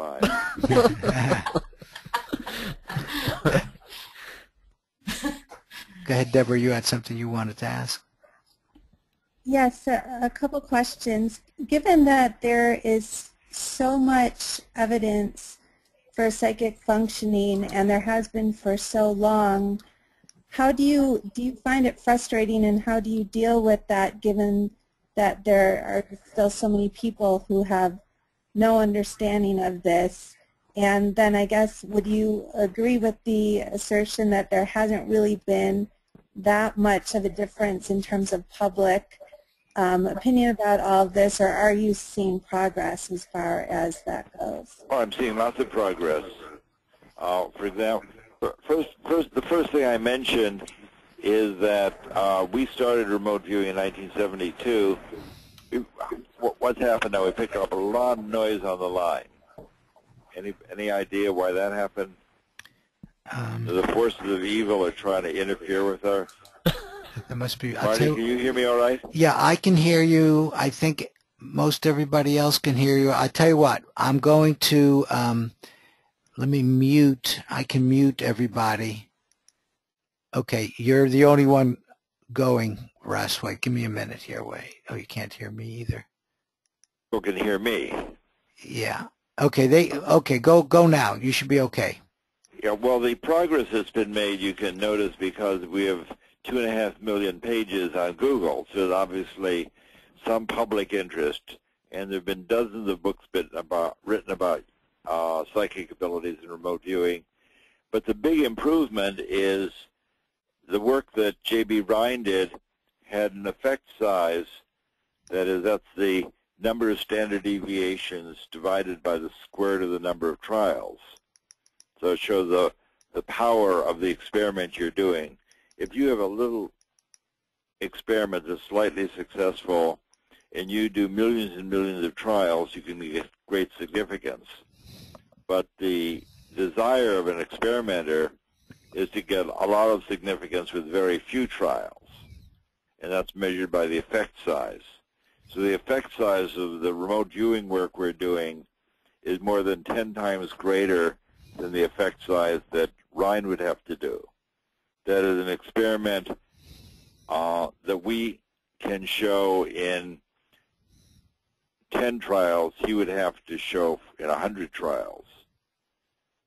So my daughter, Elizabeth, did experiments showing the efficacy of distant healing.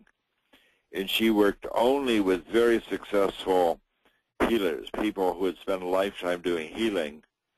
And she needed to work with only a total of 60 people to get highly significant healing results.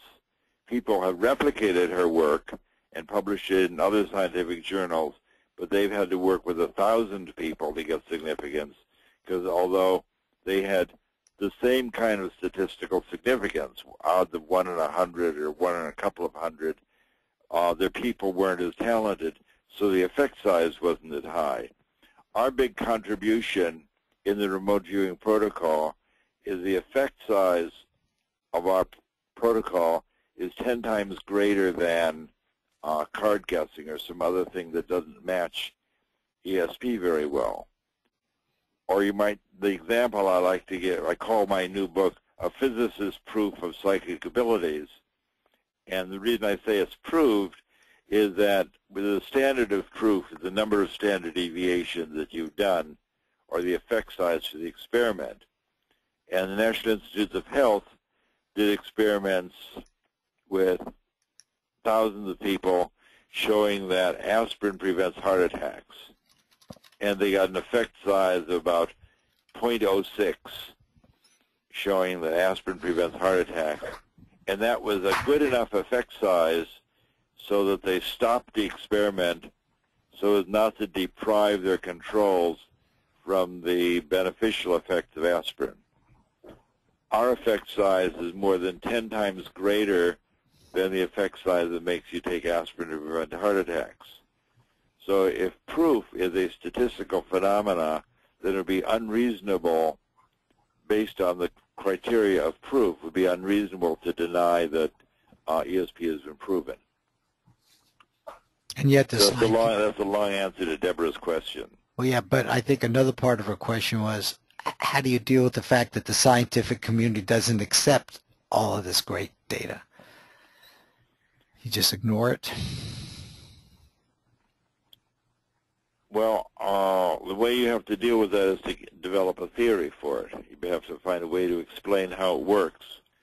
Yeah. The fact that modern science is now very interested in the fact that we live in a non-local space-time gives us a place to stand to describe psychic abilities.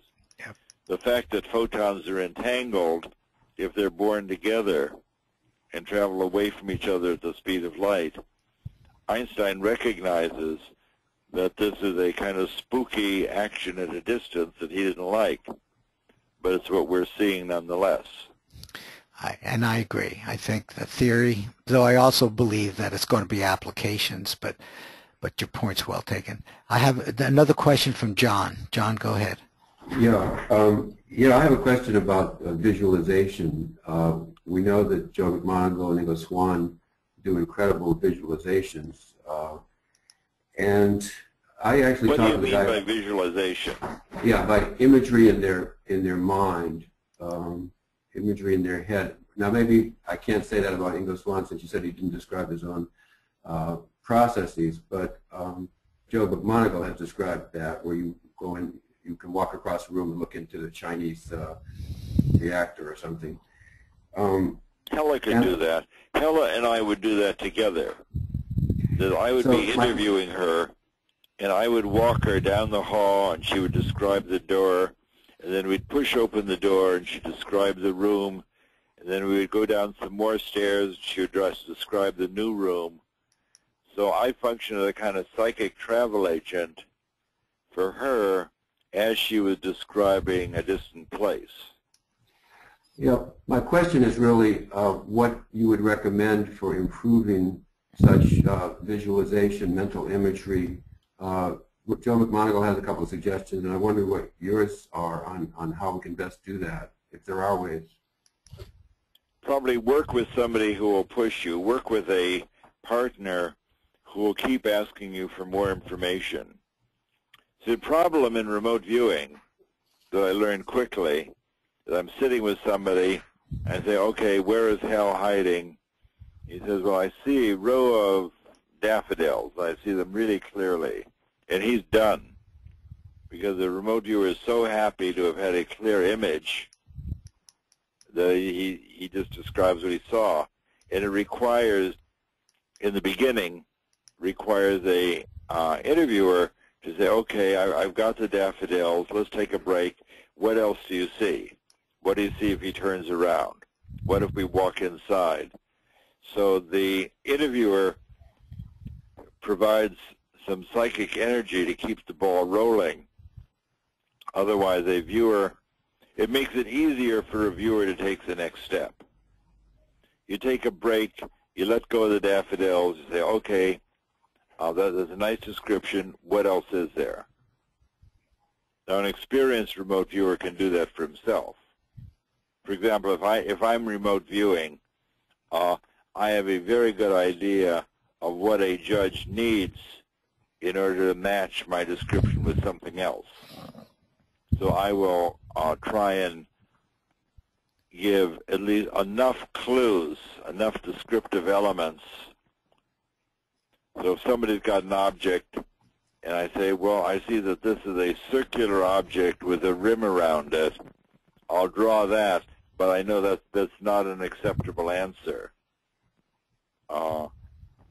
Probably there is more. And that's one of the things about choosing remote viewing targets is you want to have enough complexity in the target, sort of psychic handles, so a viewer can describe many aspects. For example, I was once a remote viewer, and my partner had brought me a little round silver bell, and I sort of couldn't get a purchase on it. It was early in the game, but I felt very angry when she finally showed me what she had, because I had described two other things pretty well, but a bell really has no handles. It's just nothing, just circle. Russ, yeah. And audience, you've been here over an hour. You've given us much of your time, and I really want to thank you. I'm very happy to do it. I wish you success. I hope you enjoy my new book, Reality of ESP. Yep. Gives a very comprehensive description of what we did at SRI and how this all got started. And it also describes how you can work with a partner to enhance your psychic abilities. So I wish you good luck with the game.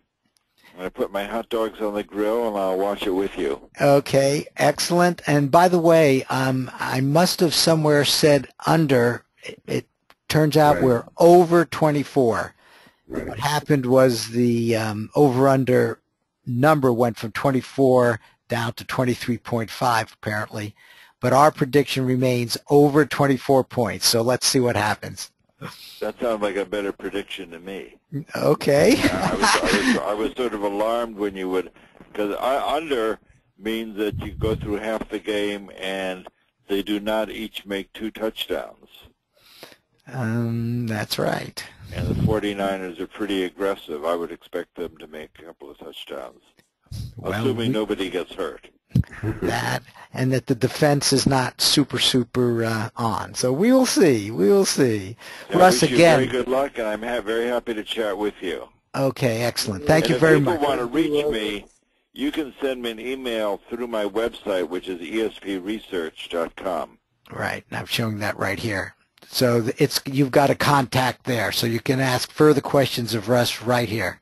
Happy to do it. I wish you good luck. Good. Thank you, Russ. Bye-bye. Thank you. Bye. Thank you.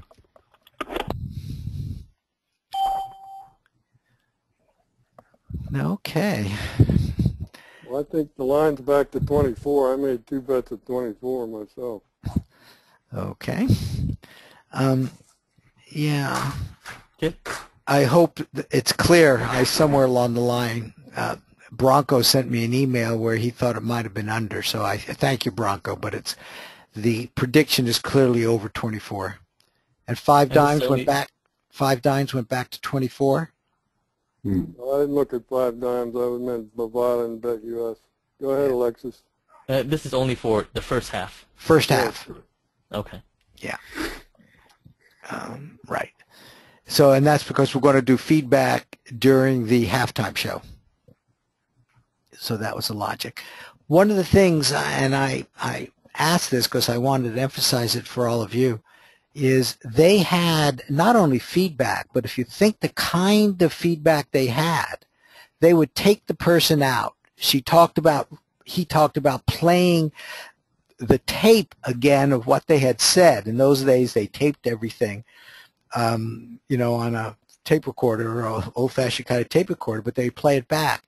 So without kind of paying any particular attention to it as being important, they were doing far more feedback, paying much more attention to the feedback than I think most of us do today. You understand that? And Russ repeats that. Okay, you kind of get that. They were doing enormous amount of feedback. They go to the physical site. They would play the recording of the remote viewing session. So it's just like hopefully you guys and gals all do when you get your transcript and you compare it to the feedback and you give it a lot of energy, because they gave it an enormous amount of energy just sort of automatically by the nature of their protocol, which was the outbounder, and then the outbounder, in fact, the remote viewer then went to wherever the outbounder was. And I think that's quite important. It's kind of remarkable. I'm sorry, go ahead. Yeah, I think generally people have acknowledged that outbounders seem to get the most stable or sturdy or robust results. I'm going to do one in a few weeks in San Luis Obispo. I'll see how that goes. The other thing I wanted to mention in that regard was that Russ talked about monitor, and experienced viewer may not need it, but they did a lot of monitoring at SRI too, and whenever I've had a monitor, I felt like I'm viewing differently, and have had some pretty good hits in the past with a monitor, and that's something I think very few of us are doing now, and I don't know if and when we can implement that, but I do think a monitor can make a tremendous difference. The monitor's psychic too, as you know. Right. yeah, that's more of a well, not more of, but that is a practical issue. Finding somebody to be your monitor on a regular basis, but that's another valuable role. The monitor learns a lot as well. Yeah. So I mean, I'm certainly supportive of that. But as they said, it's like not necessary.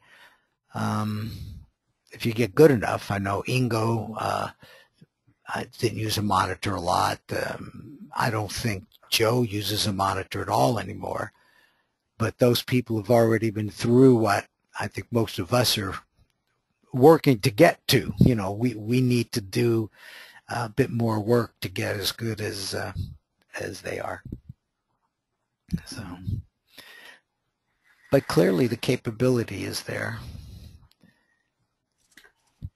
Any other comments? One thing he said that I didn't quite understand, and I believe after they had the 9 successes in silver, they had 9 failures in silver. Have any of you heard that as well? Yeah, there was a documentary that's been circulating recently that someone found that, you know, covers, I forget the name of it, maybe someone else remembers, but they said that there were, I believe they said in that documentary that there were 9 failures. And there was another discrepancy from what Russell had just said. He said they made 120,000. In the documentary, they said they made it in the between 100,000 and $1 million, somewhere in the middle range. And that was by the accountant who was doing the experiment. So there's a slight discrepancy of fact there that right. I don't know what Russ would say about that. Yeah, and yeah, okay. So I'm remembering that one correctly. I think the fact that he found Hella and that she did so well. This is the first time I heard the story about her getting first 4 perfect predictions in a row, which they put in that that rather famous IEEE paper. But he gave I think very interesting discussion about all of this, and the graph paper one. How a guy can train himself to be that good. But I don't know, what I take away from a lot of this is our capabilities. You know how they used to say we use 10% of our mind? My feeling is if we're using 1/10 of 1% of our capabilities, I would be surprised. I mean, we are just babies. You know, we always think we know everything, and somehow I guess that's our ego, but our minds really seem to be limitless. You hear these stories and you know nobody's lying to you. There's just too much evidence. You hear it from too many different directions. And it seems to be a general capability. It's kind of remarkable. Okay, I'm beginning to repeat myself. What is somebody else? How did you respond to Russ? What did you guys think?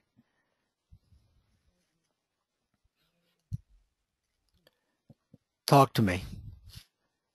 You know who I wanted to say something because she's a newbie? Leanne, how are you doing with all this? Is this? I'm still here. I know you're here. Give me a reaction. I was fascinated by a lot of things that he was talking about, and well, you lose me a lot on some of the mathematics and anyway, but I know all things are possible. I know that. So, I mean, okay, so you're going to play with us for a while, huh? If you let me. We'll let you. We're happy to have you. Thank you. Yeah. Who else? Craig, you're... Like what you've seen in this website. You've made it to this... Oh, I think that was Deborah went on again. Okay. Craig, how are you reacting to all this? Oh, it's fascinating. I'm just, really enjoying it. Really learning a lot. Like I said, I've taken some classes with Deborah, and Russ said something that really resonates with Deborah when we're doing. She teaches remote viewing. One thing she does is she always makes us see more. we'll think we saw what we need to see, and then she said, well, move up 500 feet or move up to the right, move to the left, or what have you missed that you need to see, and that really resonated with me because she's always doing that, pushing us to see a little more, and it really works when you're remote viewing to not just accept what you see, but to try to see more. Yep. In fact, every time you start saying, I can't do this, I can't do that, just remember everything that's been said here. We are all limitless, and having people push you is exactly the way to begin to realize that. So. Yeah, so Deborah introduced me to this site and this class. I mean, this thing here today, and I really appreciate that. I really learned a lot. I want to continue participating in y'all's activity. I really appreciate that opportunity. Yep. You're in one of the groups now, right? We put you in one of the groups or not? I don't think so. I mean, you were going to send me some stuff. I was going to put you, okay, and I'll email you. We'll work and we'll find you in the right group. We have sports groups, which you're probably interested in since you're here, but we also have financial groups. Okay, great. Thanks. Appreciate that.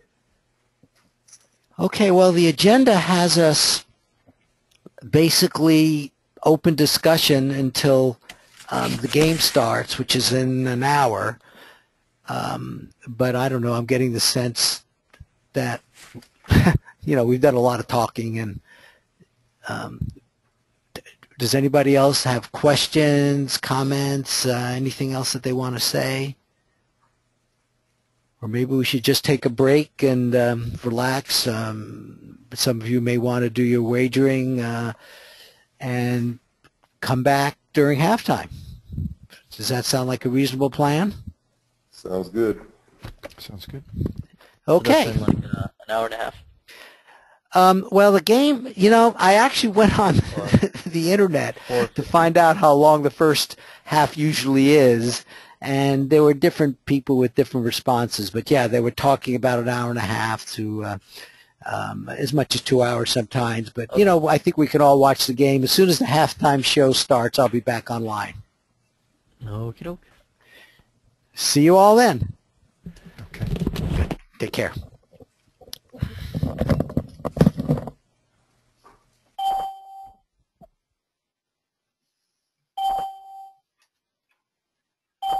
Motions are very valuable too because it's just classical conditioning. You want to avoid that. I'm going to start recording again.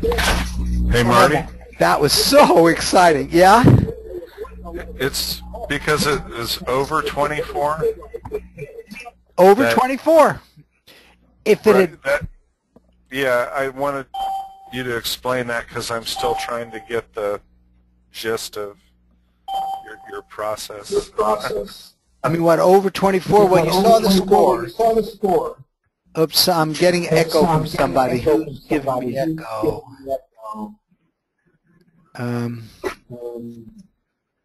Lee, it might be you. Okay, you turned, or Deborah. Okay, anyway, the echo went away.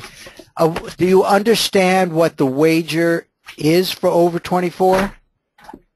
Or do you not even understand that? I just want to know where you're coming from. I don't understand what the wager is for over 24. I didn't look up at Vegas what the odds are. I knew intuitively, I felt that the Ravens are going to win the game, and I have a score in my head. But okay, no, let me explain to you. One of the standard wagers is a over-under, hold on, let me,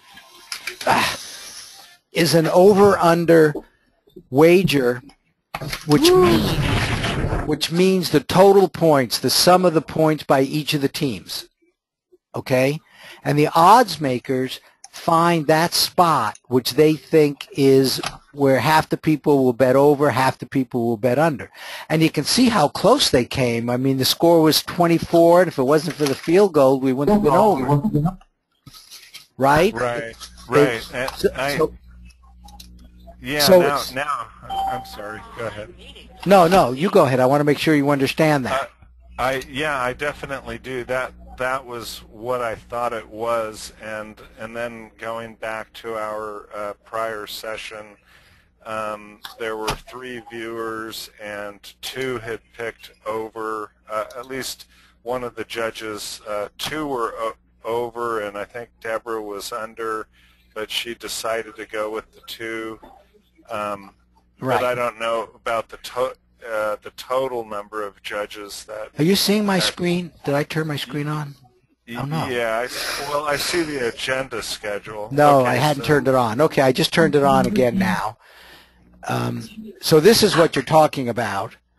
And the prediction was over, and it was for the over of the total points, and we said over 24 points right here. And we made it in the last few seconds with the field goal kick. Though had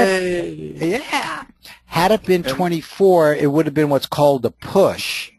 Right. I understand that from blackjack or yeah, that's right. That's right. Okay. That score I got of 1.5 on, that was the judging of my second session. I know I was, I was really pushed for time and didn't, it was kind of right. Well, that worked out just fine, thank you. Well, and this one is that 1.5. To me, a low score means I didn't do well. No, you got to get over that. You got to get over that. It's not the 1.5 represents the score that you got here doesn't represent what you remote viewed. Okay, I wanted to get that. And the 1.5 you got on the underside, so you did good. Exactly. That's not the one that's going to actualize, right? Right. Exactly.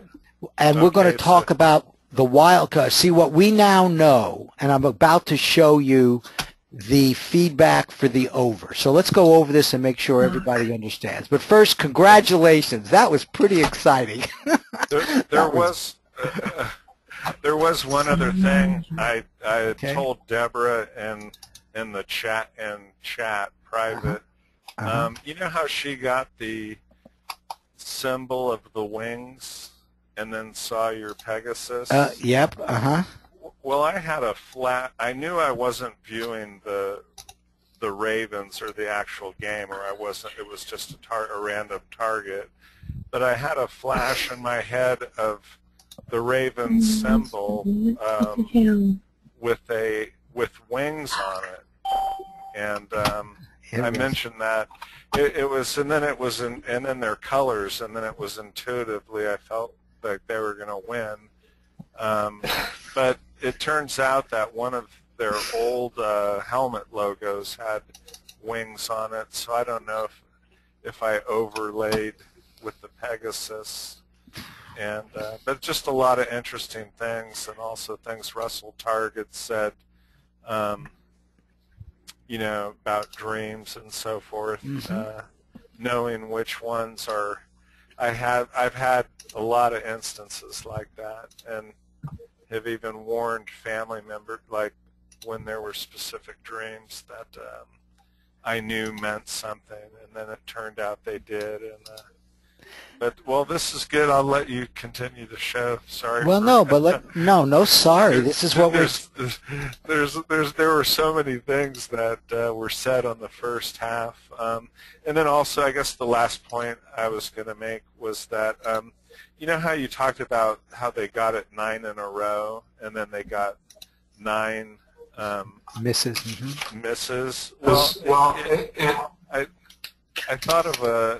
I thought of athletes like David Akers, who last year and early this year was just was breaking records, and then they go into a slump, or batters who go on a streak and then all of a sudden hit a slump, and it just reminded me of that, the type of thing where something happens, something takes over, and you lose that groove, whatever it is. But anyway, that's all I got to say. Well, no, I appreciate that, Tom. Thank you for sharing all of that. And the fact that you're getting these other dream images and stuff, really keep paying attention to it. And I really recommend keeping like a book, a log, the equivalent of data.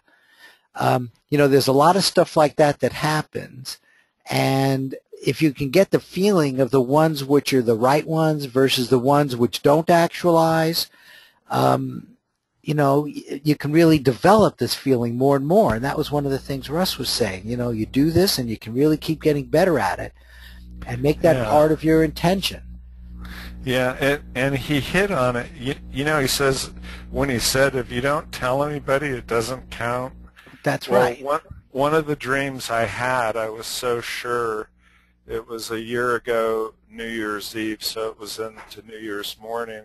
I woke up and my son was still up at like 3 a.m. playing video games. And so I made it a point of telling him my dream. And then I had also told my wife, because she was going to work, and it was a dream about me flying behind the car and a terrible accident. And so I warned my wife that morning, and twice, and gave her a hug, and and said, watch out on your way to work. And sure enough, in the fog in her lane, a car, the truck in front of her swerved, and there was a car sideways in her lane on its roof. The driver, probably drunk, just rolled his car and then left it there. And but wow, that's a practical application, huh? But it's funny. I did exactly what Russell said because I knew it meant something, and then of course I love my wife, and it was like just and then she called me actually a half hour later, on this to tell me what had happened, and she said, you saved my life.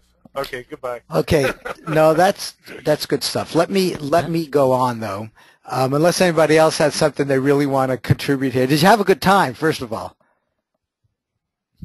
Yeah, we did. Yeah. It was fun. Okay. Exciting. I want to see the target. Exactly. You want to see the feedback picture, huh? Okay, here it comes. I was quite nervous at the end there. I was thinking, oh, maybe mine will be excellent, but nope. It was all very exciting. Okay, this is, as the judges already know, and the viewers are now seeing it for the first time. So that is the feedback indicator. Well, it's now the target. So in fact, I should change that. That's okay. It was the indicator photo site. I want to make sure you all understand that. And this is what the judges looked at with your transcripts. But now this becomes the feedback target because the score was in fact over 24. This target was used earlier in the week for a different session, wasn't it? Isn't that interesting?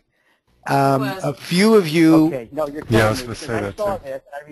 I refused to believe it because I had just seen it previously in another group that I'm not in, but I had seen it and there was a lot of questions about it. People were asking about it. They were saying, like somebody said, I think it was John or somebody asked, where is that? Give me more information on this because somebody's not particularly interested. And you want to know something? It just shows you how you shouldn't generalize about things, because everybody would say that is the dumbest thing you can ever do, to use the same photo. Some people say over again ever, certainly not within just a few days.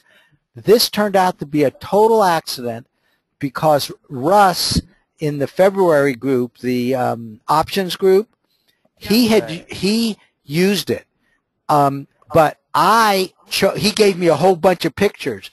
I randomly chose this one before I saw that was the feedback from him, and it was too late because I had sent them out to the judges already. Oh, you're killing me. No, I would not have done it on purpose.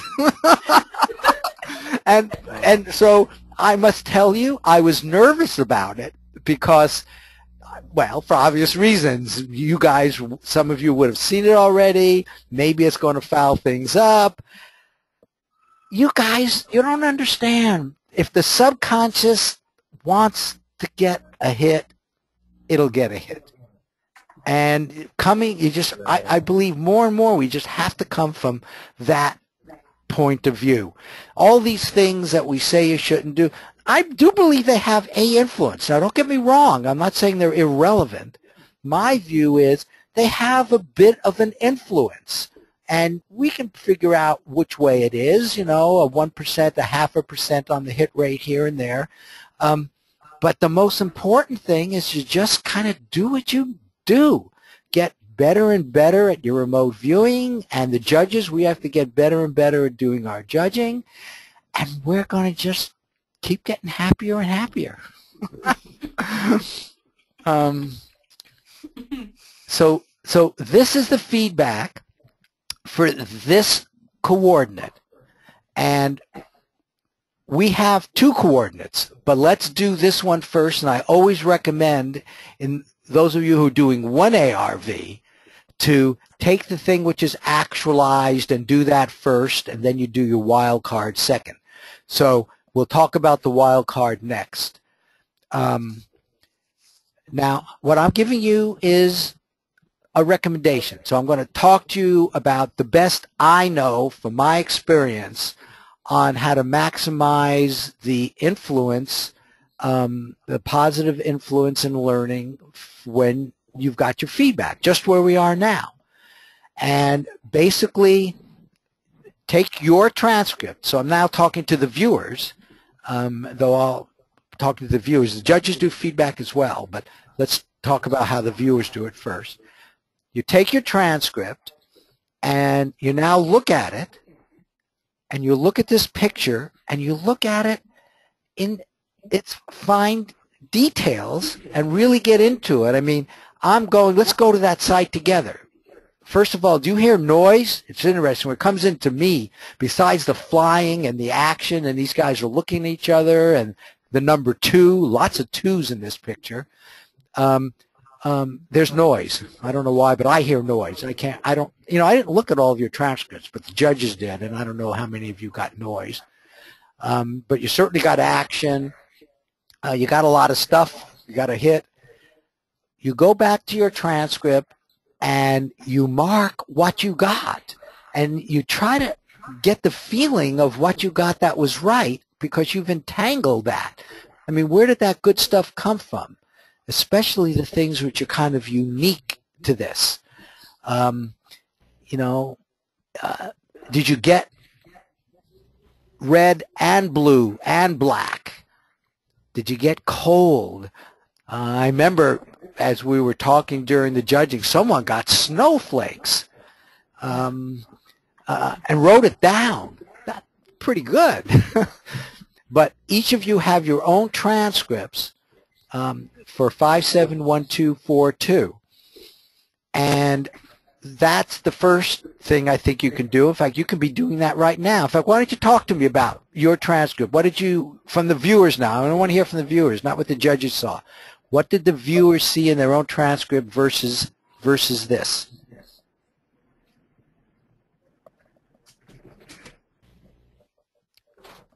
Somebody talk to me. Do you want me to talk? Yep, go ahead.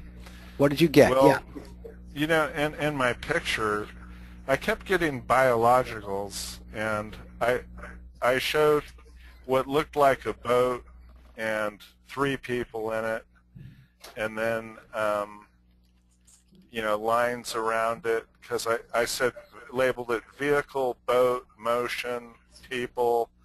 2 people were kind of side by side, and then a 3rd one, and then all these lines around it, and then something off in the background which I thought were trees, and I wrote fishing. Target people, I sensed 2 females, 1 male, maybe 1 child. Overall, at least 3 biologicals. Ambience is happiness. Okay, now wait. While you're doing this, again, the good stuff, you should have a pencil or something, and I really believe marking up your transcript, emphasizing the really good stuff and trying to remember how the good stuff came in. One of the things Russ said, which he didn't emphasize, is the viewers get a sense, even though they're last to know what it is specifically, they get a sense of being on. And I mean, I got the last thing I had written was color blue. Since water is present, the water I believe is moving, and yep, that could easily be what you saw from this stuff, and give yourself credit for that. yeah, I normally my transcripts are so long, you know, I just honed them down to 2 pages. I remember you said that. Drawing that, yeah, because normally they're, you know, 25 pages, so, and I was pressed for time, but I will do what you suggest, circle everything, and then yeah, do it now, and then there's going to be one other thing I'm going to want you to do. So, but wait a second, let's hear from somebody else. Deborah, you were given good scores. What was the good stuff that you got?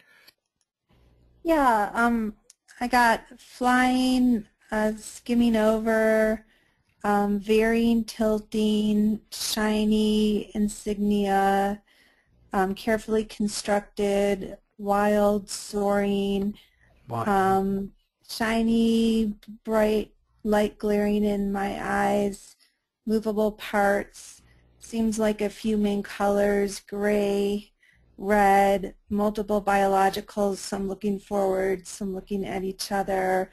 I wasn't sure if these were guys or birds. And what else? I wrote the word frozen in time and underlined frozen. Now, imagine all of the viewers and even the judges. Notice judges went back with Russ when they would do the outbounder, and they would be there. And you can act as if you're there. Your consciousness can go there and relive it and play back what he called the recording. In your case, you're doing that with your transcript. And that's the idea here, is to really kind of relive the now of the feedback moment, but you're connecting it with your transcript, which is helping create the transcript. Another way of looking at this is like remote influencing. You are remotely, from the future, influencing what happened at remote viewing time.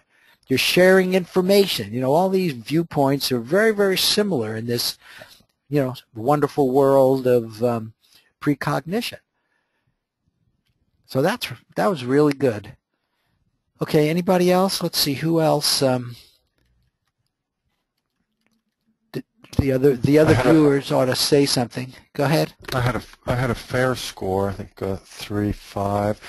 The only relevant points I had were life forms, active, black, sparkling, popping, and then elements, small pieces. But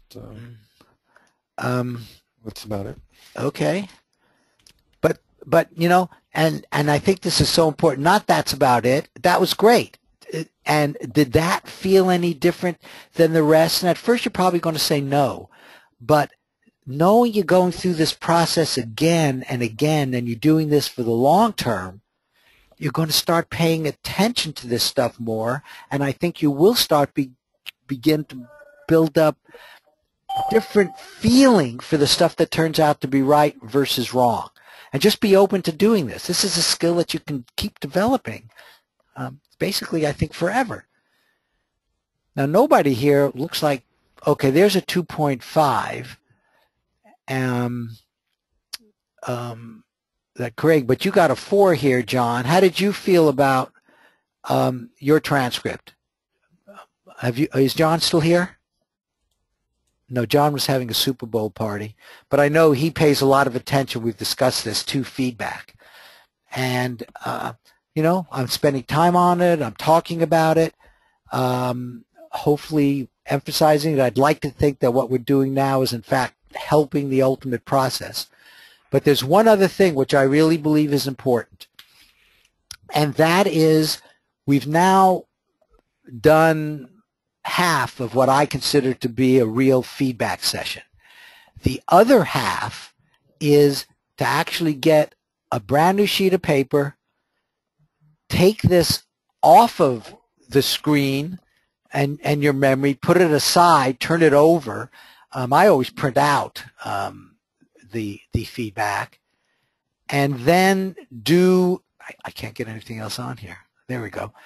And then on a sheet of paper, and relatively quickly, do what I call a front-loaded remote viewing session. In this session, you basically try to get into the space. You do a very short cool down, though I guess it doesn't have to be short, but you do a cool down, and you get into your remote viewing mindset. So you try to distinguish that from pure memory, but we know it's front-loaded, so memory has a part to play here. And you then do a session like you wish you had done. You capture the dominant features on a piece of paper, which the intention is to make it a bit better than what you already did. And so you try to add something that you missed, so the idea is to get into it again physically and to do another session. I sometimes do it on the back of the feedback photo. I usually use actually a brand new sheet of paper, lots of paper around. But all of you are going to develop your own style. But the point is, actually do a session.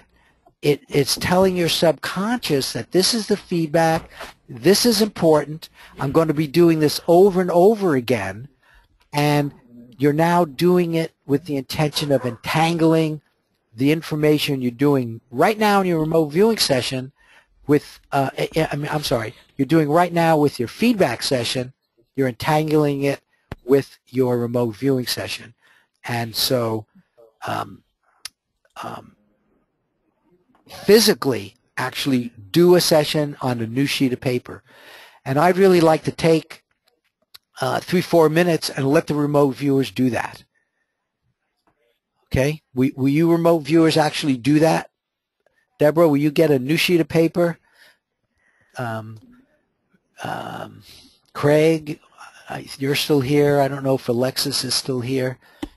But actually do it, because it is as close as you can come to being like an outbounder again, not only looking at the site, but doing another session physically. It turns out physical motion and all that is an important part of this. So hey, Marty. I'm sorry. No, you go. Ahead. You go. I just popped in, closed my door, so of course I was like, I hope this is going to be a push because I was judged as under, but I just wanted to make some comments about my session. I'm very happy with the feedback for my session, and I think there may have been some problems with the judging.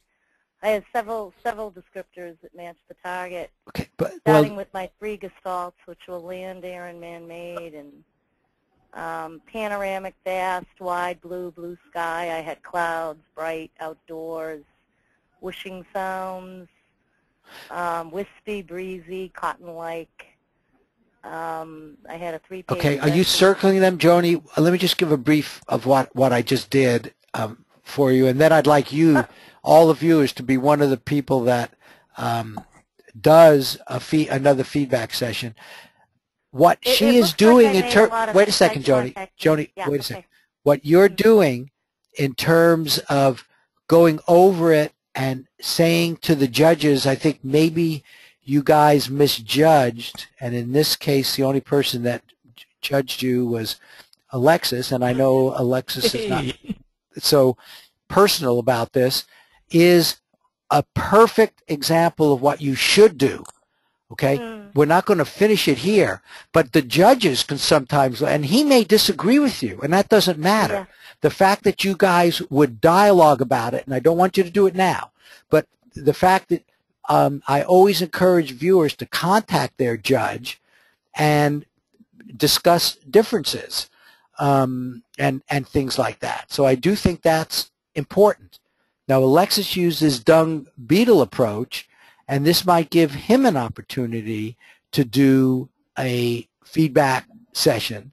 And judges also look now at the transcripts again, and Alexis, in your case, you clearly should look at Joni's and see if at least you can understand from her perspective why it was low. And there is some judgment that Alexis has where he might have said something was not a match, and now, you know, maybe it should be. I don't know.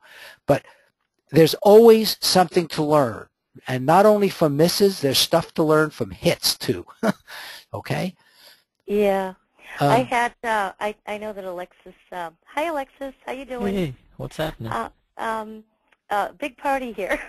Oh, yes. Just taking time out the mid, but also I know that the dung beetle method doesn't take into account the bleed through, and I'm a big displacement person, and I had like two objects moving in circular motion in relation to each other, and calibrated hydraulic, mechanical in my bleed through. And all of that was in 8109. All that was here? Yeah. I think if the judge, you know, if there were more judges, it might have been a little bit different. But you know, I respect the dung beetle method too. Yeah. Well, don't take it personally. I'm happy with my feedback. So I was that's great. Good. Obviously, none of this should be, and it's only one prediction. But I understand what you said about bleed through, and a different kind of judge might have reached a different decision. Yeah. And Alexis has to take that into account. If he sees bleed through enough and it continues to be that powerful, he might change his dung beetle approach to try to include it somehow. I don't know. But all of us are learning, and all of us have to make these decisions within ourselves and get to become comfortable on it. But I would just like to take now, okay, I'm looking at my watch. It's 5:29, 5 minutes, and I want the viewers on a brand new sheet of paper to do a session which brings in some of the stuff which they didn't see last time. That will like train them, use it for learning. You know, if you don't usually get colors, put colors, whatever. You're going to use it as a learning process and as an entanglement process. One of many. So you're beginning a pattern, a protocol that your subconscious can count on when it's looking to the future to get information during a remote viewing session. Now is that future for what you did in the past. And then the judges just take 5 minutes now to go look at the transcripts. Usually judges, it's actually longer for judges, but just because they have more than one. But nevertheless, let's just use 5 minutes and basically try to learn something. Can you put the picture back up? No. Oh, really? Right. For the remote viewers, I want you now to get into a remote viewing place. It's front-loaded. It's front-loaded. So I don't want you to, like, trace it. You know, I've had people come back when they didn't understand, and, you know, I don't explain things the best sometimes. But the idea is not to trace it. The idea is to use what Skip Atwater calls your remote viewing eyes, even though it's front-loaded, and to do the key words that come to mind from deep down, not from sort of direct memory, but obviously memory is part of it. We talk about memory of the future. And do the session almost that you wish you had done. What are the main stuff that comes to mind? And so kind of relax a little bit and put the few words and the sketches that come to mind from that picture. And the judges now, they have the picture and they can go over some of their sessions. So I'm going to start the 5 minutes now.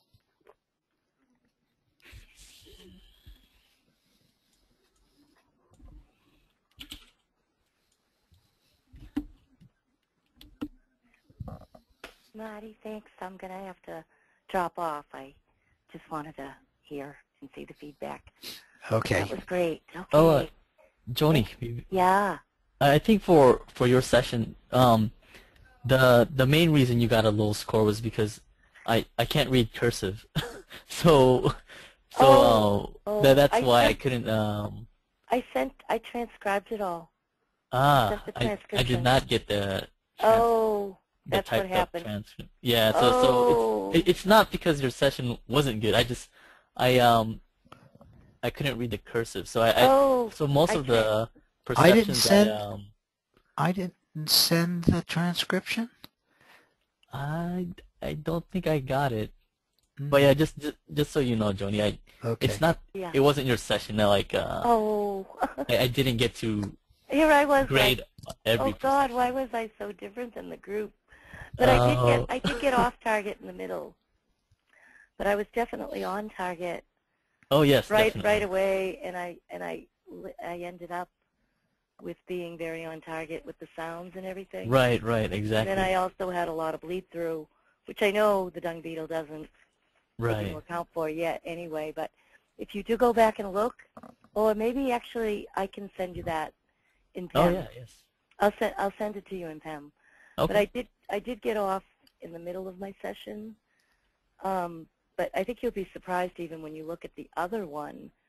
Right. The bleed through. I displace all the time, and definitely send him the transcription though of your words, Joni. So yeah, because he'll probably want to rank it again based on those. Yeah, and I went out on Facebook and I made a big announcement that mine was different than the group, and so now I was like, oh God, I'm going to eat crow now. But now I get to say.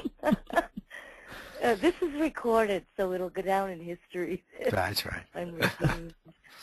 Okay, thank you, Alexis. Yep. And thank you, Marty. This is awesome. Yeah. Take care, Joni. Okay, have a great night, everyone. Enjoy the rest of the Super Bowl. We're having fun here. We're going to set off Chinese wish lanterns in the sky later. Okay. Good night. Great. Night. Does anybody know if Gary judges or rates bleed through at all? I don't know. Is Gary? I didn't look at the bleed through, no. But you know what it is. Yeah, and I know how you guys are using it as a more beneficial thing, but honestly, I did not on these. Okay, it's clear to me, and even if there hadn't been as much conversation, that this is not the best time to do feedback sessions. I don't think I'll ever do them in webinars again.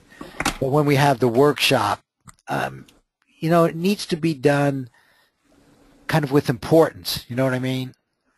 Quiet. And one of the things which Joe McMonagle and Ed May, they wrote a paper, said, you know, when you're doing this, it's got to be the most important thing going on, and you need to keep your attention on it and focus on it. We did not do this here. I do hope you'll go back and do reasonable feedback sessions, but I understand this is not the ideal environment. Does everybody understand the concept of bleed through? If you don't, please say so, because it's something which we've observed.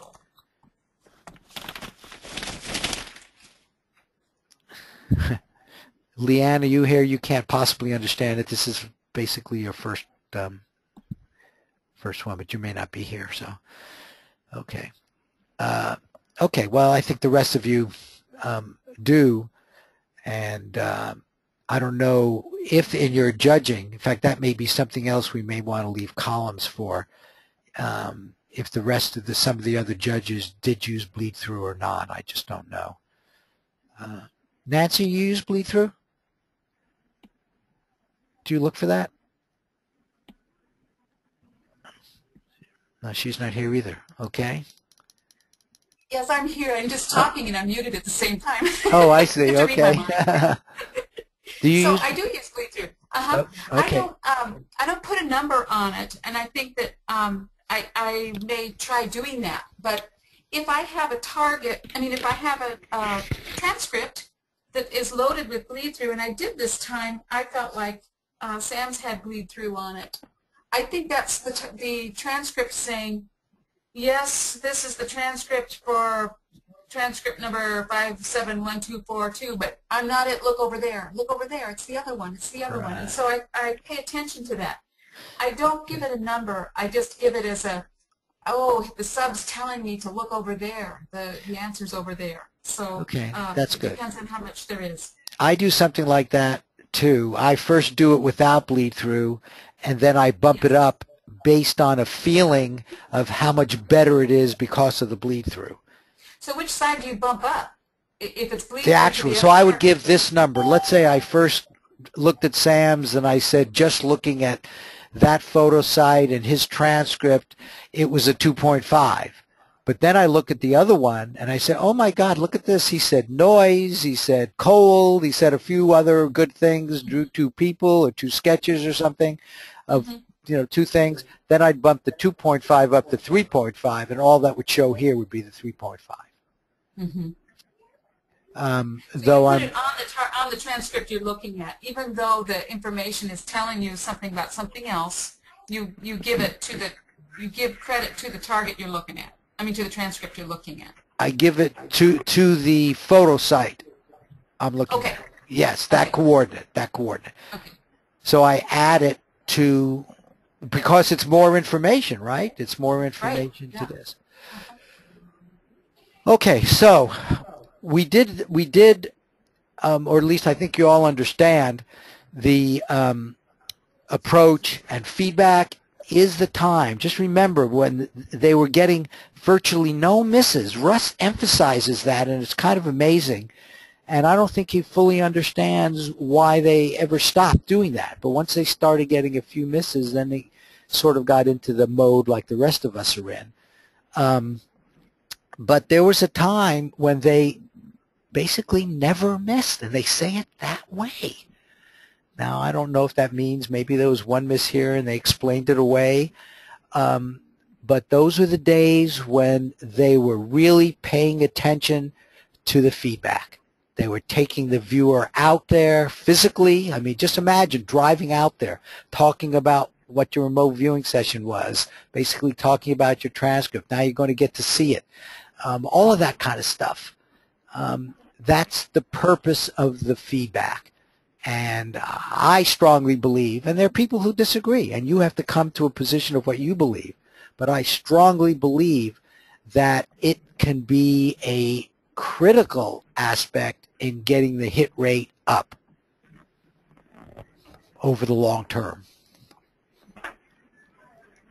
Okay. Now, so we've done 571242. We now know that this is the one that's actualized. What do we do with this? This was a unitary prediction, right? It was one coordinate until just, 20 minutes ago, we didn't know that this was the side that was going to actually happen, that was going to be over. This was the IPS that was going to become the target. Now we do know it. Now we know this is the wild card. What do we do for feedback? Feedback is very important all the time for both of them. I want to go back here. This is now the wild card side. We have different choices. No feedback is a possibility. I don't recommend that, but that's no pot. You just go on your merry way. A random photo site, a lot of people using that with great success. In fact, Deborah several times has said she felt so good because a random picture that she would pick up like right now matched beautifully to her remote viewing session, which gave her really good feelings about her remote viewing capabilities and all of that. And if it didn't, she would still learn something. Okay, that's one approach. What we are going to do now is what's called an open session, because that was what, as the tasker, I had decided. Now, what does an open session mean? Right now, now let me explain first before we do it what the meaning of this is. Notice these have nothing to do with the IPS associated with this second coordinate. So this coordinate, the judges had an IPS associated with it, but the viewers are right now going to do a feedback which has nothing to do with that. That's why low scores over here is just what we want, because we're trying to make as much as possible a disconnect between the IPS here and what you're about to do now.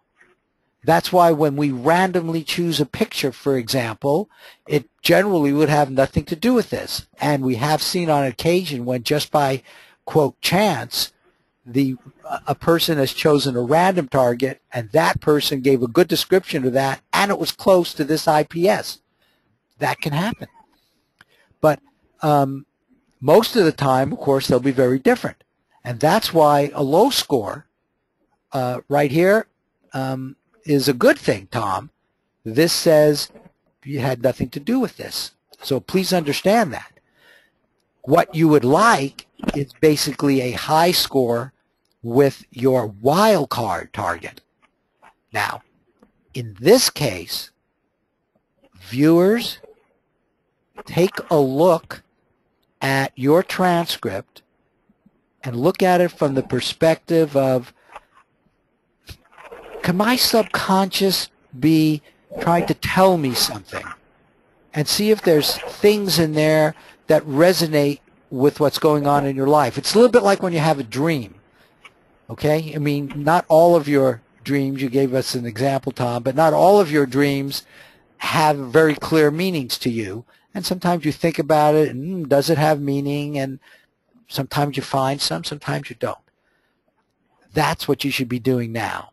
Dig out your transcript for 810-922. Take a look at it. And had you been verbally given a task that says, okay, I want you now to get quiet, quiet, quiet, really quiet, and let your sub give you whatever information it thinks you could use right now. See if your transcript might fit the bill.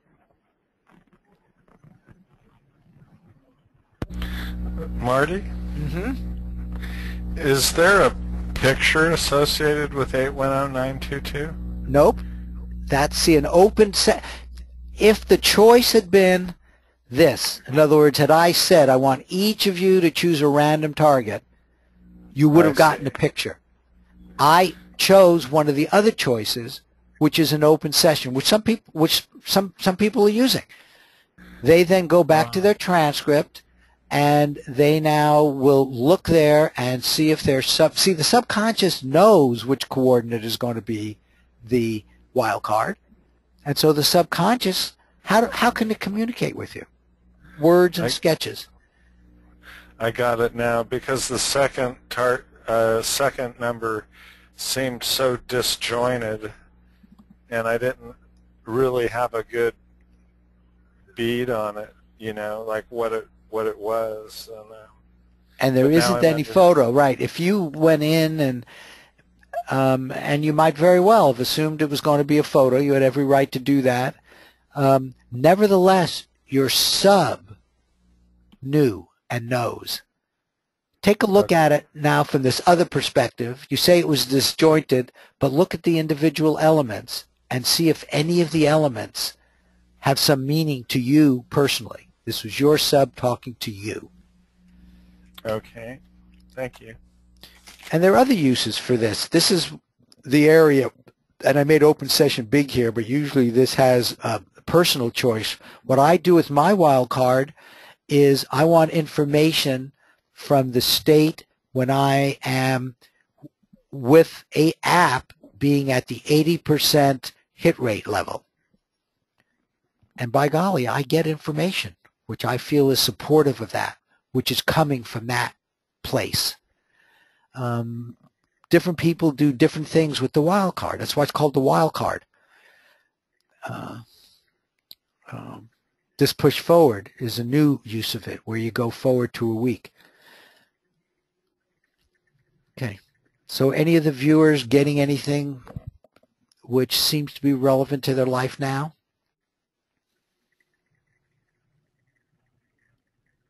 First time I did this, a guy had a picture which he described as a rectangle, and it had a triangle on top, and then he had drawn a snail, and it turned out to be the wild card. And he said, "Oh my God, I have been procrastinating about fixing up my house forever."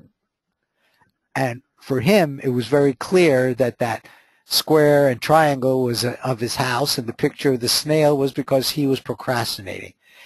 He really got that his subconscious was communicating with him about something going on in his life. So that's an example of how stuff like that can happen.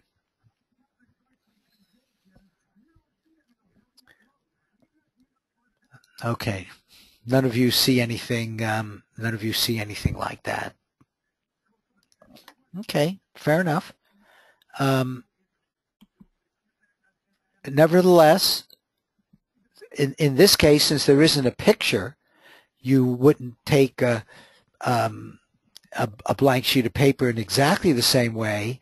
But what you can do, and I know some people do, is do an open session now. And I'm not going to ask you to do it now because this is just not the right environment. But if you had chosen as your personal approach to do open sessions, to learn how to communicate with your sub and to listen to your sub, the nice part about the open session is your sub, give me anything you want. You're part of me. You're part of my bigger, broader self. Communicate something with me. And that's a very interesting process. If you've never tried that, it's just a very interesting process to trust your subconscious to give you valuable information. That's what an open session is all about. So I did consciously choose that. Didn't know what would happen, but I did want to talk about it because it's a valuable technique to use. Most people, in fact, are doing this one. Okay. Now,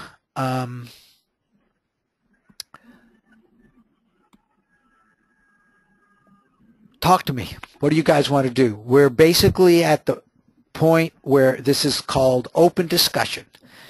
And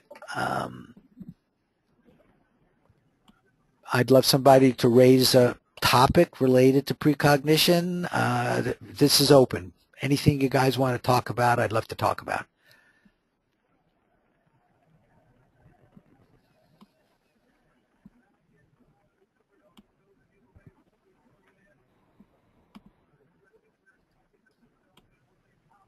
Quiet. You want to go back and see the rest of the halftime show? Quiet. I actually have one, which Joni brought up, which has crossed my mind. I'm a judge for quite a few groups, and with only a couple of exceptions, the transcripts I get have some words that I cannot understand.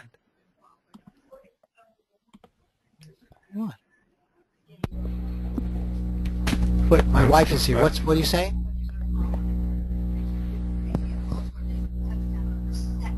Of the next one?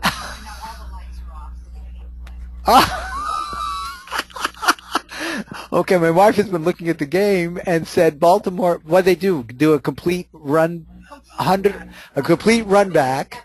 Yeah. 109 yards, okay. And my wife doesn't usually watch football, so this is interesting. And then she said the lights got turned off somehow. So I don't know what's going to happen to the... They stopped the game? Well, they're not going to stop our over on the first half. Okay, that's interesting. Go ahead. Oh, on the second number, on the second target, you know, I got some things that were like the first target, you know, blue and I had trees and laughing, but then the disjointed part was, peaceful, looking out over the ocean, smiles. I got motion, but then, other things that just didn't make sense. Right. Yeah, but did you get anything that's relevant to you don't see anything relevant to your life? Some of the things that might be irrelevant to both might be just the ones that might be irrelevant to the first. Though you've just talked about what I would also call weak bleed-through. Bleed-throughs are usually a little bit more than what you said, but they could be. In other words, you could have during this session, using this coordinate, been in fact getting information about the skiers or ski jets here. So that's possible, Tom. Well, you guys are still at it. Amazing. Yeah. But there was something which I wanted to ask all of you. Do you think, as viewers, it's reasonable for us to ask all of you to transcribe all of your words and put it in either another document, in the email or something like that? Because most transcripts, I cannot read everybody's handwriting, and I then basically do the equivalent of, well, I ignore it. I just don't have time to call everybody up and say, what does it mean? Occasionally I do if I think it could switch in an important way a confidence ranking. But is that too much of an extra step to have you transcribe? The sketches, I love the sketches the way they are. But the words, what do you think about having them transcribed? Yes. I can. Oh. I'm sorry. Go ahead, Deborah. I think it's good that you asked that. There may be times where if we're doing our session at the last minute, we might not have time, but in general, just putting it out there, I think that's a really good idea. And also, I think that viewers do, if at all possible, they should be more conscious of even during their sessions writing more neatly. I think that people could make more of an effort to do that too. So let me comment on your latter one. I'm not sure about the latter one because I like people to feel just totally want to communicate with the subconscious. You know how people's voices change? I've been in some sessions where Mel Riley, and he becomes a different person when he goes into his remote viewing mode. And it wouldn't surprise me if people's handwritings change. And I don't want intellectually for them worrying about that. You know what I'm saying? Like spelling doesn't matter and things like that don't matter. But then when they're all done, like the equivalent of maybe doing a summary, that's when they can go back and either transcribe or at least print over some of the words that are not clear. Yeah, I think that's a good idea. And I know like if with Alexis's system where he usually types out the words, that way he wouldn't have to do the typing himself. He could just copy and paste. Right. So you think that would be a valuable part of the protocol. Anybody disagree with that? No, but I did have a question. I mean, I had wanted to put my summary in a Word document, but then in doing the sketches, I decided to just do everything PDF. So do you prefer like PDF documents? And I could just scan, a Word document with my summary all neatly written, and then of course the pictures. I should probably know this, Tom, but I don't. Are you in a group now? Are you in one of my groups? No. Okay, and you're probably not even in the app. Okay, I'm going to put you in, you want to do sports. I'm going to put you in one of my groups, and I don't care. I'll take it any way, shape, and form. I've got Word. I obviously can read PDFs. So, see, the one fear, the only objection I can think of asking people to do what I just asked them to do is that it takes more time. And, there comes a point where we're making the remote viewing and the same thing for the judging to become kind of onerous, and then that clearly becomes counterproductive. So I think I'm hearing people appreciate the value of that. So I would say let's make that part of the protocol. I'm going to tell that to all the people in my groups. And for you, I'll be sending you some emails that'll tell you which group you're in and everything. And you can send it to me in any form that's easiest for you. Okay? And I can convert it easily. It doesn't matter to me. I always print out. I print out everything I get, and then I work with the printed stuff. Okay, that sounds good. I tend to do exactly what you said when I'm normally a very neat writer, block lettering, but when I go into session, it's like something takes over and I scribble words, but it doesn't, take much time for me to type that into a Word document. But the one thing, if I do have a 25-page document, then it's all the scanning and then converting to PDF. But since you only want 2 or 3 pages, it's not a problem at all. I really think here in ARV, 2 or 3 pages, you're doing 2 sessions for 1 prediction. 2 or 3 pages is about ideal. Now, if you disagree, you should follow. The viewer is in charge. But that's my opinion. This is something we're going to be doing for a long time, and you want to make it feel comfortable. Marty, I can share my experience. I've actually, one of the things that I do when I do these group thingies is I require my viewers to type up their session, and if the viewers forget to do it or they don't have enough time, I'll actually type it myself, and I'll send it to them, and then they can, I guess, take a look at it, and I let them know, because the dung beetle looks at every perception, I don't want to give them a wrong, or their score might be lower if I misinterpret what they write. So that's one of the reasons why I have the viewers as a requirement type up all their perceptions, just so the interpretation isn't a factor.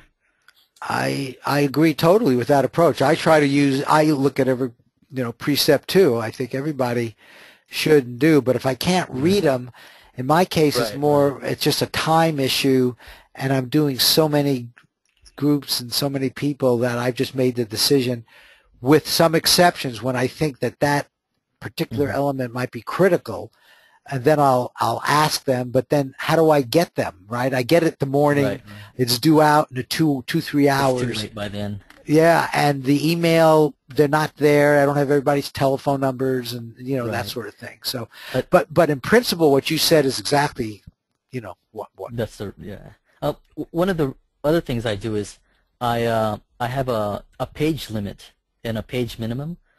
So for my viewers, I have them send in at least a 3-page session, and no more than it used to be 10. Then now it's no more than 8 pages. This was also referring back to how long does it take to write up your perceptions. Yep. And when I was doing it on my own before, it would take me like 30 minutes. So sometimes it takes me like 30 minutes. I remember this one session that Deborah sent in, and I think I typed up like 180 perceptions. It was like a 10-page a session, 10+ page session, and I was just like, I was dying. Right. Because it was like 180 perceptions, and I'm like, oh my goodness. And so yeah, it definitely takes a lot of time. in my experience, is, and that's why, you know, I understand your concern about requiring or forcing viewers to do that. But yeah, I guess that's what I have to say about that. Okay. Just to summarize, I have a minimum page and a maximum. You know, don't give me any more than, you know, like 5 pages or 7 pages or whatever. Right. What I found is, and I've actually talked to the viewers about this, some people on one page can put an enormous amount of information. Right. You know, That's a lot of another thing, too. other people don't, but starting out, for me, in my experience, 2-3 pages works. But see, I'm different than Dung Beetle. You know, I look at every perception and I put it all together, and then I rank it according to the Targ scale and all that. So, but that's where the judging. I mean, the judging is just as key as the viewing. It's all a complex system, and the judge has to get to a place where he's comfortable with what he's receiving from the viewers. So, you know, this only happens as a partnership between the viewers and the judges. Right. Okay. Well, thank you. I will do that. I will now require all my viewers. So those of you who are here and one mic, you'll do that, and I'll put that out. Anybody else? You know, want to say anything? Discuss anything? Was this a valuable exercise for us? You guys? Absolutely. Yeah, I got $100 out of it.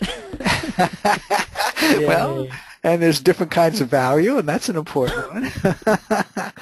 Yeah, and I enjoyed it. Emotion. Okay, here's a question for you guys. How much of a role in all of this precognitive work that we're doing does emotion play? A tremendous amount, I think. Too much. Too much. It's interesting. I think the emotion is, it's got to be the balance, the synthesis of the analytical side along with the emotion and feeling, which really is going to make it successful. Yeah, it's clearly a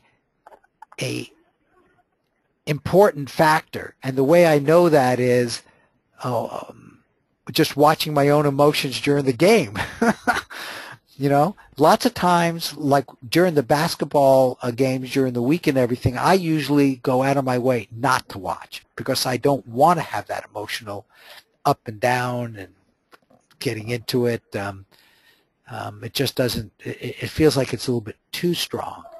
But all of that, what that says for me is it's definitely a factor.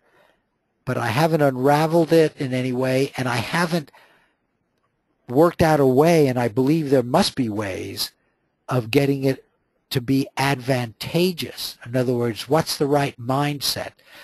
When I do my cool down, do I want to not start my session until I feel really good about it? That's an emotional feeling that you could bring in at the cool down time.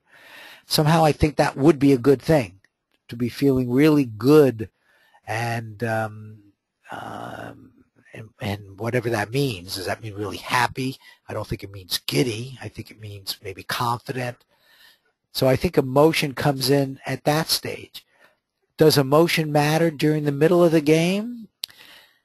I don't know. I just don't know. Everything is connected. Everything is connected.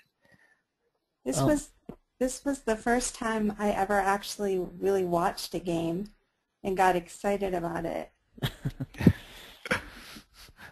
You enjoyed Usually it. It's torturous to have to watch, but I actually paid attention. Uh-huh. So that was kind of interesting. And did you get nervous during some parts when it looked like they weren't going to make the 24? I was nervous the whole time. right. Because I just tend to have displacement so much all the time. I was like, oh my God, if I'm not right this time, I'm just going to throw in the towel. So.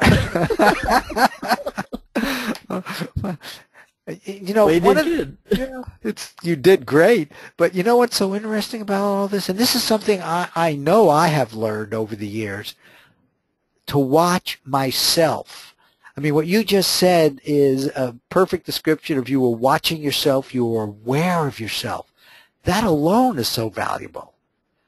You know, and how to relate it to improve your performance as you judge it. You know, we use the measure of hit rate, but there's a lot more than that going on that's helping you in your life, I think.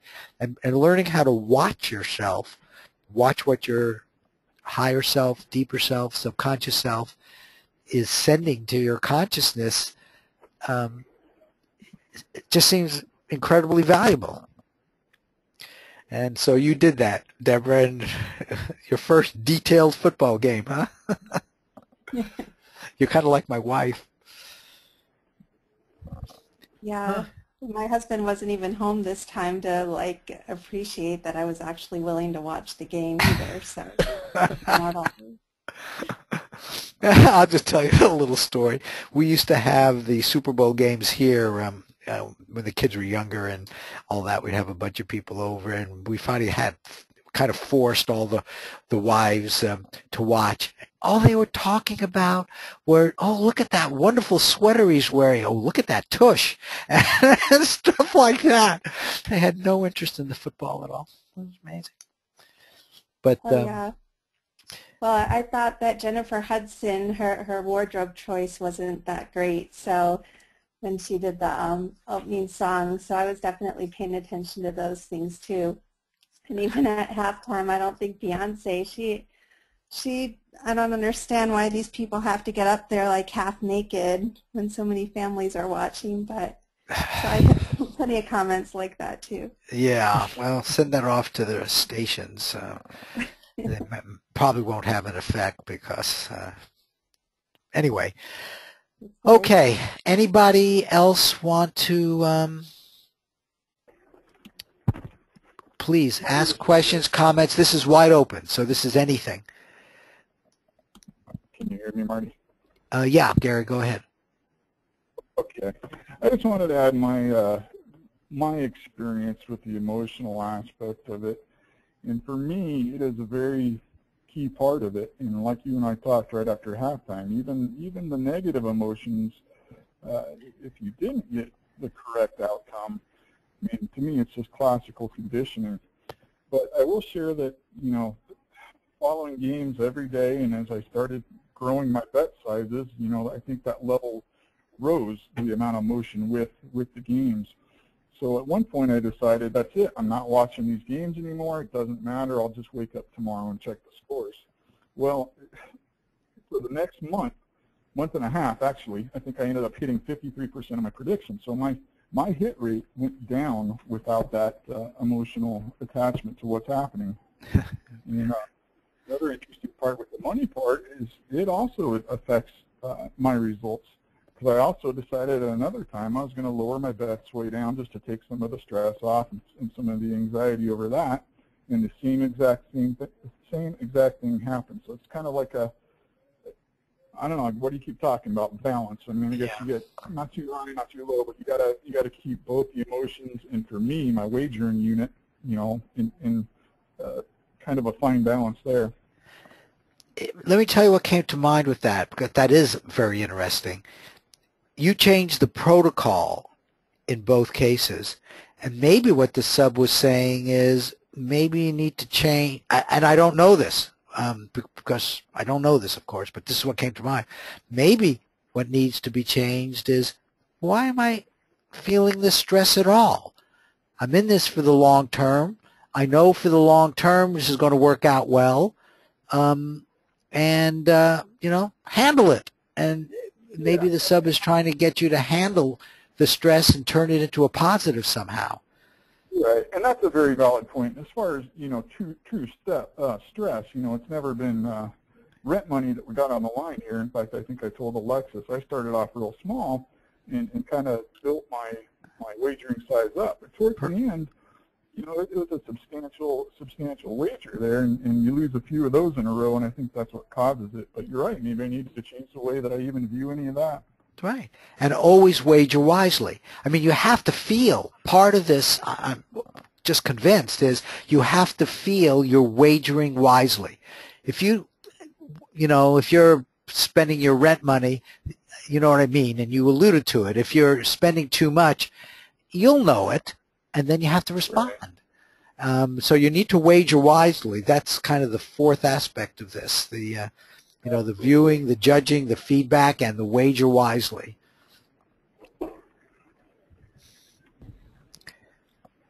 Okay, thank you, Gary. Anybody else?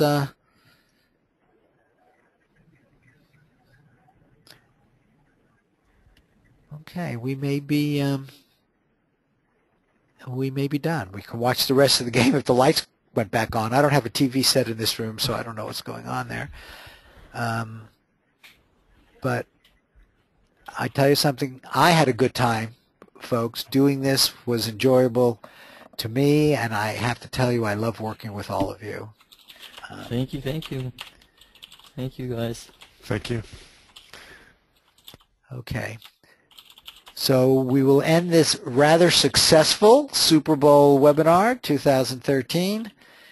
And yeah, now you do know that the next big event that app is going to do, and I will be announcing this tomorrow on the lists, will be an event with Joe McMonagle. And the details are yet to be worked out, but it will be in June. I have the dates, which I don't have right in front of me, but all of that will be coming out. And I think that will be a really great opportunity to get a perspective from Joe McMonagle, who has to be at least the best known and best viewer kind of combination. Who knows? There may be viewers out there that are better, but they're certainly not public. One of app's big things is being public and getting more and more people to participate and use their precognition. And Joe is just the perfect person to get his perspective on all this. So that's happening in June. The dates will come out if you haven't already seen it tomorrow. And so I hope some of you will actually come to the workshop and to be with him and some of the rest of us. But we will also have a webinar component which will broadcast the formal. He'll be making some formal presentations. I'll be making some formal presentations. Some other people will be making formal presentations. And you'll be able to attend those just like this as a webinar. So that's a heads up.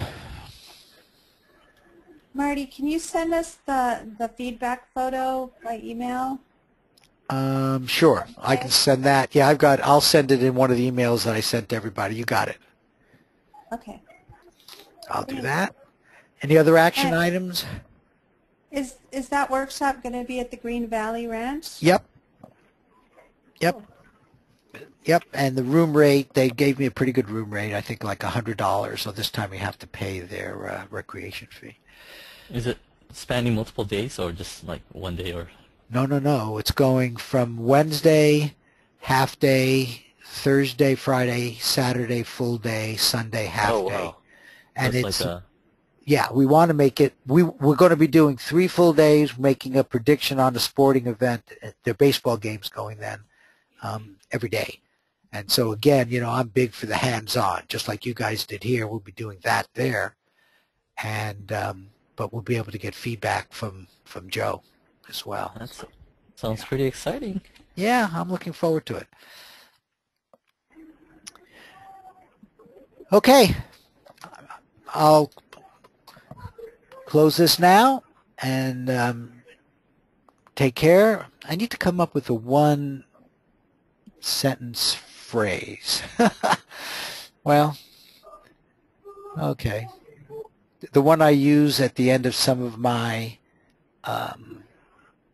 emails is love, wisdom, beauty, joy, and harmony.